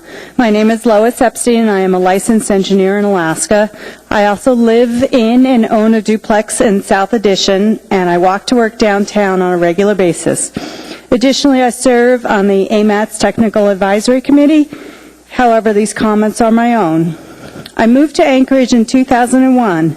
When I decided to buy a house in 2004, I only looked at neighborhoods where I could walk to work. I was willing to pay a higher price for a house in a neighborhood with sidewalks, trail access, and the ability to walk to a supermarket. I value clean water, which requires an appropriate setback to be preserved, walkability, mixed-use development, access to public transportation, and open space preservation. My duplex allowed me to afford a home in a close-in area, so I also support higher density development. I believe my values reflect those of many younger people moving to Anchorage who do not desire car-centered development and who have many non-car ways to interact these days. Consider the following data. According to the National Household Travel Survey, from 2001 to 2009, the annual number of vehicle miles traveled by young people, 16 to 34-year-olds, and I'm above that clearly, decreased from 10,300 miles to 7,900 miles per capita, a drop of 23%. In 2009, 16 to 34-year-olds as a whole took 24% more bike trips and 16% more walking trips than they took in 2001, despite the age group actually shrinking in size by 2%. From 2001 to 2009, the number of passenger miles traveled by 16 to 34-year-olds on public transportation increased by 40% per capita. And last, according to the Federal Highway Administration, from 2000 to 2010, the share of 14 to 34-year-olds without a driver's license increased from 21% to 26%. So clearly, if we're looking to the future, things are changing, and we ought to be considering that in developing our standards in Title 21. So given this information and also my personal views, I support the strongest possible provisions in Title 21 that are approved by the public at large in Anchorage. These provisions have been weakened since 2010 in certain areas and at great expense and time lost, and I find that unacceptable. Please support and approve the provisionally adopted version of Title 21 and complete this important process as quickly as possible. Thank you very much. Thank you. Ms. Osiander? Ms. Epstein, do you think that there are people who would prefer to live in large lot, rural neighborhoods where they can keep dogs and horses? There are some, but I also understand, as someone who lives downtown, that that colleagues know people who are moving to places like Airport Heights because they can't afford downtown, but they want an area that is walkable, close to the trail system, etc. So, what we're asking for is lots of options, but some options appear to be more desirable to the population at large in terms of making a city that offers the full range of options. One last question. Why do you think so many people move to Wasilla? Why do you think the Mat-Su borough is growing faster than Anchorage? Growing faster is not that significant when you think they have a smaller base to start with. So it is a faster rate of growth, but we have a much larger population. Basically, Wasilla and Palmer represent only about 10% of the Anchorage workforce, so it's not a large percentage. Mr. Hahnemann. Yeah, Ms. Epstein, did you say you were an architect? No, an engineer. Engineer, okay. I wasn't sure if a question we had an architect speak in one of our previous meetings, and I was curious to see your. Okay. Well, thank you very much for your comments. Appreciate it. Thank you. There appears to be no other questions. Thank you. Thank you.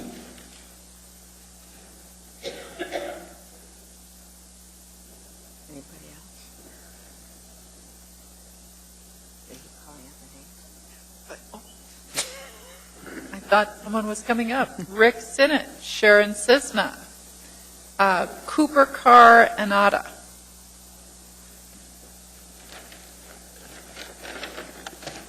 Good evening. Hello, my name is Rick Sinnott. I've lived in Anchorage for over 30 years. I'm a wildlife biologist, but I'm not afraid to speak in parables. Anchorage 2020 was a conceptual plan for living in harmony with each other and our environment. What if instead of Title 21, a group of community planners and residents had submitted a simple list of rules for living together, and the list turned out to be the 10 Commandments? But before the mayor submitted the list to the Assembly, he convened a group of advisors from a limited set of special interests. What if real estate agents thought number 10 was too restrictive? After all, coveting your neighbor's house increases property values. What if the chief of police told the mayor his officers might need to kill someone sometime, so number 6 was deleted? What if the mayor's only liberal friend told him he needed to delete number 1 because atheists didn't believe in the Almighty anyway, so they might as well be allowed to take his name in vain? After a year of meddling, even the 10 Commandments would look very different, and they wouldn't work as originally envisioned. My point is that Title 21 is for the people. It's not meant to satisfy the needs of developers and real estate agents. Their primary goal is to make a profit, and there's nothing wrong with that. But as a public body, you need to maintain the things that make this city special and improve the things that need fixing for everybody's sake. I'd like to specifically address stream setbacks and wildlife corridors. You've all heard why setbacks are important for flood control, water quality, etc. Nationally, distances are typically 100 to 300 feet. A 50-foot stream setback is not enough, but it's a lot better than 25 feet.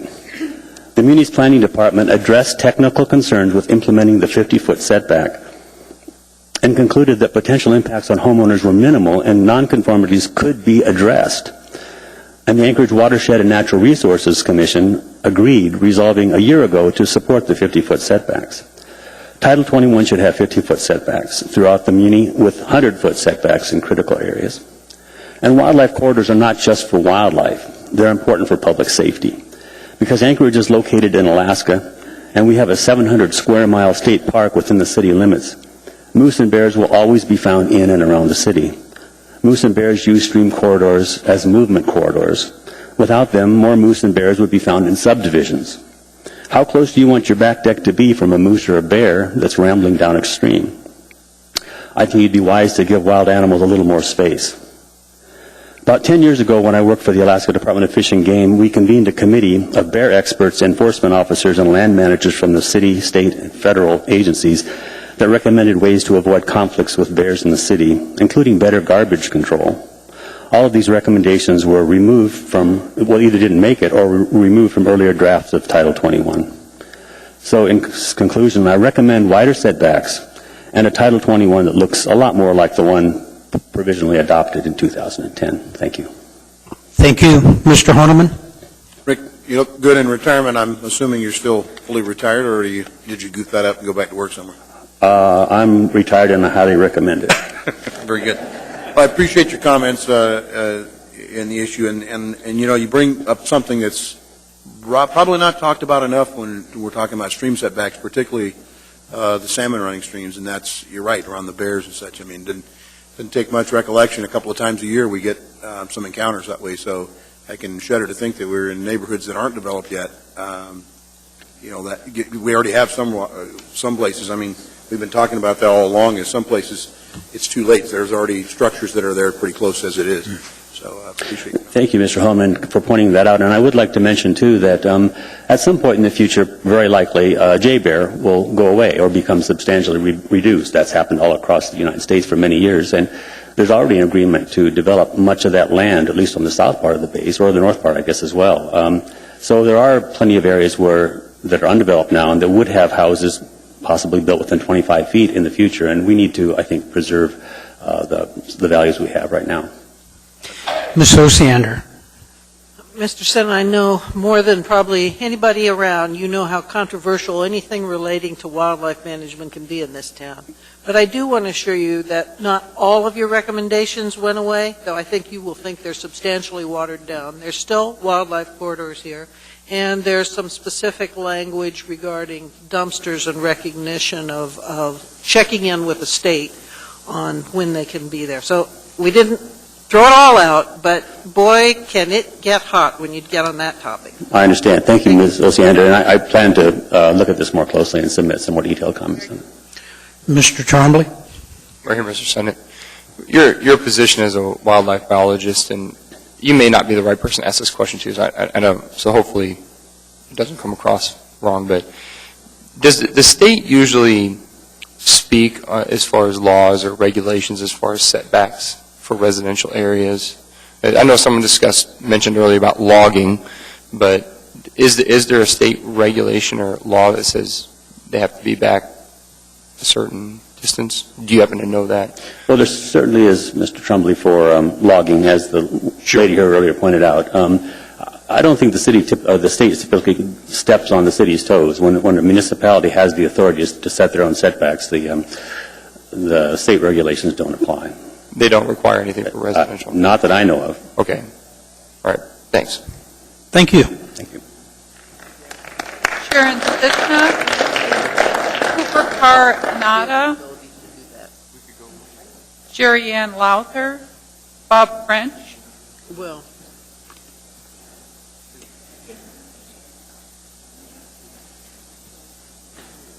we're just giving heads up to those following you.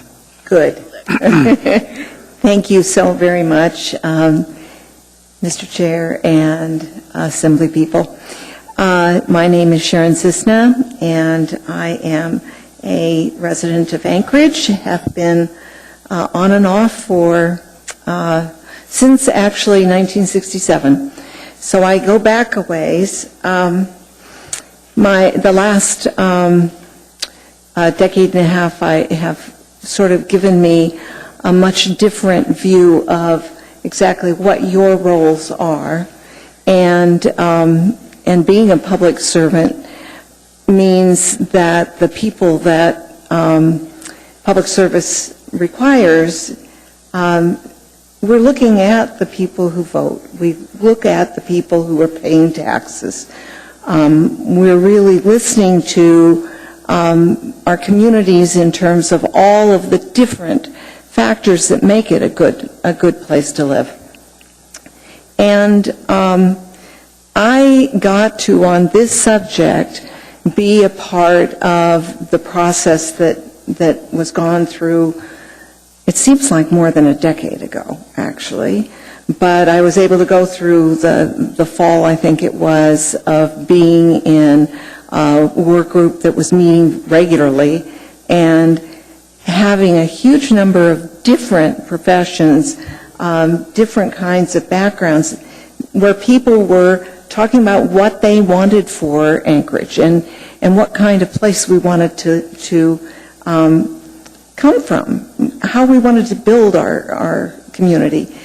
And it was really crazy how very different we were from each other, and yet we did share in terms of the general view of what the community needed to be like. I had, first of all, when I came to Anchorage, lived in a number of places throughout town. But then in 1979, purchased a home in Airport Heights. And so in terms of the blocks around me, I am the original person. There are not immediately around me anyone that was there longer than me. At the very same time, I've gotten to know through the years the people who were there when the community was built, and some of them still are. Those people, some of those people have been here tonight. They were here before. And those people have been paying taxes all of this time. They've been investing in the community, and when they come to this meeting, they're coming here sometimes giving up their job time. They're paying to come here. This is not something that they do really for personal benefit as much as they do for the big picture, for the community. I want, more than anything else, what I know my neighbors want, and that is that as soon as possible, yet with some time, to make positive that we do amendments that are needed, that this ordinance is passed with amendments, making sure that we're going back to those things that need to be looked at, and that we do make positive that even ground that the professionals that make money off of the changes, that they have an opportunity to have that, but making positive, we're listening to the people who are demanding a good and healthy Anchorage. Thank you. Mr. Horniman? Representative Stissner, thanks for your years of service to the community and the state on behalf of your constituents and, of course, the greater good of the state. And so you participated, it sounds like, in the comprehensive plan, the 2020? Okay, good. Yeah. And so, you know, I go back to, and you may have a few moments of time now since you didn't get June of this year. If you can get a copy of that disc that they talked about to look through the changes and provide some of the input and help provide some guidance to some of the neighbors to work through that. I think it's super important to get comments. And I agree with you. Grandview Gardens, some parts of it, Airport Heights, and as you work your way over to Fairview and into South Addition, a lot of sidewalks, a lot of alley access, and we just don't have that anymore, hardly. And so, anyway, I appreciate your comments. Thank you. Really do appreciate it. Mr. Trini?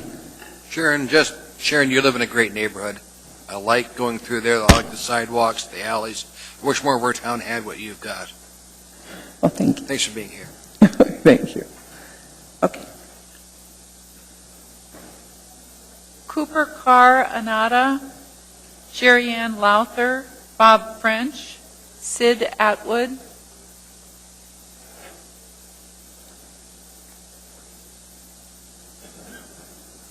Thank you, Chairman Hall and Anchorage Assembly. I'm Jerry Ann Lowther. That's Lowther.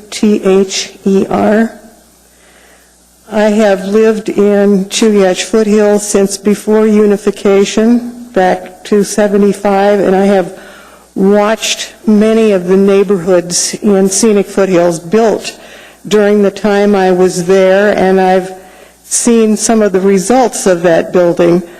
I am right in the corner of the city where I would want to be. I'm right out there with the moose and the bears, and I like it very much. I've often walked and skied to Campbell Creek and all around the area. And I am fortunate in that the sun will be over my neighbor's roof all afternoon in 3 more weeks. I have curbs and gutters. I'm thrilled to have them. Of storm drains, my street drains. I don't have any sidewalks. I do have a trail that is deteriorating somewhat, and I pretty much gave up bicycle riding when they chip sealed the street and it became so hard to do it. I'm becoming very much aware of how important it is to be walkable, and especially for the youngsters. For years they have piled the snow in the trail that the kids were supposed to be able to use to get to school. The buses take the kids to school. Now they're plowing the trail, which has deteriorated somewhat and is rather hard to deal with. And last winter, every time I tried to back out of my driveway, I took my life in my hands, honked my horn, and hoped I wouldn't get killed backing out on the corner of a collector street. In the time I've been there, I have watched neighborhoods built around me with far fewer amenities than I have. To the north, there is a neighborhood with deteriorating streets, with no drainage, which is why the streets are deteriorating. And we have spent hours and years in community council trying to do something about these areas that were not built right in the first place. So when we build things on the cheap, all we're doing is kicking the can down the road. Somebody's going to pay for them. It's going to cause a lot of effort, a lot of time, and somebody else's money to fix the problems. It also causes neighborhood problems. I'm across Muldoon Road from Scenic View Subdivision. I'm sure you've heard about Scenic View Subdivision a few times. It was built in wetlands. It was built with all kinds of problems. The developer went bankrupt. The bank doesn't want to deal with it. The city doesn't want to deal with it. The Corps of Engineers doesn't deal with it. The neighbors are at each other's throats. It all makes a big difference on how we live. And I would rather see us spend the money up front and get things done right the first time than be forever trying to pick up the pieces. Thank you. Mr. Harneman? Grant, thanks for coming out. I know you've put a lot of time in the community, and particularly in the area of landscaping and vegetation. So with that, were you able to make all your points that you were bringing up earlier? Well, most of it here, of course, the stream setbacks are important. Rick Sennott just said it far better than I can. I don't need to deal with the specifics of it, but I certainly would like to speak on that. And we have worked for parks all the way across the whole area, including the Muldoon Town Square Park. I try to do publicity for all of you with things like Title 21 by putting it on ilovemuldoon.com, and hope a few people will find it there, and do find the links to all of the sections of it. So basically, I'm here to say, please keep in mind what it's going to cost down the line. Gary, is there a way you can link from the assembly page? Can you link that? I don't know, is that a way that... Oh, it's already done. Thank you. The rewrite. ilovemuldoon.com blog. Thank you.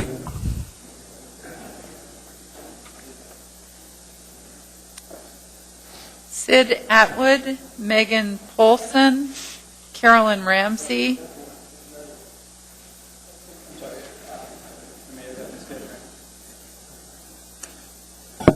My name's Bob French. I was on the earlier list there. Thank you. That's F-R-E-N-C-H. I think I would like to encourage you to adopt the provisionally adopted Title 21 that was from 2010 with some necessary adjustments to it. I think really when I came to Anchorage 30 years ago, what made me stay was really the quality of life. We had good schools, we had good public schools, we have lots of parks, we had bike trails, there were ski trails, there were all sorts of things that made Anchorage a good, livable place to live. I've raised a daughter who's now off in college. I think she got a very good education from the Anchorage Public Schools. And I think really what I have seen happen recently is things changing towards really looking for short-term profits rather than looking at the long-term, what is good for the city. And really, I think that, going back to having livable cities is really very important. I think I also recognize as a business owner and one who's trying to redevelop a very small commercial lot that's surrounded by residential lots, that there could be some real challenges to it. With the older code, we were able to, on a 75 by 120 foot business lot, we were only able to put up like an 8-foot by 35-foot double long espresso stand because of all the setback and landscaping requirements and parking requirements. So I think one of the things that really needs to happen in some of the provisions of this, I'd like to encourage you to have some flexibility in the code to be able to handle some of the different things like happens in downtown, in Government Hill, in South Addition, in Airport Heights, where you've got very small commercial lots that are surrounded by residential. There needs to be some flexibility in how the code is enforced. So I would also like to encourage that you keep the 50-foot setback from any streams. So anyway, I'll go ahead and take any questions that folks might have. Thank you. There are no questions. Thank you very much. Sid Atwood, Megan Paulson, Carolyn Ramsey. Hi, my name is Sid Atwood. Sid, go ahead and pull that mic down a little bit so you're there. About my height. And thank you, Chairman and the Assembly and Mayor. I really wanted to talk about the setback mainly, but someone, a couple of speakers back just reminded me of a project talking about building it right the first time. And a real good example of that was what happened with the Alexander Street repair, which was not a repair, it was a reconstruction, and it took over $2 million because of the way it was originally done. There was the drainage problems that went into people's sub-basements, and it really was a terrible situation for the people that were living there. But anyway, what I wanted to say about the stream setback, which is the other subject, and I agree that there are problems because of existing properties now. But we had, and we're having a few things that happen here in the 100-year episodes that happened a little bit more often, like the blow of wind that we had when the leaves were still on the trees and the trees came down. And behind the senior center, where I get involved, because of my experience, I've been on the facilities and engineering committee there. Out behind there, a tree was down across, and when it froze and then flooded, I got to see a new 3-foot waterfall, and that came out across the flat. And I see this, it can happen, and it makes the stream a little bit wider often. And of course, that picks up anything that people have in their yards, and we do have, and I have to agree that we have a beautiful city. I thank the park department for the chance to build the trail that we have behind the senior center so that the seniors can get a chance to get down there. Those old people. I don't know what I want to be if I ever grow up, but Thank you very much for all the work, and I really want to say that it's a tough job that you guys got. Thanks so much. Appreciate it. Thank you. Megan Polson, Carolyn Ramsey, Mike Menke, or Mincy, Jane Anvik, Mike Mintz.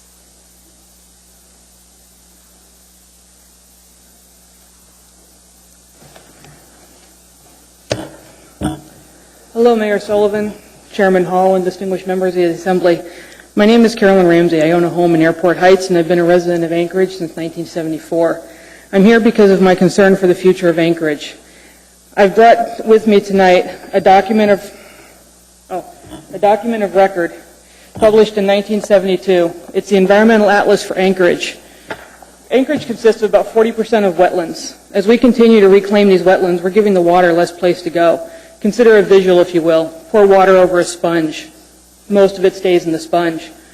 Put a concrete slab over that sponge. Where's that water going to go? It becomes runoff, which eventually finds its way to our streams, but only after stopping by our homes and our businesses on the way. A good example of this is Eagle Glen East Subdivision in Eagle River. In order to fix the drainage problem, we're now looking at a total project cost of approximately $4.95 million. Or how about the flooding of the homes on the west side of Old Eagle River Road that started after the construction of Hidden Hills subdivision above them? This cost one homeowner $20,000 in repair and another $8,000 just trying to keep the water out. This doesn't include the cost of the municipality to widen the road or add curbs and gutters. Please do not allow the residential lot coverage to over 40% or even 40%. That's too much. We don't have a place for the water to go anymore. Developers say they can't afford to develop to the new design standards, including native landscaping to capture the runoff. It's my opinion that we as taxpayers cannot afford to keep cleaning up after them. I would rather see my tax dollars go to fund our libraries or turn back on our heated sidewalks that we were promised downtown. I digress. Excuse me. As the runoff makes its way to our streams, we're seeing an increase in flooding incidents. As per our environmental atlas from back in 1972, it was recommended to not build in the floodplain. Looking at the map, this would require setbacks anywhere from 600 feet to 5,000 feet. On the grand scale of things, 50 feet doesn't really look that bad. As for how to implement this, grandfather rights should be considered for existing structures. But if a home is destroyed or a substantial improvement must be made because of flooding, fire, or other natural disasters, we should consider Chapter 21.6003 of the Municipal Floodplain Regulations. Planning and zoning would need to evaluate each case for lot size, vegetation, utility easements, etc. This situation is not going to get any better on its own, and kicking the can down the road will only make things more difficult and more expensive in the future. As problematic as it may seem, we really do need to address this now instead of later. Just think, if we had stopped to consider this 40 years ago when it was suggested, we wouldn't be here now with at least a stream setback problem. So let's take care of it now. We need a public work session and more time to work on this issue, along with the many other issues that are just beginning to be uncovered. 800 pages is a lot of code to read alone and to try and decipher in just a couple of weeks. Thank you. Thank you. Mr. Okay. Thank you.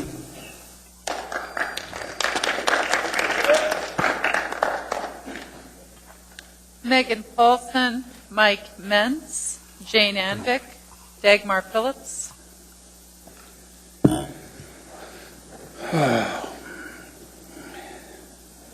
Quick. First of all, I hope the other four have an awfully good excuse for not going through this. I will thank you for your efforts, but I will not thank the other four. They're on the phone? Well, okay. We haven't heard a question from them, but that's fine. My name is Mike Menz. I've practiced architecture in Anchorage since 1976. I was a very active member of the 2020 Comp Plan rewrite effort. I've also served on various boards and commissions, including UDC and HAND.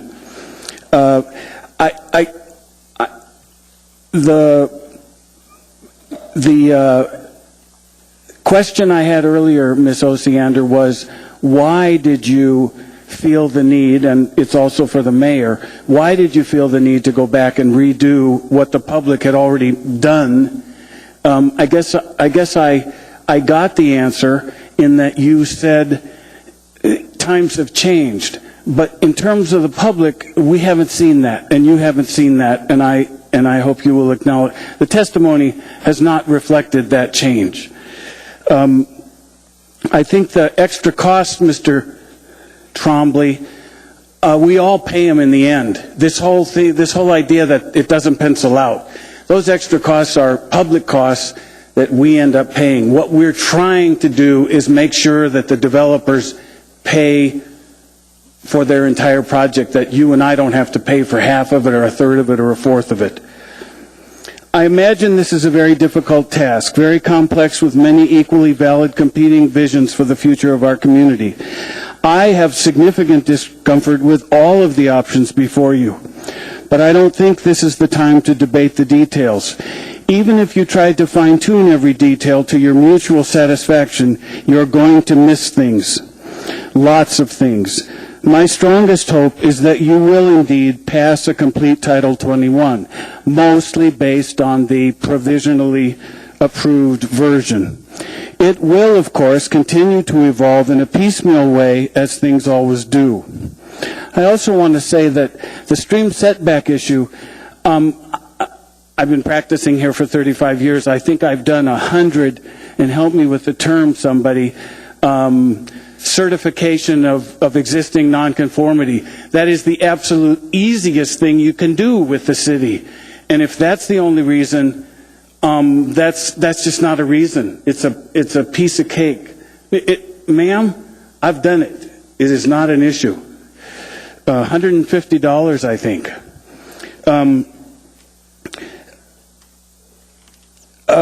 My second most important wish is that, holy mackerel, I really blew it here. It goes fast. Mr. Horniman? Did you have a real short synopsis to that summary? Well, I want to, yes, the answer is, of course, yes, like everyone else.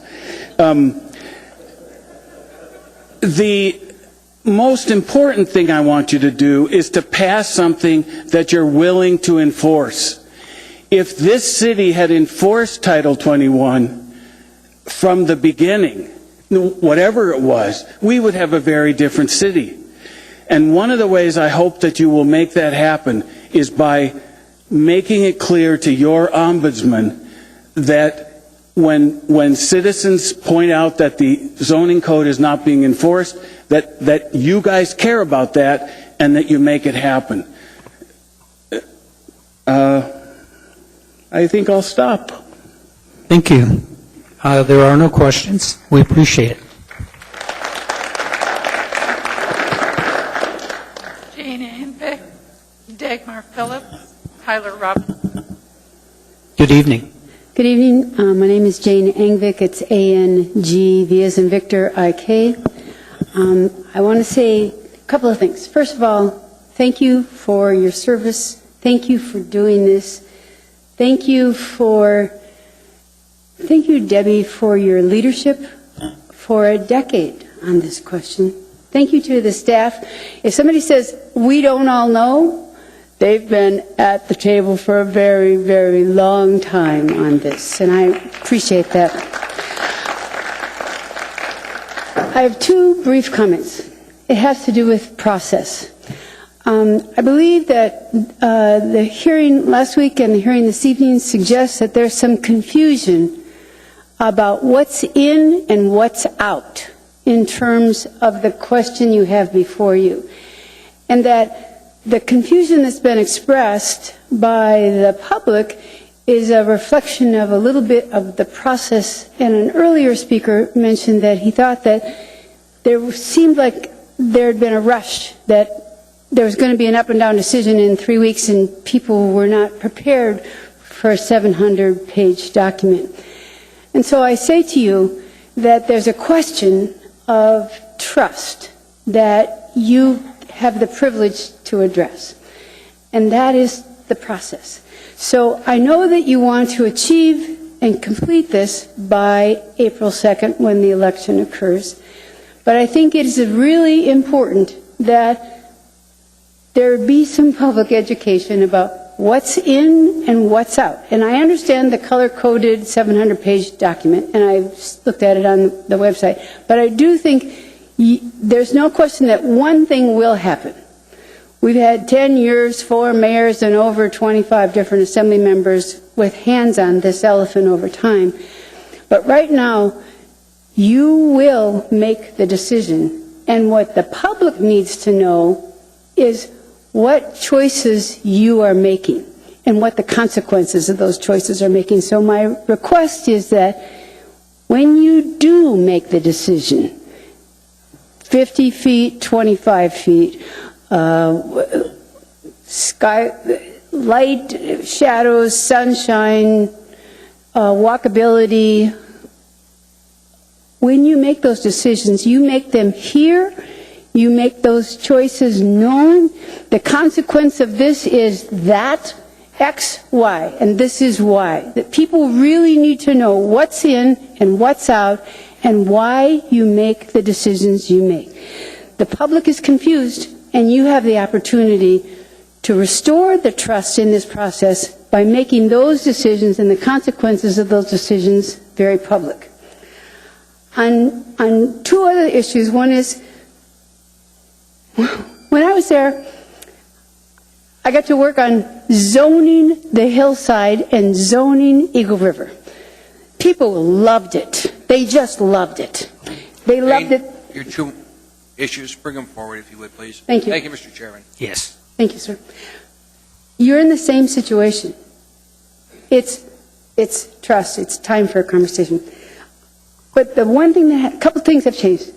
The population has grown, and we are no longer talking about what will become in terms of the zoning. We're talking about the redevelopment of the community, and you have a different toolkit to address those questions. And those are the issues that you've heard about. The values that the people have expressed have been pretty consistent. And so I think you know some of what they're concerned about. You just have to make the decision in public. And so issues, I think provisionally approved is a good place to start. But even if you choose something else, you have to tell people why you make the decision you make. That's it. Thank you. Thank you, Jane. Thank you. Dagmar Phillips, Tyler Robinson, Nancy Pease.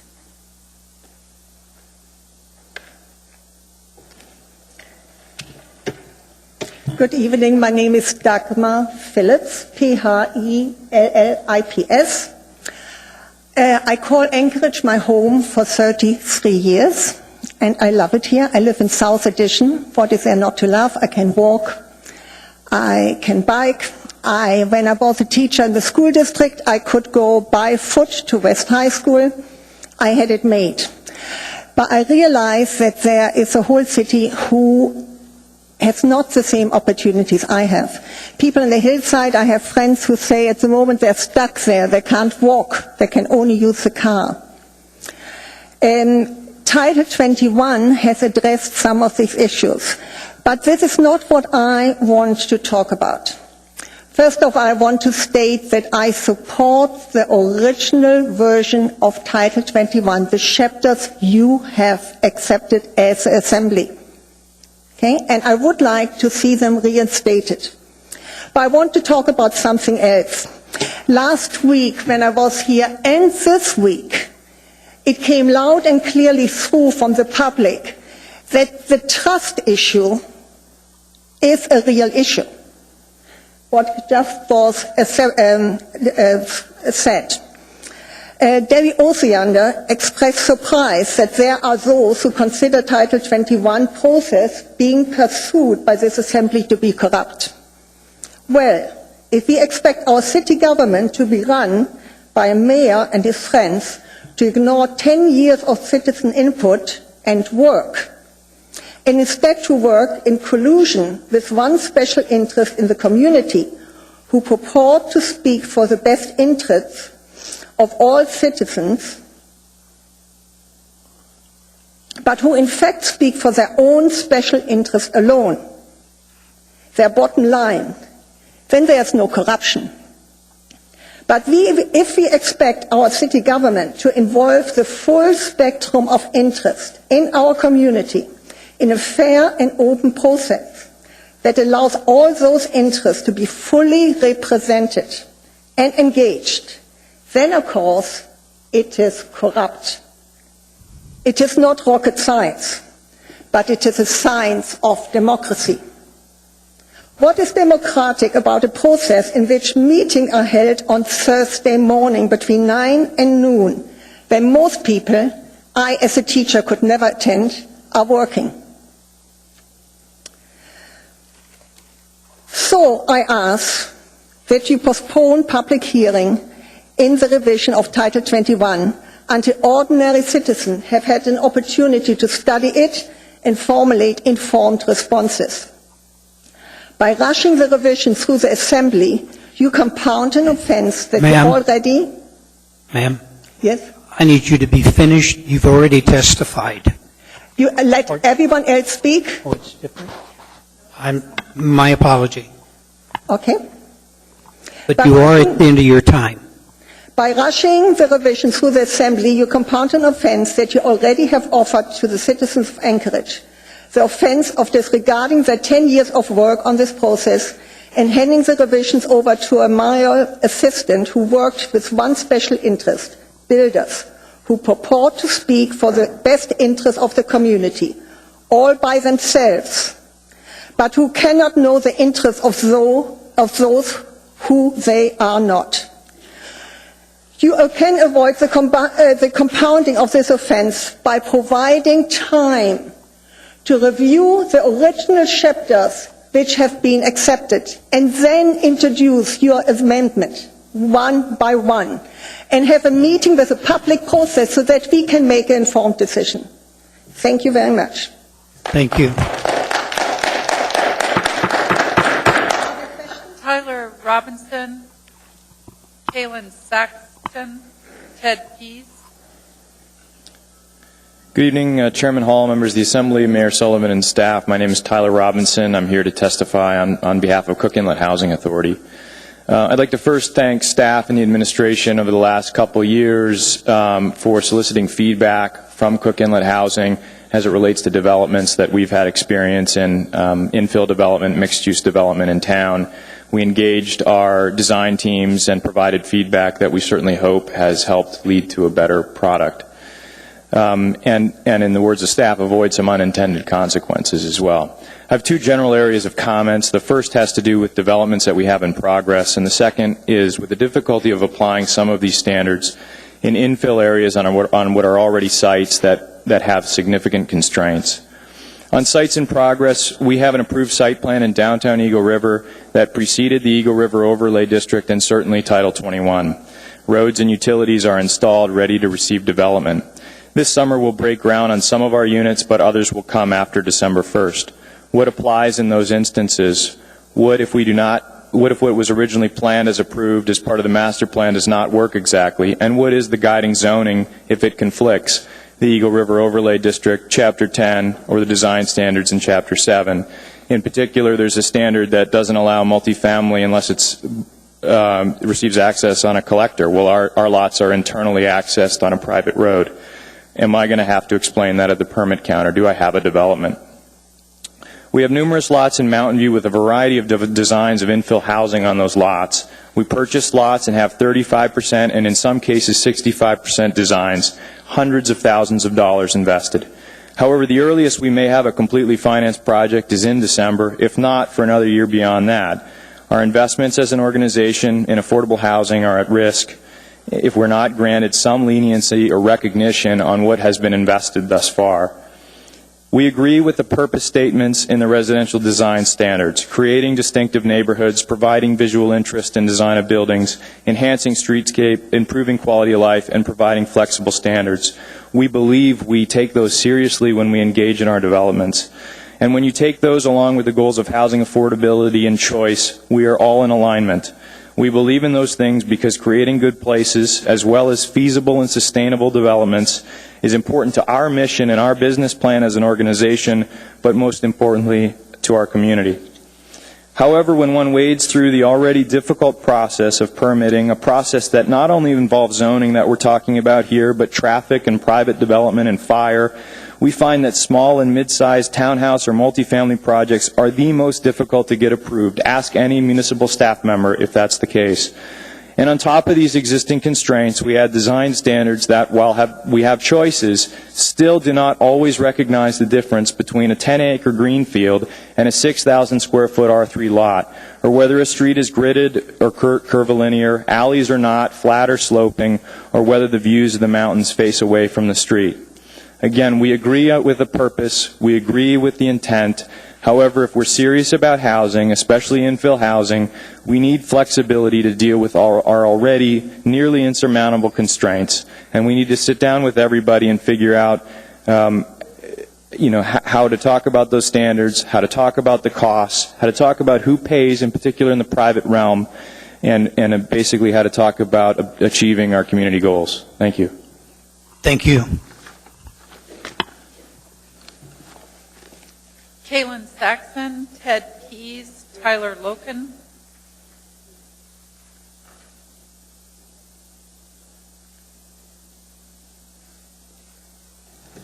Good evening. Good evening. My name is Kaylin Saxton, K-A-L-E-N-S-A-X-T-O-N. I lived in Anchorage 50 years. I've lived in a number of neighborhoods. I'm expecting at least one more move where I hopefully will age in place. I look forward to the Assembly's vote on Title 21. My experiences with this process started with the 2020 excitement, then the hard work of chapter by chapter revising the outdated, patched together Title 21, where one section refers to another who's been eliminated, and all the time that it took to sort through that. I didn't really dive in until there were some proposed changes that affected child care. I'm an early childhood educator, and that's my area of interest. There were some proposals that, some regulations that would affect child care businesses as any other business, and one was the required parking in the back, which wouldn't work when you're delivering children to a center that's set up to receive children at the front door. And there were some changes, proposed regulations lumped together, the business of family child care with the business of assisted living.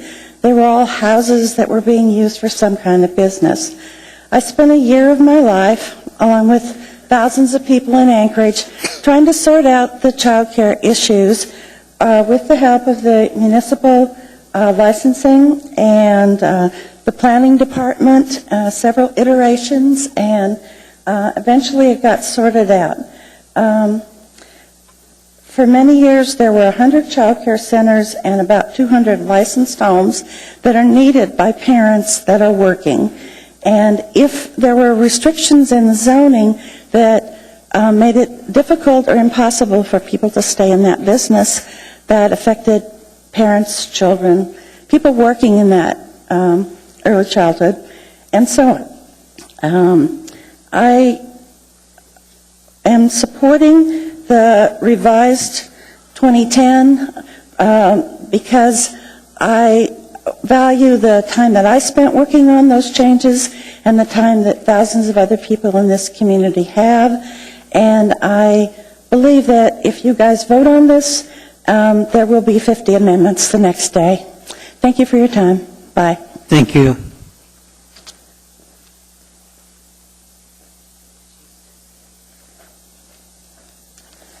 Hi, I testified previously on behalf of Rabbit Creek Community Council, and the clerk informed me by phone that I could comment on my own behalf as well. Who in the clerk's office did you talk to? Whoever answered the phone.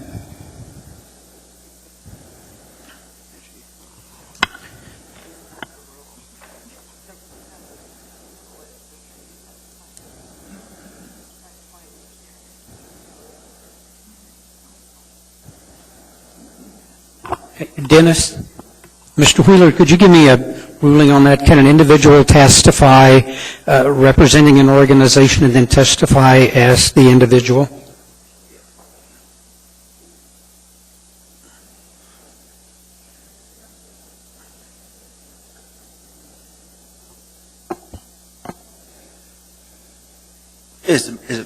Is it my understanding that she said that the clerk's office gave her an indication that she could do that?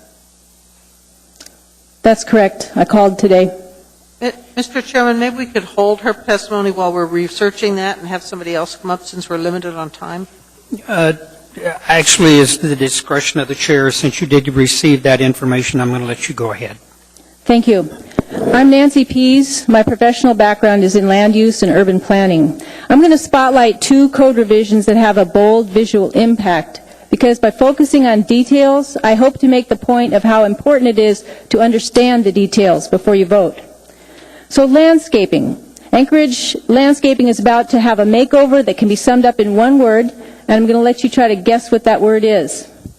Buffer landscaping is supposed to serve the purpose of integrating, and that's a quote, new or renovated development, and to visually enhance, and partly through the use of vegetation. But the new code doesn't seem to favor vegetation or integration. Have you guessed the word? The new look is fences.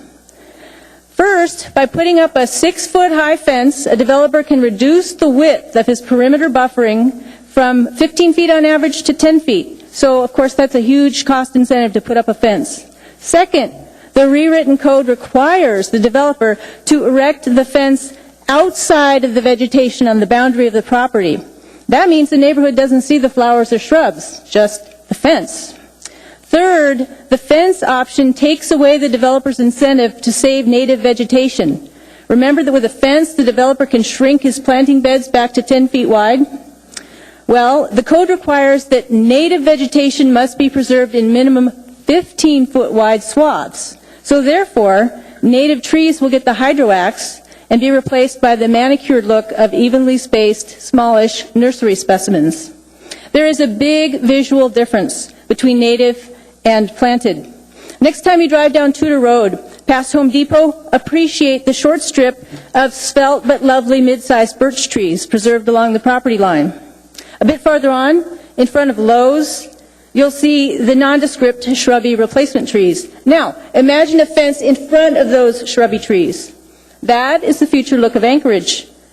A fence with a tree tip peeking over every 10 feet. As for the number of new trees per lot in new residential subdivisions, the way that part of code was reduced was particularly troubling to me. I attended the meeting in which the assembly chair put a question to the planning chair, whose day job is residential subdivisions and high-end home sales. How many trees, you do residential development was the question, how many trees do you want to require? The number had been 3 trees. The answer was 1 tree, and that became the code. There was no cost-benefit consideration, no photo comparison, no horticultural consideration, just a single opinion. So how does the public have any assurance that a decision based on one person's advice served the public interest and not self-interest? And if that's how 3 trees were reduced to 1, then how can we have assurances on the rest of the landscaping standards? So to protect the public interest in summation, I hope you'll let us go through the 800 pages at least through the end of February, and then have a public hearing in March after community councils have discussed this. And when this comes up before the Assembly, maybe you could consider the process used in 2006, which was to bring it up, the provisionally adopted plan, chapter by chapter, call for amendments wherever there's controversy, and allow the public to comment before voting on each. Thank you. Okay. Thank you. Ted Pease, Tyler Loken, Stacy, Dean.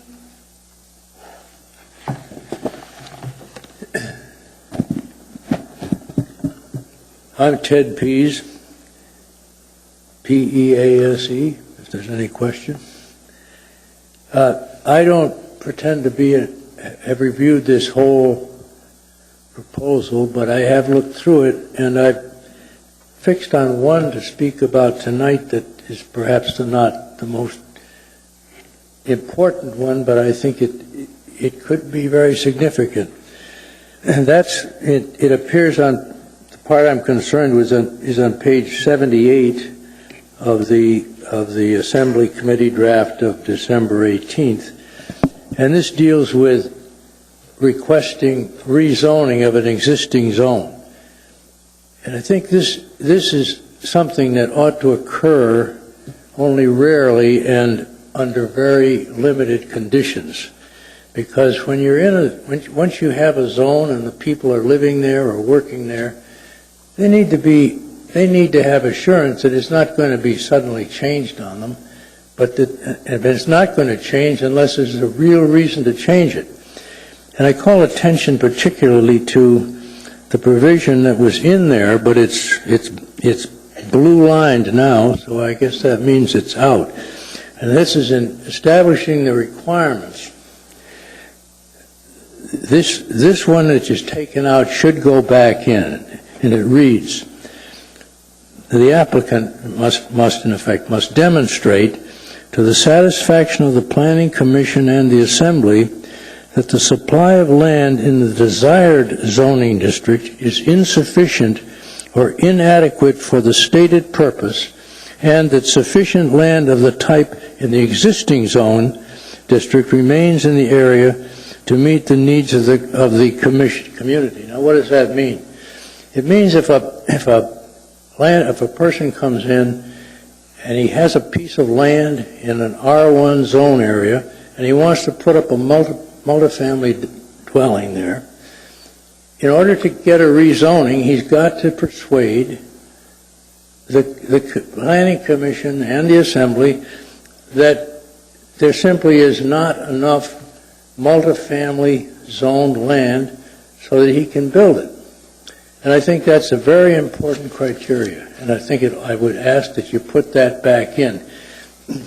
It should not be enough for a person to come in and say, well, I've got this land and I could make more money on it if I put it in multifamily, and so please change this and so zoning so that it allows multifamily. While around elsewhere there are plenty of multifamily zoned areas where he could put up his building. So I urge you to put that provision back in. And now is that the end of my time? Mr. Honeman? Sir, you have a real short point to make in summation? Well, I was going to speak to Assemblyman Trombley's concern about the cost of these various amenities and changes, but if I've run out of time, I guess I'll. Okay. Could I just make a quick point? Yeah, quick point.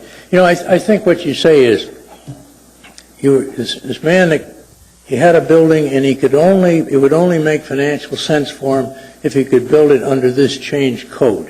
And you said, well, if you don't let him build it, then where are the people going? What are the people going to rent? And if you make it more expensive, they can't afford it. Well, in time, these costs go up, and the rents will go up, and the market, there'll be enough market pressure, so this will change. And the housing will be built, the price will be paid. It's what happened with, for example, undergrounding electric cable. I've been here a few decades, and when I came here, there was no such thing, and then it finally became a requirement, and now it's put in every subdivision, and of course it increases the cost, but it's cheaper than trying to go back and do it after the fact. Okay, thank you. I would just make one more comment. I believe I've been informed. I need this to be quick. Yeah, there are maybe half a dozen people in the audience who have not signed up, and they've come here and they want to testify, and they've been told they can't testify. The list's been withdrawn, and I'd suggest you might consider letting them have a chance. Thank you. Thank you. Tyler Loken, Stacy Dean, Carolyn Bolar,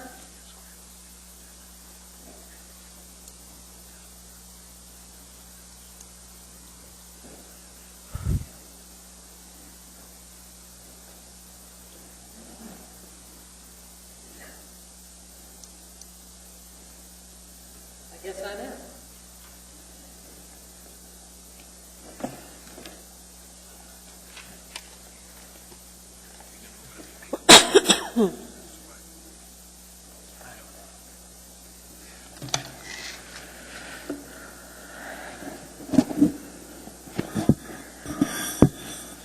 ahead.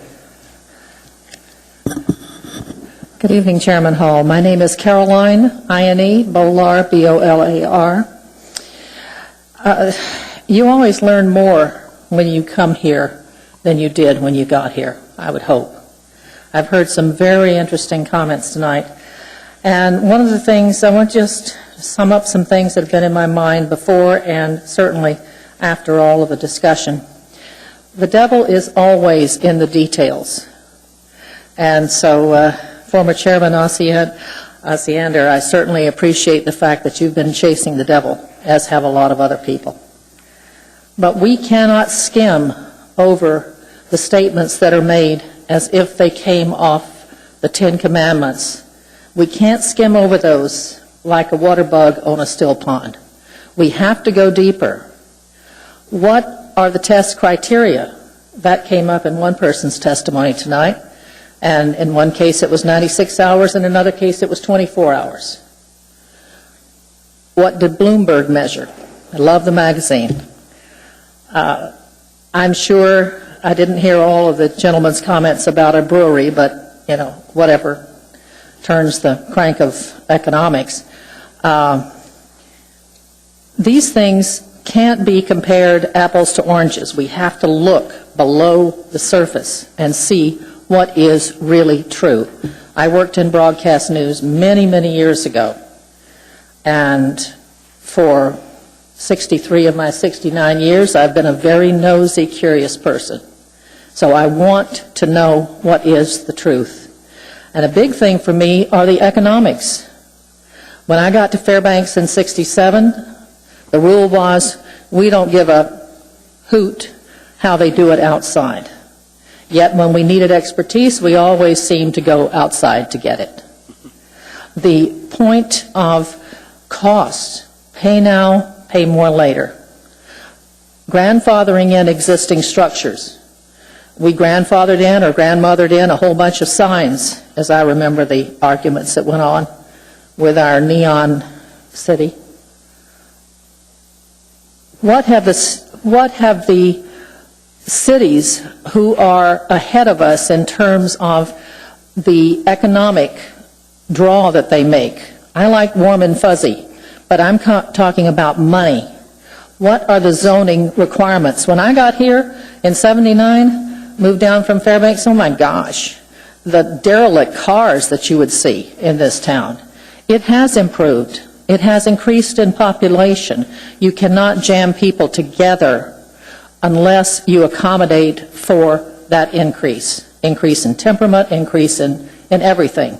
So it's very important that we look to see what have others done that have made them successful, so that we too can be successful. Thank you.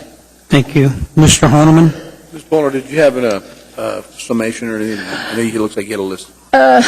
Just a real quick summary. Not so much. A couple of comments. Someone said Anchorage is beautiful. Some said Anchorage is not so beautiful. How something looks is based upon where you came from and how long you've been there. So for people that grew up here and people who came here years ago, one reason I wouldn't want to walk in this town and certainly not drive is people are texting now. You take your life in your hands with just riding around in your own car. So a lot of things are changing, and those changes have to be accommodated. We can't want to do it the way it used to be done. And again, I say look at the opportunity costs. By not acting now, we're going to be paying for it. Thank you.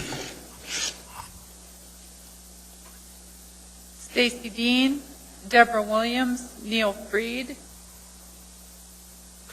Ms. Dean had to leave.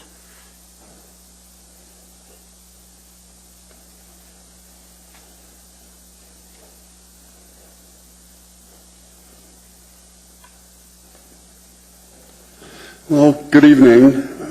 I don't know if it's good to be here or not, but thank you for giving me the opportunity. I'm going to talk about a very, very narrow issue here, and that's B1A. And the reason why I'm so interested in that is because, well, there's a lot of different reasons, but the biggest reason is because I live right next to a B1A zone property, and we've been very good neighbors to each other for a very, very long time. There's a lot of B1A property in our neighborhood, and what I understand is at this point, or at this time, B1A can go, the height limits are now 25 feet. Planning and zoning proposed to go up to as high as 60 feet. I think that proposal was rejected, and now it's somewhere between 30 and 40 feet, and that worries me a little bit, especially if it's just 30 feet, it doesn't worry me very much, but I don't quite understand the whole thing. But I understand that you can incentivize up to 40 feet, which would mean basically potentially two more stories on B1A property. Right now, the three properties that are closest to my neighborhood, two of them are 1 story high, and the other one is 1 story high, and 2/3 of it is 1 story high, and 1/3 is 2 stories high. If that were to go up to 4 stories, that would dramatically change where I live and where a lot of people live surrounding two of those properties. So I'm just hoping that you consider that. I'm not exactly sure what is being proposed, but I think in most cases 40 feet and even 35 feet would be too high, at least in the B1A properties where I live. 30. It is 30, and there are no options to go higher? Page 283, Chapter 6. So it is just 30. Well, I'm going to have to look at, there's incentives, so. Yeah, and I do worry about those incentives. If they can go higher, that would really sort of change the nature of that mixed use, which I think is great. I mean, it's a wonderful, I shouldn't say addition to our neighborhood, because it's been there for a very, very long time. But if it went up much higher than where it is today, it would change the equation completely. Thank you. Thank you. Deborah Williams, Tim Potter, Rachel Colvard.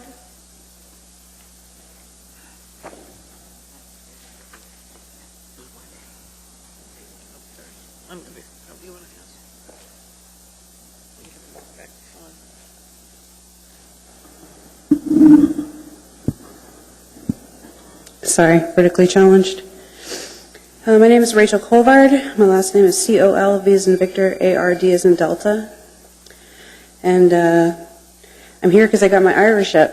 And somebody put a bug in my ear about this tonight. And I went online, and I understand that you all have been at this for a very long time.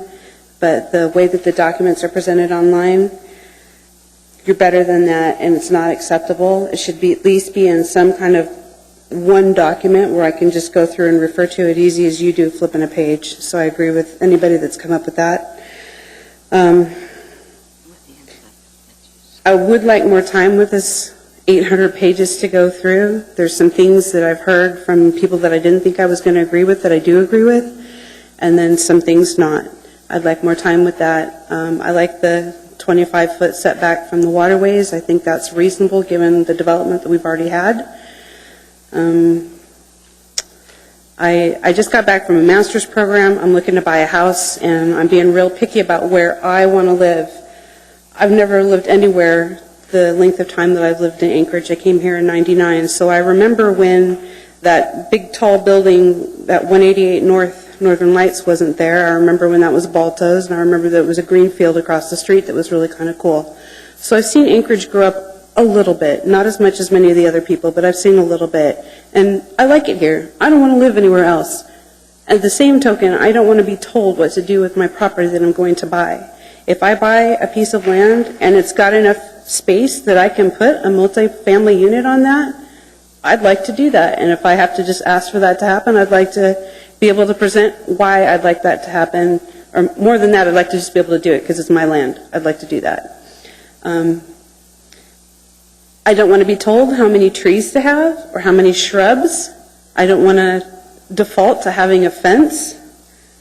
You know, it will be my land to do with as I choose. I don't want to be told that I can't have a snout house.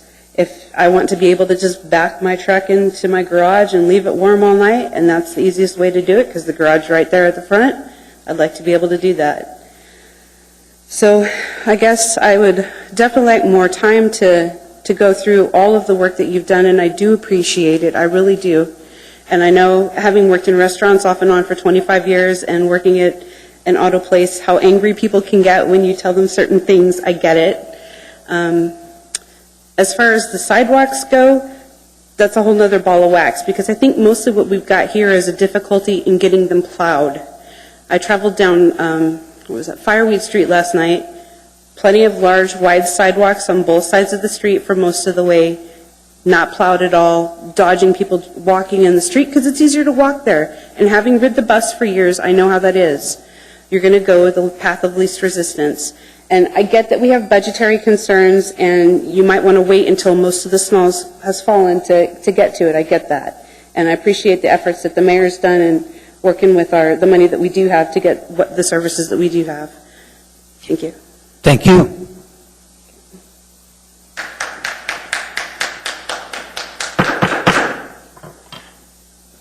Tim Potter, Hugh Brown, Kyle Stevens. Good evening. Good evening. My name is Tim Potter. Now that I've said that, I'm going to hold up the existing Title 21. And, you know, Ruth built a stadium, and Zamorello, for the most part, built this document. And Lee Baker got a couple of chapters in there, too. So, with that said, it is a difficulty document. It's been basically unchanged in format since its inception. But tonight I wanted to say, wow, this has been a long journey. It's been over a decade. We should all be a little bit tired. The staff ought to be exhausted, and they don't get as much credit as they deserve.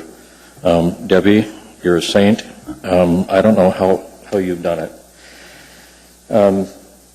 Note to Anchorage. As I learn things, I try and put little notes in my head. And note to Anchorage, never do it this way again. Take the top 5 or 6 items or issues, deal with those, address them as you can, and you'll likely hit about 80% of the key issues. And what frustrates me the most, and is so important to learn from this history, is that we have lost a decade, over 10 years of having increased landscaping, reduced parking and pavement, better operations of connectivity, all kinds of things, because we've wasted a full 10 years dinking around when we should have taken the top 5 or 6 things, adjusted the code, and then gone on to do things. For God's sakes, we're 2 years over the halfway mandatory review period for the 2020 plan. How did we do this? Part of it's that we don't fund adequately to staff and get these things done, and we don't kick ourselves in the butt to make sure we hold ourselves accountable. One other observation. Economic feasibility and sustainability are very important factors associated with land use regulations, and I would say that the provisionally adopted chapters did not adequately take into account sustainability and the economic impacts and the feasibility associated with economics of those visionary improvements that were associated with it. And they're very effective, and I wish Neil Fried would have commented. Key items I want to go forward with are effective date. I would agree with Tyler Robinson that, in fact, the effective date for actual implementation of this should be December 1st, 2014, because there are a variety of projects, large and small, that have gone partway through the process, spent a lot of money, and they would be upset and turned upside down drastically. The other key thing about this is that I think there's going to be an awful lot learned, because you ought to have the option to either use what the Assembly approves in the interim, or use the existing code until December 1st, 2014. You will see a variety of people, as even a couple testified tonight, will look at both and figure out which one works for them the best. And in that process, we're going to be doing a lot of testing that will allow us to find a lot of the glitches that are in this code, because it's a very complicated document. The OOPS clause, I've talked about this for quite a while. It is somewhat effectively in the code, and I hope it stays there. And that's to accommodate the fast, effective way to correct code problems when unanticipated or unintentioned impacts become very apparent. Mr. Training. Tim, please continue. Shirley. I'll try and wrap it up real quick, but I got a few more specifics. Alternative design solutions. One of the things that happens when you have very specific codes and regulations is that sometimes you can dim creativity. And I'll say that what we do have now in a number of the chapters and the regulations is that we've got an alternative means and methods approach, which allows you to go through a higher standard review process. And if you think you have the greatest mousetrap and you want to go through the expense of the time to show the community that it's the right way to do it, you get that opportunity now instead of being just told no. The shortage of industrial land in Anchorage and the need to create an industrial reserve in South Anchorage, in my opinion, is based upon a garbage-in analysis and study that was unsupported in rational arguments and or facts. That was somewhat proved out as the consultant that did the commercial land review and inventory study was asked to try and reconcile the differences between what came out of their study and what came out of the industrial study. And they said they could not repeat or come up with the same shortfall or shortage of industrially zoned land as part of their review. That the growth rates and compounded growth rates that were used by the consultant were unrealistic and inappropriate. So I think that needs to be taken into account, especially as we go into the land use plan map stage of this process, which will be your next fun event. Because when you start mapping people's property on a map and they can see what you're going to do to their property, that's when they get really excited. So this exercise has been really nothing. I support the proposed approaches for meeting the pressing housing needs that we have from an affordability and just the relative availability of housing. That would be the accessory dwelling units, mixed use, R4A zone, which I think is very important, and the small lot and cluster housing portions of the ordinance that have been put in. Lastly, community meetings. I contested the prospect of having separate and distinct developer organized and operated facilitated meetings.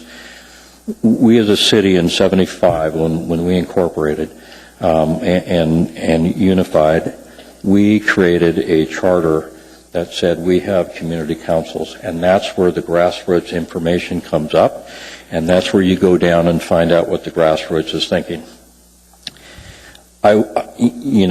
They're challenged enough. The Federation is funded to probably less than 50% of what they were funded for years and years. When they were very active, they were able to educate the community councils, members of the public, be able to send out notices, be that communication link, all those things. So without that funding, they become less effective. It's more difficult for the community councils to operate.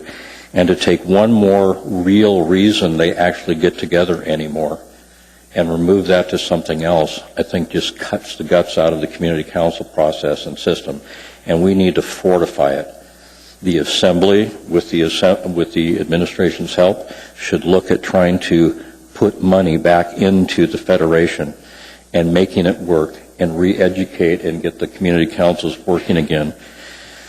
I do, however, have an issue, and that's when they choose not to meet during the summers and they take the time off. That's their choice. They chose that. And their choice of not meeting should not mean that the project or an approval process can't start up until they're back. That's basically my pitch. What about the argument from some people that we should just throw this out and start over again? You know how long this has been going on? You know, and I've been here that long. You really think we need to throw it out and start over again? The whole thing? Yes. I know. Only if you would take the top 5 or 6 things and get those approved in the next 30 days. The discussion in the community has been good and it's been healthy. The last two hearings, including tonight, have been very healthy. I understand the points that all sides are making. The gentleman that got up and talked about having skin in the game at this meeting, not the last meeting, is absolutely correct. The 2020 plan, and hopefully Sheila's still here, is really a bold, visionary, directive statement for the community of where we want to go.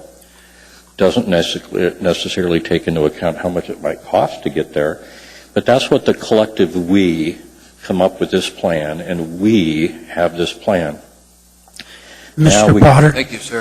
Now we try and implement it with Title 21, real quick.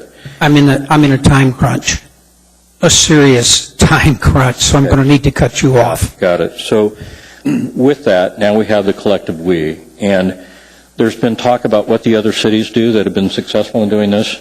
The collective we in those cities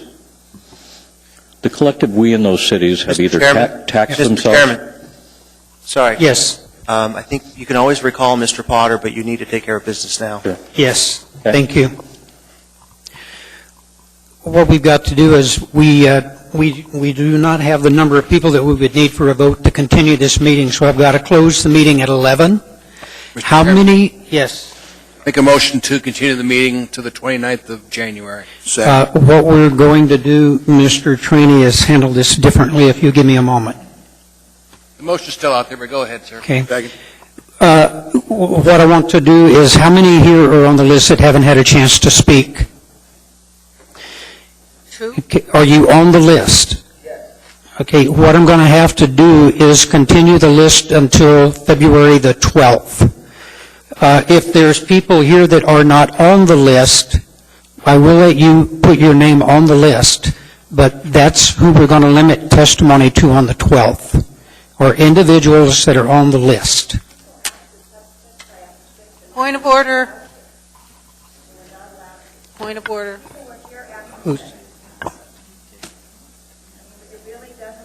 Mr. Chairman, I couldn't hear you. People were talking. What I said was individuals that are here whose name is on the list that we didn't get to because we've got adjourn at 11, and individuals that came here to testify that did not get on the list. How many of you are here that are not on the list? I can't help anybody that left. All I can do is deal with individuals that are here. Mr. Chairman, we have a motion on the floor. Mr. Trainee. Call the question motion on the floor, Mr. Chairman. Let's get that one done first, sir. Okay. And the motion on the floor is to continue the public hearing to the 29th of January. Mr. Trainee, my issue with the 29th of January is that agenda is just buried. The 12th. You could have our meeting start at 3 o'clock. You could have our meeting at 2 o'clock if you want, sir. You could start your chairman. You can start any time you want. I would prefer to carry it to the 12th. That's fine. I'll second that amendment. Okay. And Ms. Osiander? Waiting to speak to the motion. Yes. Mr. Trainee, I need some clarity. The chair said that we could continue with the number of people who are still on the list, which looks like it's maybe 4 or 5. I'm happy to do that on the 29th. Is your motion to open it up to everybody on the 29th, or to do as the chair suggested? Ma'am, there were here some people that were here earlier that left. I would like to allow them the opportunity to testify. So I would like to open it up to anybody that gets here by the next time we have a meeting, ma'am. Okay. Yes, Madam Clerk. Okay, we currently have a motion on the floor to continue the public hearing until the 29th. No, we amended that to the 12th. And an amendment to that motion to continue the public hearing until the 12th. 1 minute's not going to matter. So you can vote on the amendment. Could I have one more discussion on this? Yes, you may, Ms. Osiander. I would prefer to do it on the 29th for a limited period of time rather than to go to the 12th, in the interest of getting through this. if there are some things that we have to do on the 29th, could we do them first and then do this? Things like the Government Hill Plan, Mr. Chairman, I don't think that that's time sensitive. Okay. Let's get a clear motion on, number one, when we're going to do it, and number one, who we're going to allow to testify. So the clear motion, Mr. Chairman. Continue this meeting to the 29th, sir. Second. And who you're going to allow to testify. Anybody, sir. Just start the meeting an hour early and get it done with that. That'll clear up anybody that's out here that's not here tonight that wants to testify, Mr. Chairman.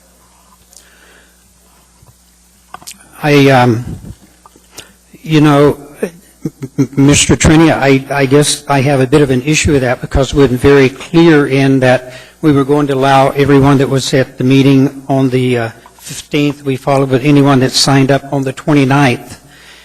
And you're proposing to open it back up to anyone that wants to testify? Yes, sir.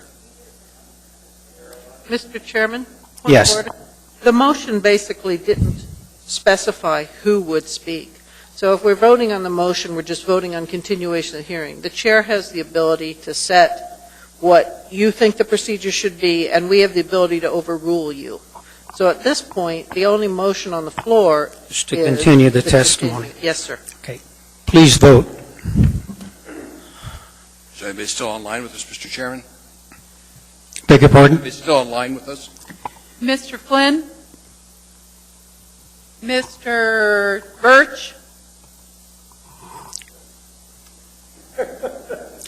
Mr. Starr? Apparently we lost her.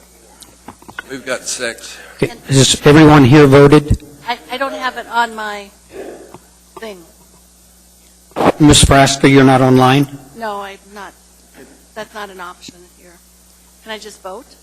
Just say. Yes. Yes.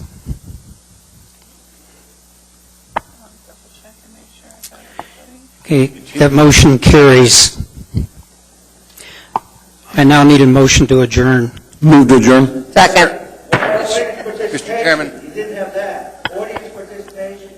We have to close the meeting at 11 o'clock.